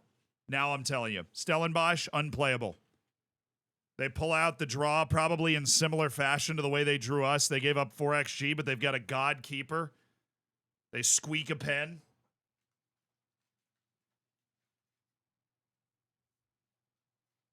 Easy for them. Too easy for them. I am thankful. So now we have round of 16 in the Nedbank Cup, which is the South African FA.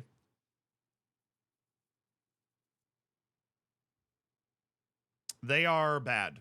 And we have an important match coming up, so we would like to not have to worry about this.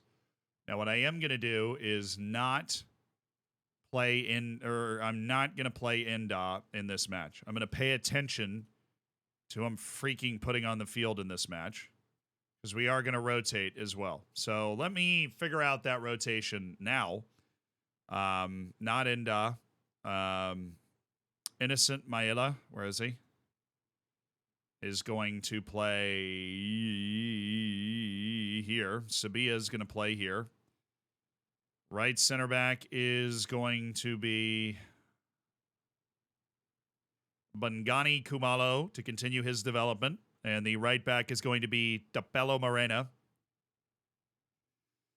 because he wants to. Marcellus is going to start deep. Lorenzo Shai is going to start at striker with Ilya Shkurin on the bench as a substitute in case we need that late injection.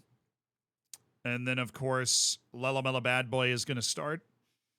And then we're going to go get the U21 kid that's good. We're going to get him in the team.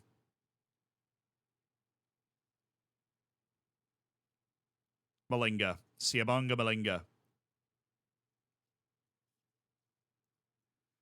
Siabonga Malinga is going to start as our central center mid on attack, and then we need somebody to start in the midfield next to him.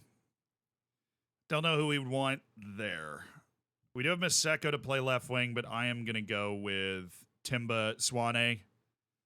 We want to have I want to have somebody quality on the field. I want to have somebody quality on the field. Solani Shaka, maybe. Yeah. Goodman Masele's out too, so I guess that's the best. That's the best move we're gonna get. And then Bangani, Zungu, and Talani Serrero are able to rest easily. And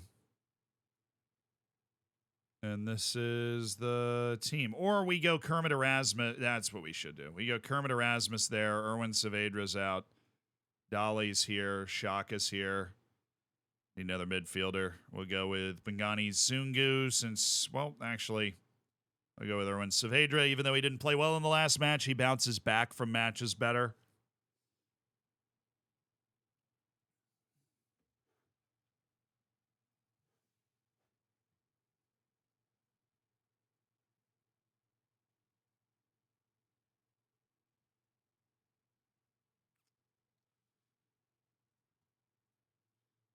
Oh, I'm going to watch the American football tonight. Should be really good.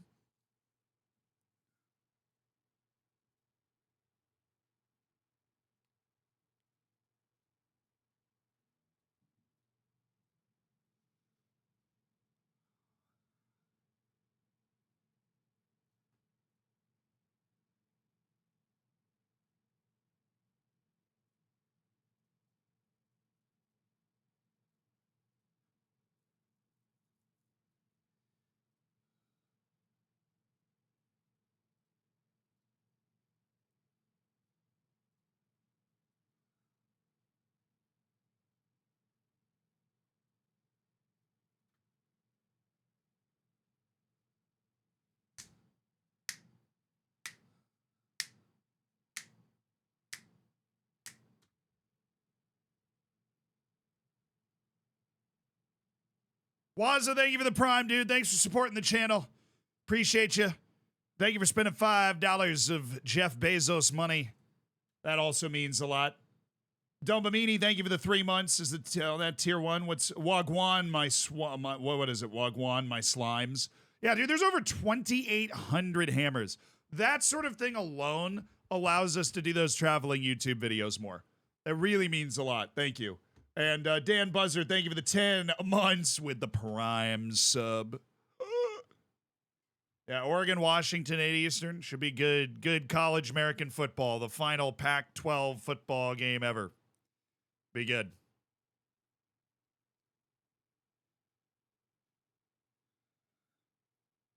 Gui, thank you for the 2 months of the prime. And Hursty with the 4 months of the prime. That's $10 more of Jeff Bezos money going straight to the channel. Thank you.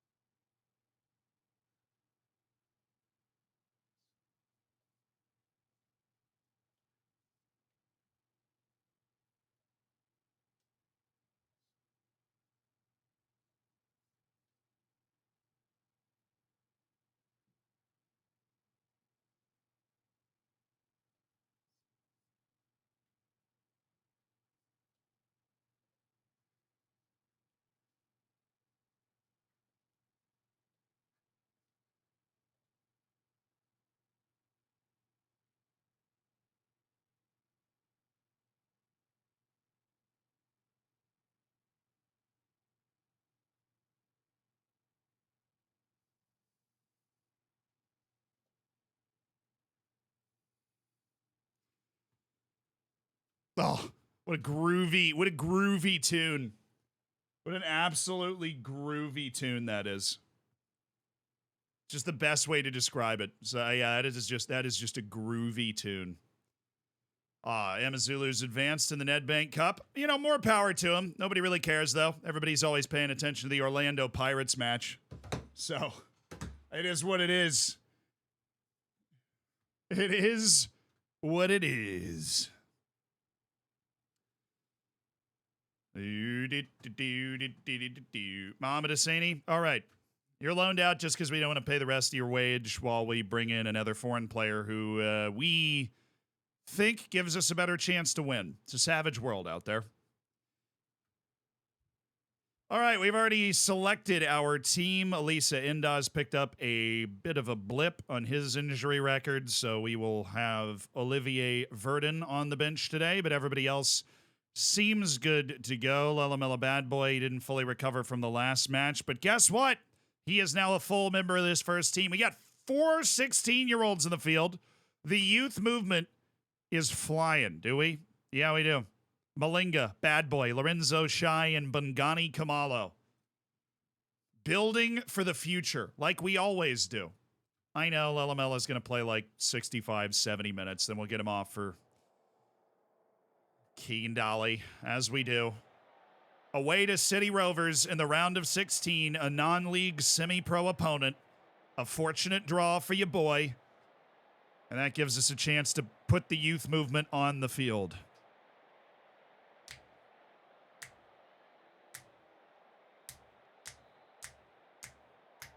He's just a bad boy. He is. He is just a bad boy.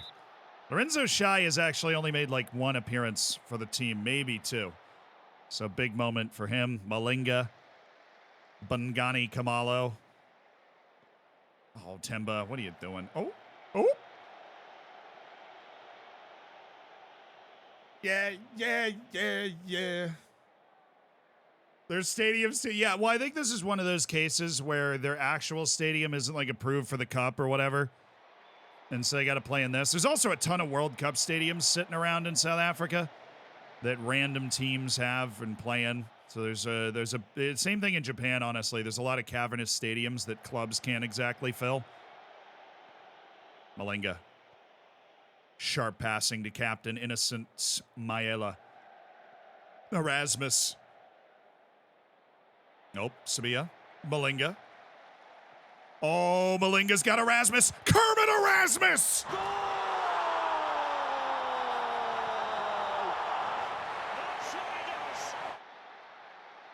And it's 1-0. Orlando Pirates lead the City Rovers of the regional divisions. 16-year-old Malinga teeing up 35-year-old Kermit Erasmus. Unlock the frog.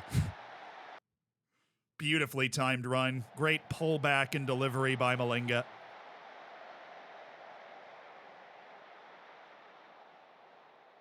Oh, Morena. Oh, what a save.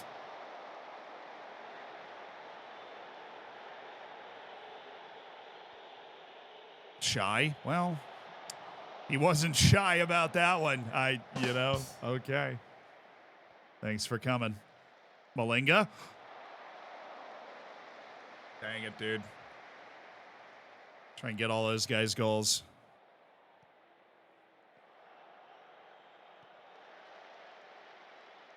Hamida. Bungani Kamalo. A really nice little pass to Timbazwane to back the defense up.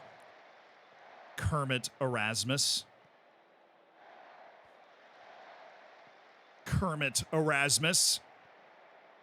Lelamela Bad Boy. Malinga. To Lepo Morena. He's got options.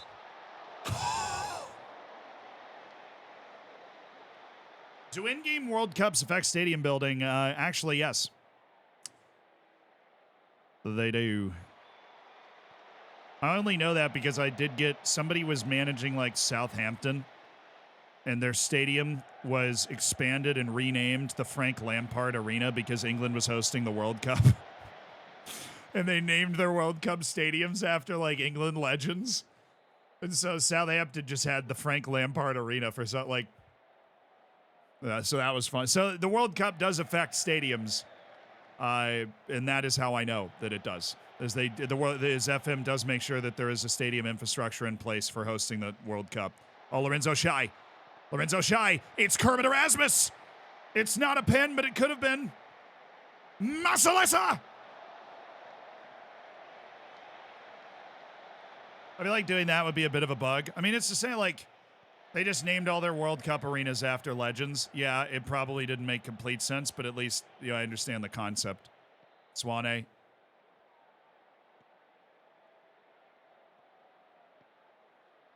Masalesa Malinga. Morena. Oh, he's got options again. And it's a penalty. Ah! Where's Shy?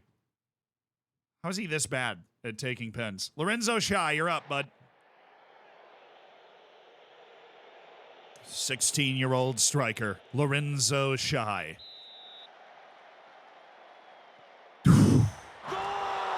Absolutely steams it. And it's his first career goal for the Orlando Pirates. What they're hoping is the first of many for the youngster in the number 9, Lorenzo Shy.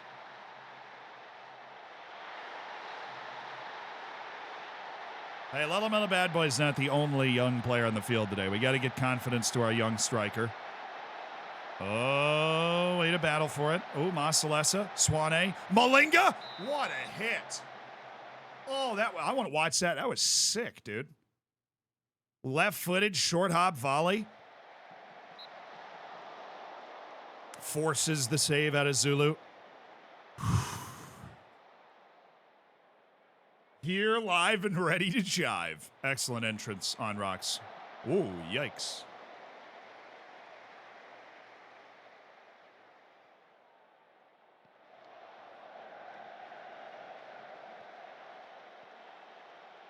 Hey. Wait, they have their own Zwane? That's cheating. Only one team's allowed to have a Zwane. It's the rule. It's in the registration rules.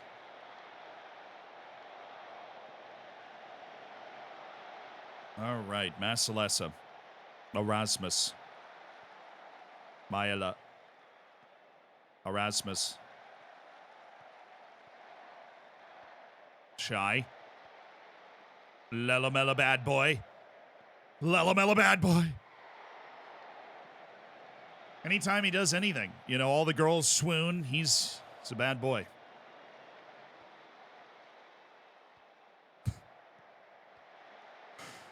He's like John Travolta's character in Grease. That's what I keep envisioning every time he gets a touch.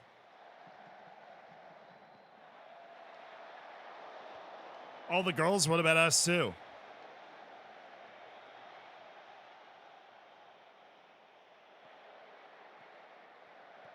Oh, get it, Kermit! Dang it. Sticking around in Africa next season? I mean, I think it depends. I don't know.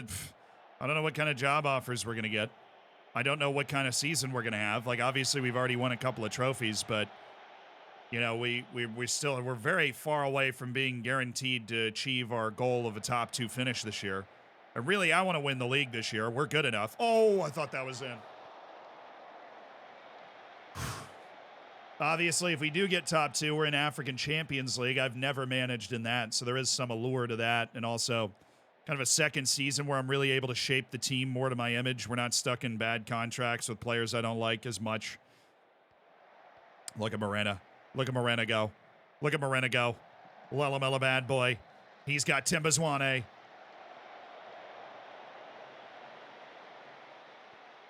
Bad Boy is just involved. It sounds so funny to say. It's his last name. Bad Boy is just much more involved than you'd think he'd be based off his attributes. He's just very involved. Here he is again. Swane. Oh, Erasmus. It's all right. This is a non-league team, a semi-pro team in the cup round of 16. We've taken care of the business. Oh, there it is. Bad Boy. Oh, shoot.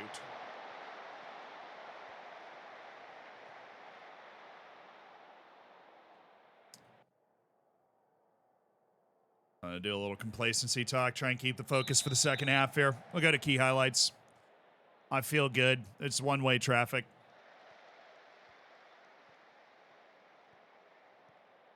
Are these youngins from the intake, or did he steal them? No, these guys were on the team when I got here. They're from last year's youth intake. We haven't gotten this year's intake yet. But last year's youth intake was a banger, like golden generation type banger. All 4 of these guys should be star level players at the level we're competing at. You know, if they develop right and everything. Any recommendation for good skins? Well, we made one. It's called the Zealand skin.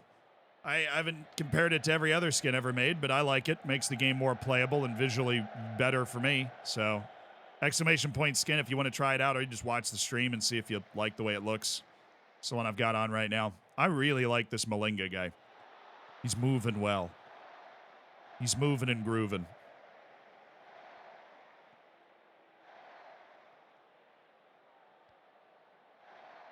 All right, Swane. Oh, he's got Malinga. Oh, yo. I was so ready to celebrate what had been a tremendous match for Malinga, but unfortunately, he missed it. He hit it into the ground, which was an excellent bit of play to control that, but he freaking missed it. I did jinx him, but he just looks like a real good player.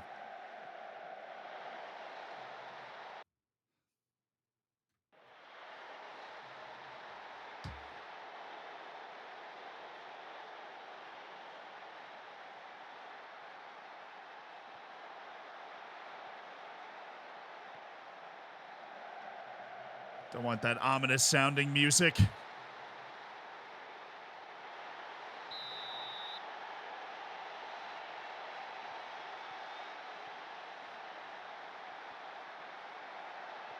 Oh, nice pass by Dolly. Shy. Oh, what a hit. Oh, he's unlucky that didn't go in. Great hit by Lorenzo Shy. Good effort, son. Good effort. Masalesa. Anytime you want to pass that. Oh, this is an interesting little pattern of play that I haven't seen before. Swane's going to slow it down. He could try and get the ball out to the wing. Maella could do that, or we could just literally run to the wing and not pass it to the guy, and it worked. Oh, my. Come on, guys. Let's put these guys away. They're semi-professional. Please. Oh, Kamalo. It's a tough header. His afro got in the way that time. There you go. Kamalo, Keegan Dolly. He's had his moments this year as a solid player, inside forward type player, but now he's crossing it. Sabia. Oh, it's open. It's Kermit. It has to be. And it is. A third goal. And a deep breath for Orlando Pirates after a momentary scare from City Rovers. It's the Kermit. Fear the Frog. He has 2 goals. Fear the Frog. Kermit Erasmus continues to be the real deal. Nice turn. Nice finish. Banger plays. Banger plays. Oh. Unload the toad. Oh, God. I love it.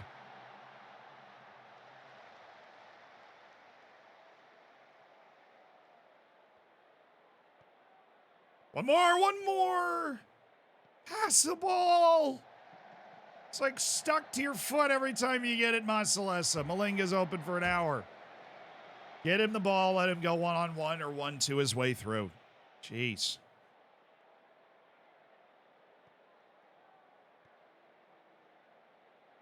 All right, Masalesa. There you go. That's the tempo. That's the stuff.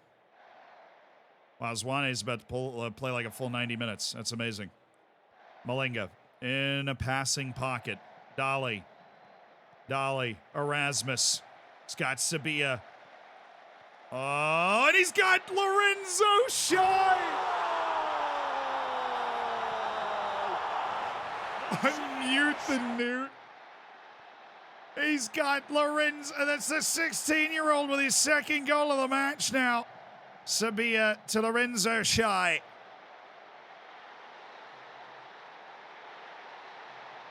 Got a lot of professionalism, but he also has no determination. So I'm curious to see how his development's going to go.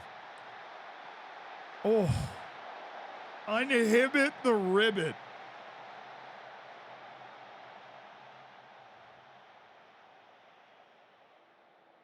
Unmute the newt, uninhibit the ribbit. All right. All right.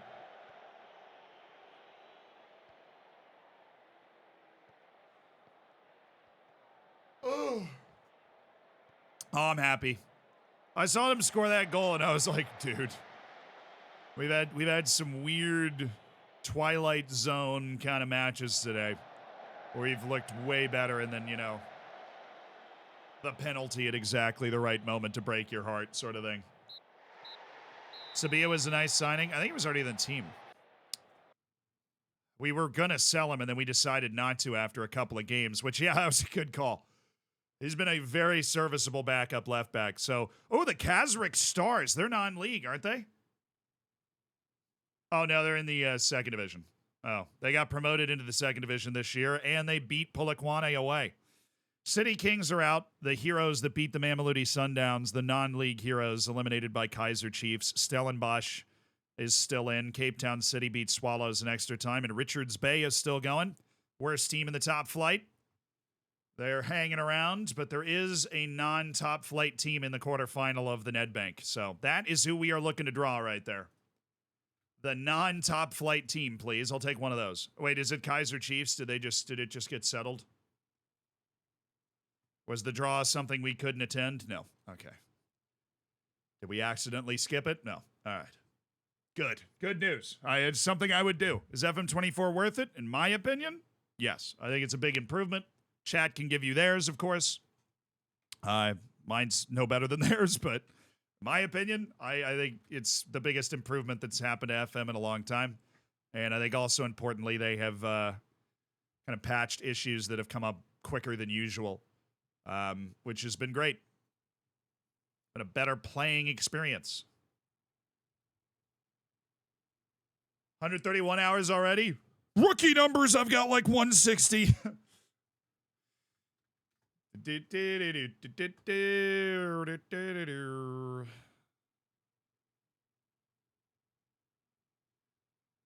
think Rushman Dortley's probably just concerned he's not getting playing time at all. All right, I'm not going to keep Florentine Pogba on my short list.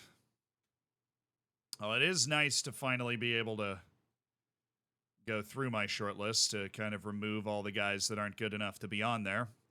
Shout out to the sale of that one guy. That one guy that we sold. So that we all of a sudden had all of the money that we needed. So that we could fund our scouting department again.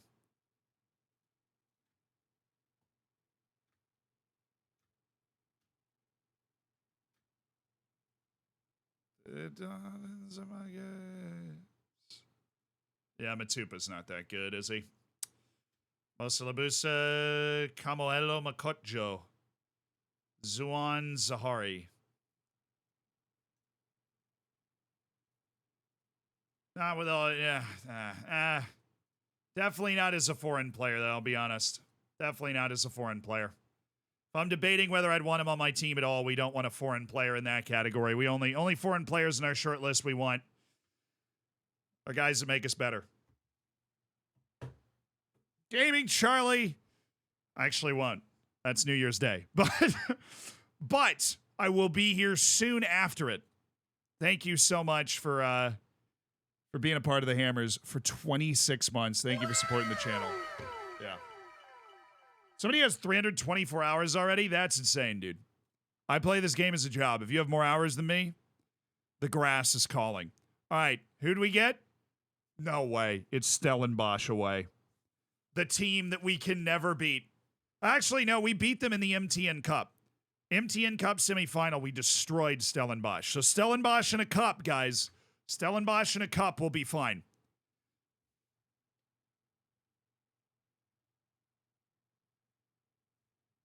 Stellenbosch in a cup will be okay. We'll be totally okay if it's Stellenbosch in the cup. Mamelodi Sundowns dropped more points somewhere. What? No, they didn't. What? Am I confused? I am. Yeah, I mistook Amazulu for me on the table. So the top three teams are within 3 points. After 21 league matches, the top three teams are within 3 points. Mamelodi still hasn't lost a match, but they've drawn 5, and that's what's allowed us to hang around. And they they have lost a match. They've lost to me in the MTN Cup. They've lost to me in the MTN Cup, and They've lost to me in the Telecom Cup. So they just, we drew 2-2 away against, or at home against Mamelodi Sundowns in the league.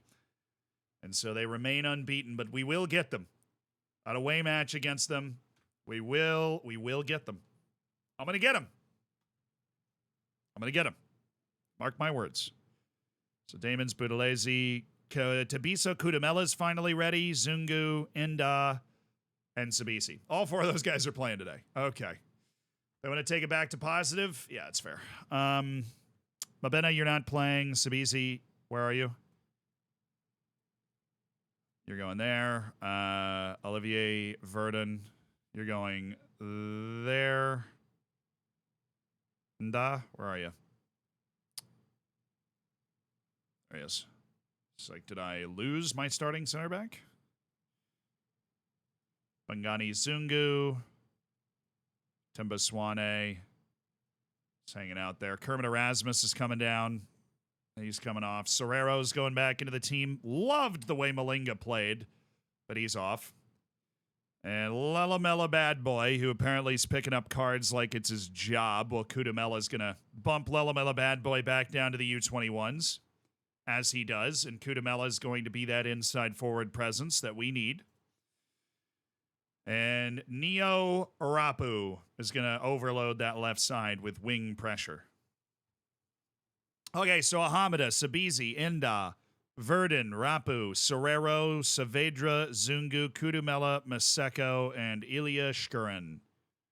Lorenzo Shai's off the bench. That is reserved for La Pasa right now because Shegafatso Mabasa's injured. I'm getting good at these names, dude. Innocence Maela's in. Then we need a right back sub in that case, which would be Morena and then Sabia. And then we have Masalesa and Malinga. Yeah, actually. Sweet. Malinga's a sub now. And then Dali and Swane and La Pasa.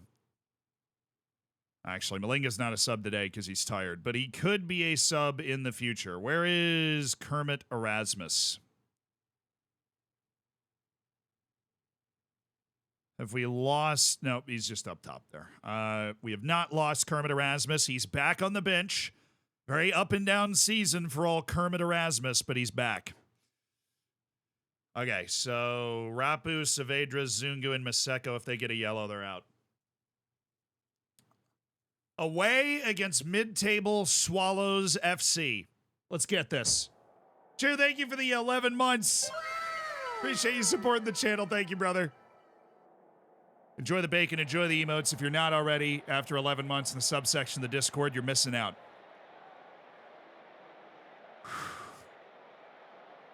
Bass, I don't know what that means. I'm assuming that's another word for frog, but I don't know what that means.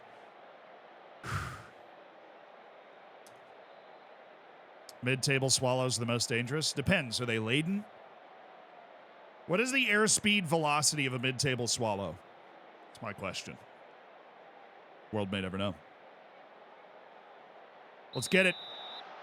9 matches left in the season, including this one. Okay, that's not my ball. Got it.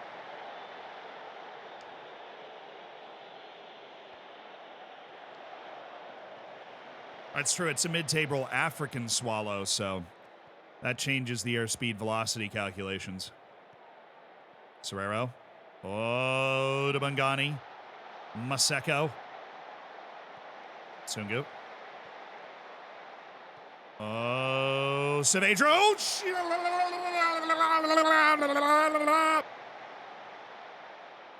Maseko, how do you miss by that much?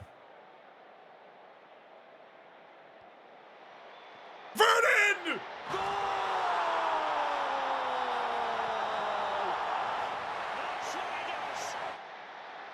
It's Olivier Verdun with his first goal for the Orlando Pirates.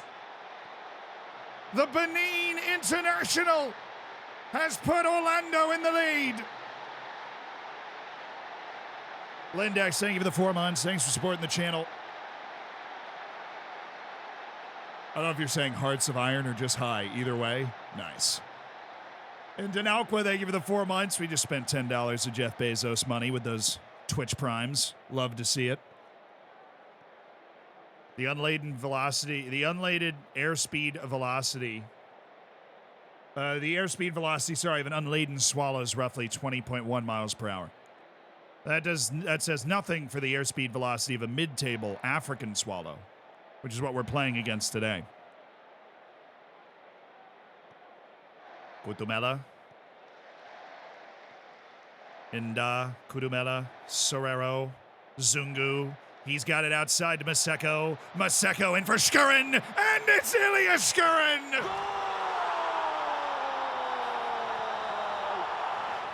Get the emotes out! Ilya Skurin's finally scored! After his ankle injury, he's come back in the Crimson Chin. Buzz Lightyear delivers.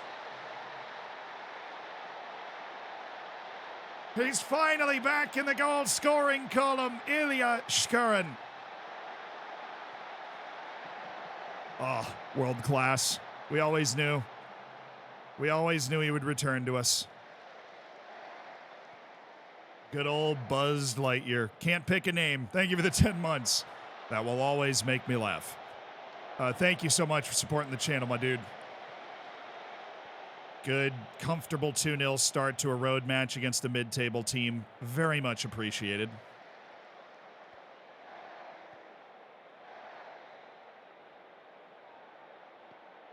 All right, Saavedra. Tabiso Kudumela. Sorero, Bangani, Zungu, hello. He put some pace on that.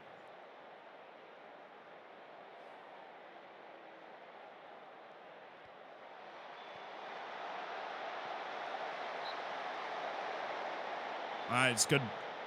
All over him on set pieces, too, which we should be. We have Skurin, Inda, and Verdon. That's 3 dudes with like 15 jumping reach and the strength and heading to match. At this level, they can't be much better than that. Also, for that close shot.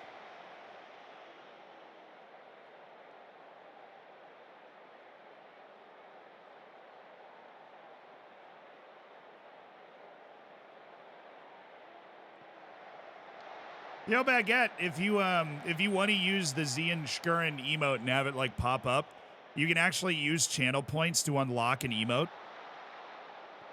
I think that's an option down there. So if you've watched the stream for a little bit, you should already have enough channel points. If you go to the bottom, there's like a channel point redemption thing in the bottom left, and you should be able to unlock a specific emote. So if you're not subscribed and you still want to use one emote, like you're a big Ilya Skurin fan, even though you're not subscribed, you can totally use the channel points to unlock that emote and use it. Or Grilito just gifts back at us. Dude, that's so nice. Grilito, thank you. Erwin Saavedra scoring a goal for he's offside, never mind. But that was very, very kind. Very kind of Grilito to gift Baguette a sub. And Baguette, enjoy. Now you can use all the emotes. Maseko, Skurin, Ilya Skurin. Oh, it would have been perfect. We would have been able to use the emote again. And Baguette, you can get in the subsection of the Discord and everything now, if you so wish, if you so desire, courtesy of Grilito. Ilya's not Skurin so many. Wow, can't believe that's the first time somebody's made that joke. Maybe because he usually is scoring a lot. Oh, what a 1-2! Maseko can fly, unbelievable. That should have been a pen, obviously. I can't believe Maseko got to that. That was kind of crazy. Clarino, thank you for the 2 months. Welcome back to the Hammers. My dude, thanks for spending your prime $5 of Jeff Bezos money right here. Sabisi. Sorero. Oh, I love that pass. And then we can just fly down this left side. They're not fast enough. Skurin. Oh, no. And he was offside. Yeah, Jeff Bezos owns Twitch, And the Twitch Prime is as long as you have an Amazon Prime account, you get a free $5 on Twitch every month. So just be sure to spend it somewhere. Just yanking some money out of his pocket. This guy, thank you so much for the Prime. There it is, $5 of Jeff Bezos money right there. And supporting the stream, which I appreciate a ton. Enjoy the bacon, enjoy the emotes, top scranners. Like, hey, I got $5 of Jeff Bezos money right here for you. Boom! Thank you, dude. Now you've got all those emotes we were just talking about. Like taking candy from a billionaire. Exactly. Easy. It's not free if you pay the subscription. Well, I mean, look at it this way. If you're going to have Amazon Prime either way, like if you have Amazon Prime but you don't use the Prime subscription, then that's $5 more he gets to keep. And if you're like me, you're probably just going to have an Amazon Prime account regardless. And so then you've got that free $5 sitting around to throw away. Either he gets a seventh yacht or some streamer gets a few dollars of Jeff Bezos' money. Girl math, Twitch version. Hey, Robin, you. A lot of people have Amazon Prime just as a fact of life, and if you're going to have it as a fact of life anyways. Like, if you're buying Amazon Prime specifically to get a Prime sub, it's not a prudent financial investment. But if you're going to have it regardless and then you don't use your Prime sub, then Jeff Bezos gets to keep that $5. It has girl math elements, but it's not fully girl math. Is it $2.50? Actually, Twitch just changed it, so we get 70% now. So it's $3. Or wait, that'd be 66, whatever. It's a little more than $3. I've done enough math already.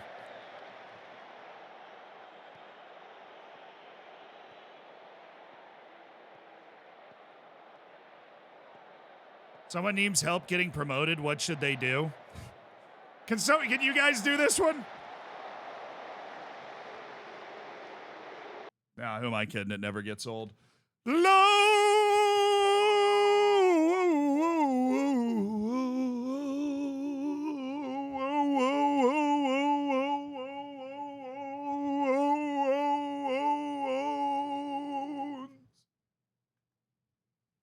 Use the loans, brother. Let the loans flow through you. Hey, world's smallest violin. Thanks for gifting a sub. Thanks for making somebody's days. Derek of Rivia, Riley boys. Thank you so much for using your primes here. That's $10 more of Jeffy B's money. And then I see Owen coming in with the 2 months, said screw Bezos, throws down a Twitch Prime, you know. Thank you guys also for supporting the channel. Means a lot. Insanity face. Oh, no. No. Sag.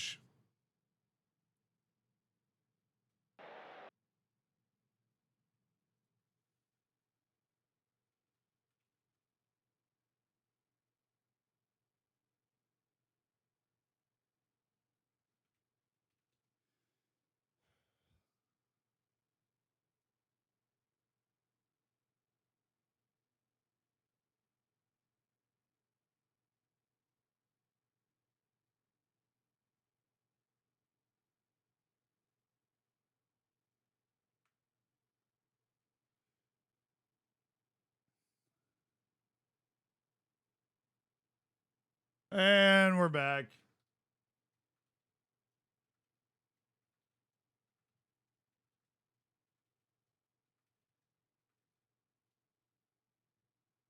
We're back. Yeah, I really gotta figure out what's causing that. My CPU's not spiking. I really think it's just OBS. Like, I don't know what's causing that. I don't know if it's something on my end or not. I don't think it is, but if it's not, then how can I change it so that it doesn't happen anyways? I'm gonna make some subs. A sub. A singular sub. Honestly, it's probably Jeff Bezos trying to take me out after we got so many Bezos bucks going. Insanity Face, thank you. Alec, thank you. Owen, thank you. $15 of Jeff Bezos money right there. And thanks for spending it here as well. It was the singing. That's also a likely explanation.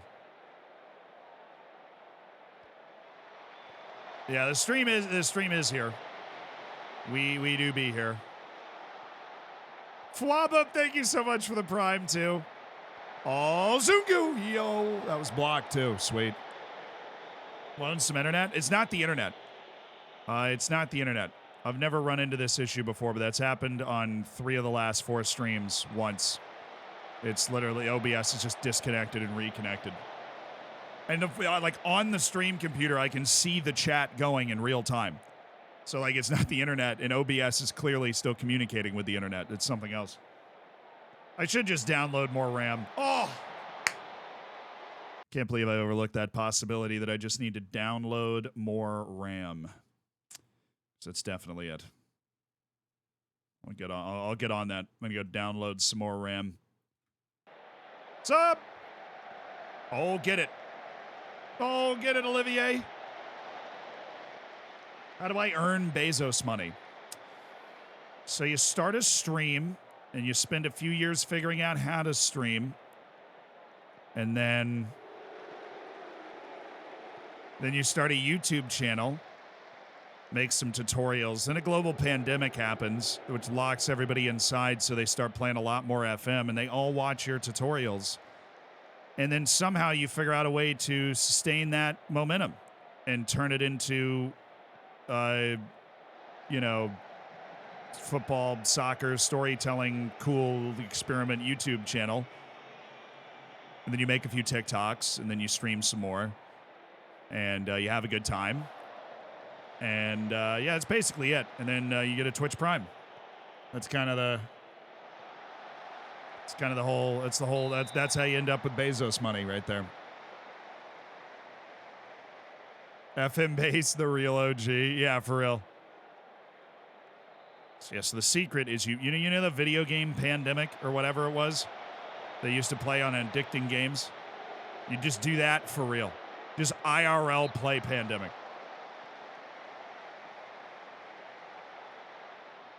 You can also marry then divorce Bezos. It's happened once already. It's in play. Plague Inc. Thank you.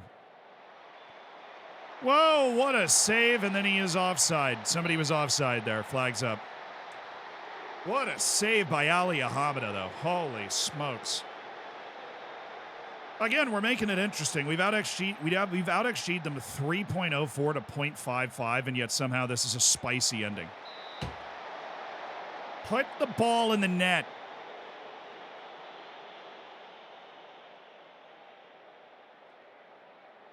Any tips on how to start a global pandemic? Eat an animal that people don't expect you to eat. That whatever deity you believe in hanging out up there is going to be like, wow, I didn't think he was going to eat that. Shoot, didn't plan for this. You know, not an endangered one. All right, I'm not. But if you're trying to start a pandemic to launch your YouTube career, then, eat an animal that nobody expects you to eat, but not one that threatens anything on the endangered list. All right, we want to be really responsible about starting a global pandemic here. Good win, dude. Good freaking win. Oh, Amazulu drew. Amazulu drew away to Cape Town City. We are tied with Amazulu. No matches in hand. We're tied with Mamelodi Sundowns, and they do have a match in hand. They did not play today. But Amazulu drew. That means that based off our goal difference, which is towering, we are in second place, which is huge. Amazulu dropping points. That means we could draw in our head-to-head with Amazulu, and life would be good. We play Cape Town City next at home. And they are no joke. That's true. What does second place get in the league? African Champions League.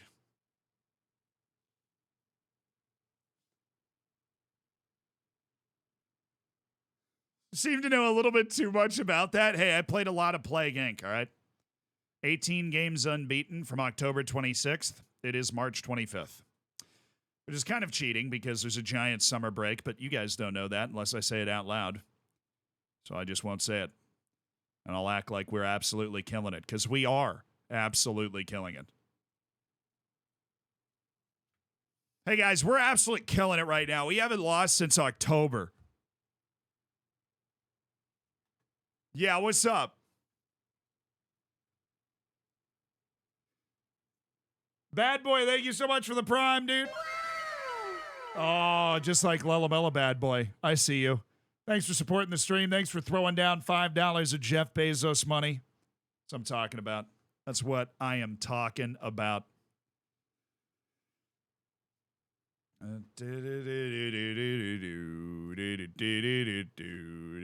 Throwing some other training. One training on a day. You know, we're a professional club. We got to show up to work and train. Does the intake arrive this month? Yeah, probably. Probably arrives like next week. Considering the quality of our youth intake last time, I'd be willing to wager we're going to end up with a few decent players through that intake. I've been training hard, boss. Thank you, Lalamilla Bad Boy. It's shown on the pitch. You got a long way to go before you're a reliable first-team option all the time, but, you know, I appreciate the hard work that's gone into this. I do. It's been good stuff. 6 players called to international duty. Kudumela and Yiko Mobi. I can't believe this guy ends up in the... I can't believe he's part of the South African national team all the time. He's just not good. He's also been hurt for like 6 months, and he's like, you know who I'm calling up? Yiko Mobi. Dude is miles away from my first team. Just miles away. South African youth intake is April 3rd to the 5th. I see. So 2 weeks from now. I should have known. What's the save about? We started with no badges or playing experience. We started with no badges or playing experience, and we took whatever job we could get. Was the lowest, the last place finishing team in the South African second division. Miraculously got them promoted and turned that into a job with the Orlando Pirates in our second season. We've also studied our way to a national A license, so kind of an accredited coach now. It's a journeyman, yeah. It's a journeyman with no badges or playing experience. But a lot of people, you'd be surprised, not in the insular football manager community per se, don't really know what that means. That's why I explain it. Kiddo San, thank you so much for the prime. Thank you for the 5 months. Spending a little bit of Jeff Bezos money. Been hyping that up today, but it's always important. We're doing our civic duty, spending Jeff Bezos money. Thank you for doing it. Why would a board put a limit on a salary offer for a staff member that's lower than the salary of the person currently occupying that position? Because they're in a worse financial position than they were when that contract was offered. If you try to renegotiate the contract with that person, the limit will still be in place.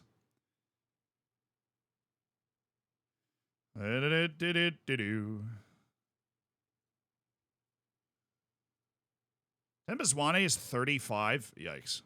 Well, I think he's only under contract to the end of the year.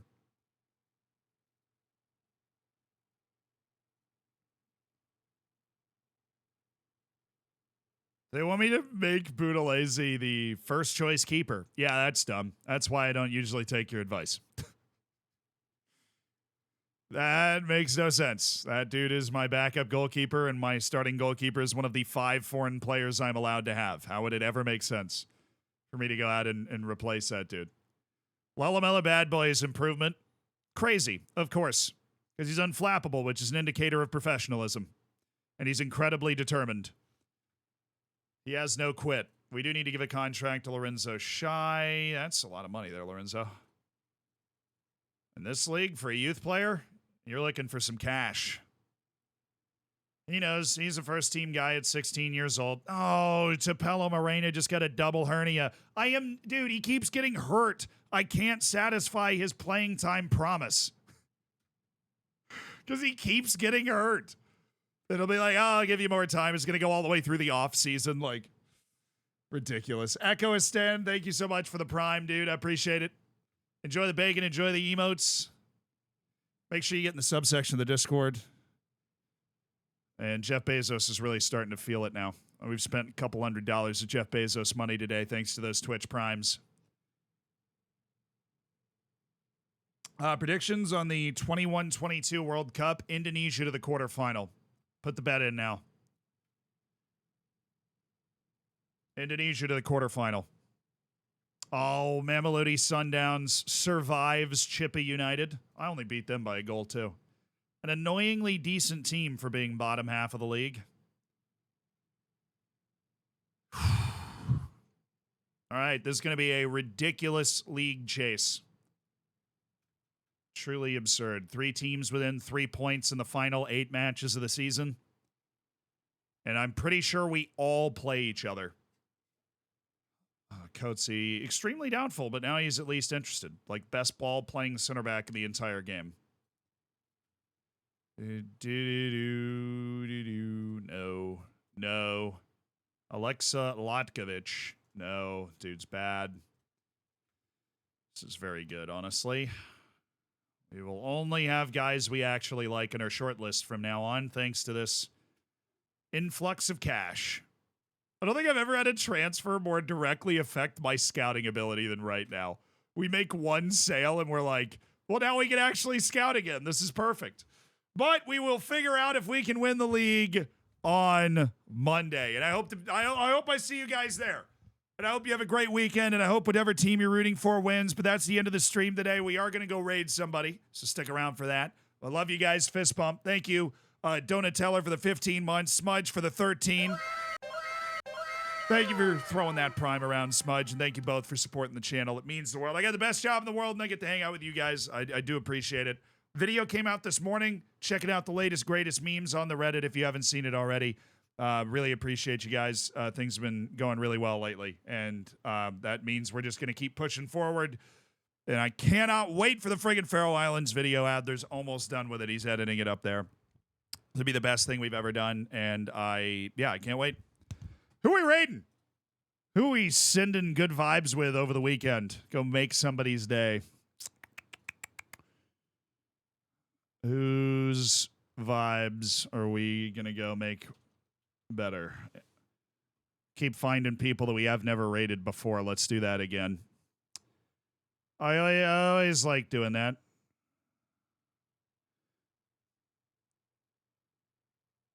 All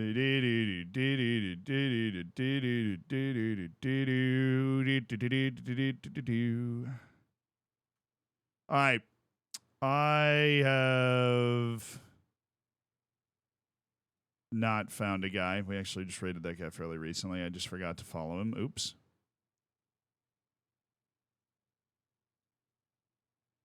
Is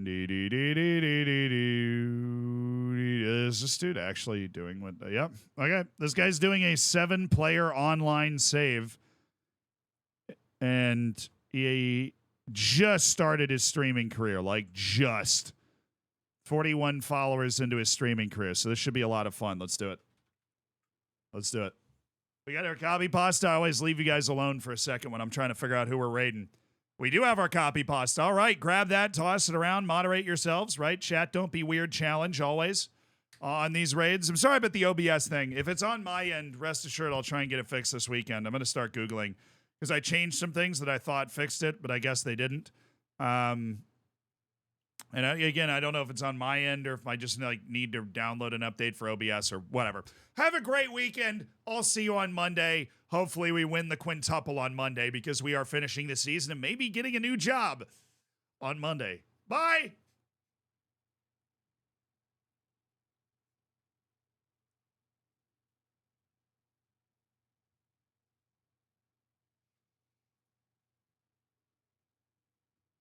Word of the day. All right.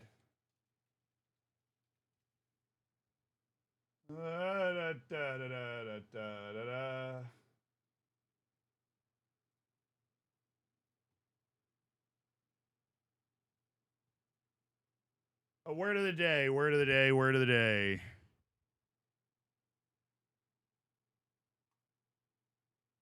Word of the day. That's what I was Googling. Sorry, I was remembering to follow the guys on Twitch that we raid, so I know who we've raided before. Bifurcate. Bifurcate. I thought this was always pronounced bifurcate, and I've never known what it meant. Bifurcate. So bifurcate. When something bifurcates, it divides into 2 branches or parts. To bifurcate something is to divide it into 2 branches or parts. The stream bifurcated into 2 narrow winding channels. When a highway bifurcates a forest, it also splits the habitats of animal populations that may have a difficult time making it across safely to the other side. Bifurcate.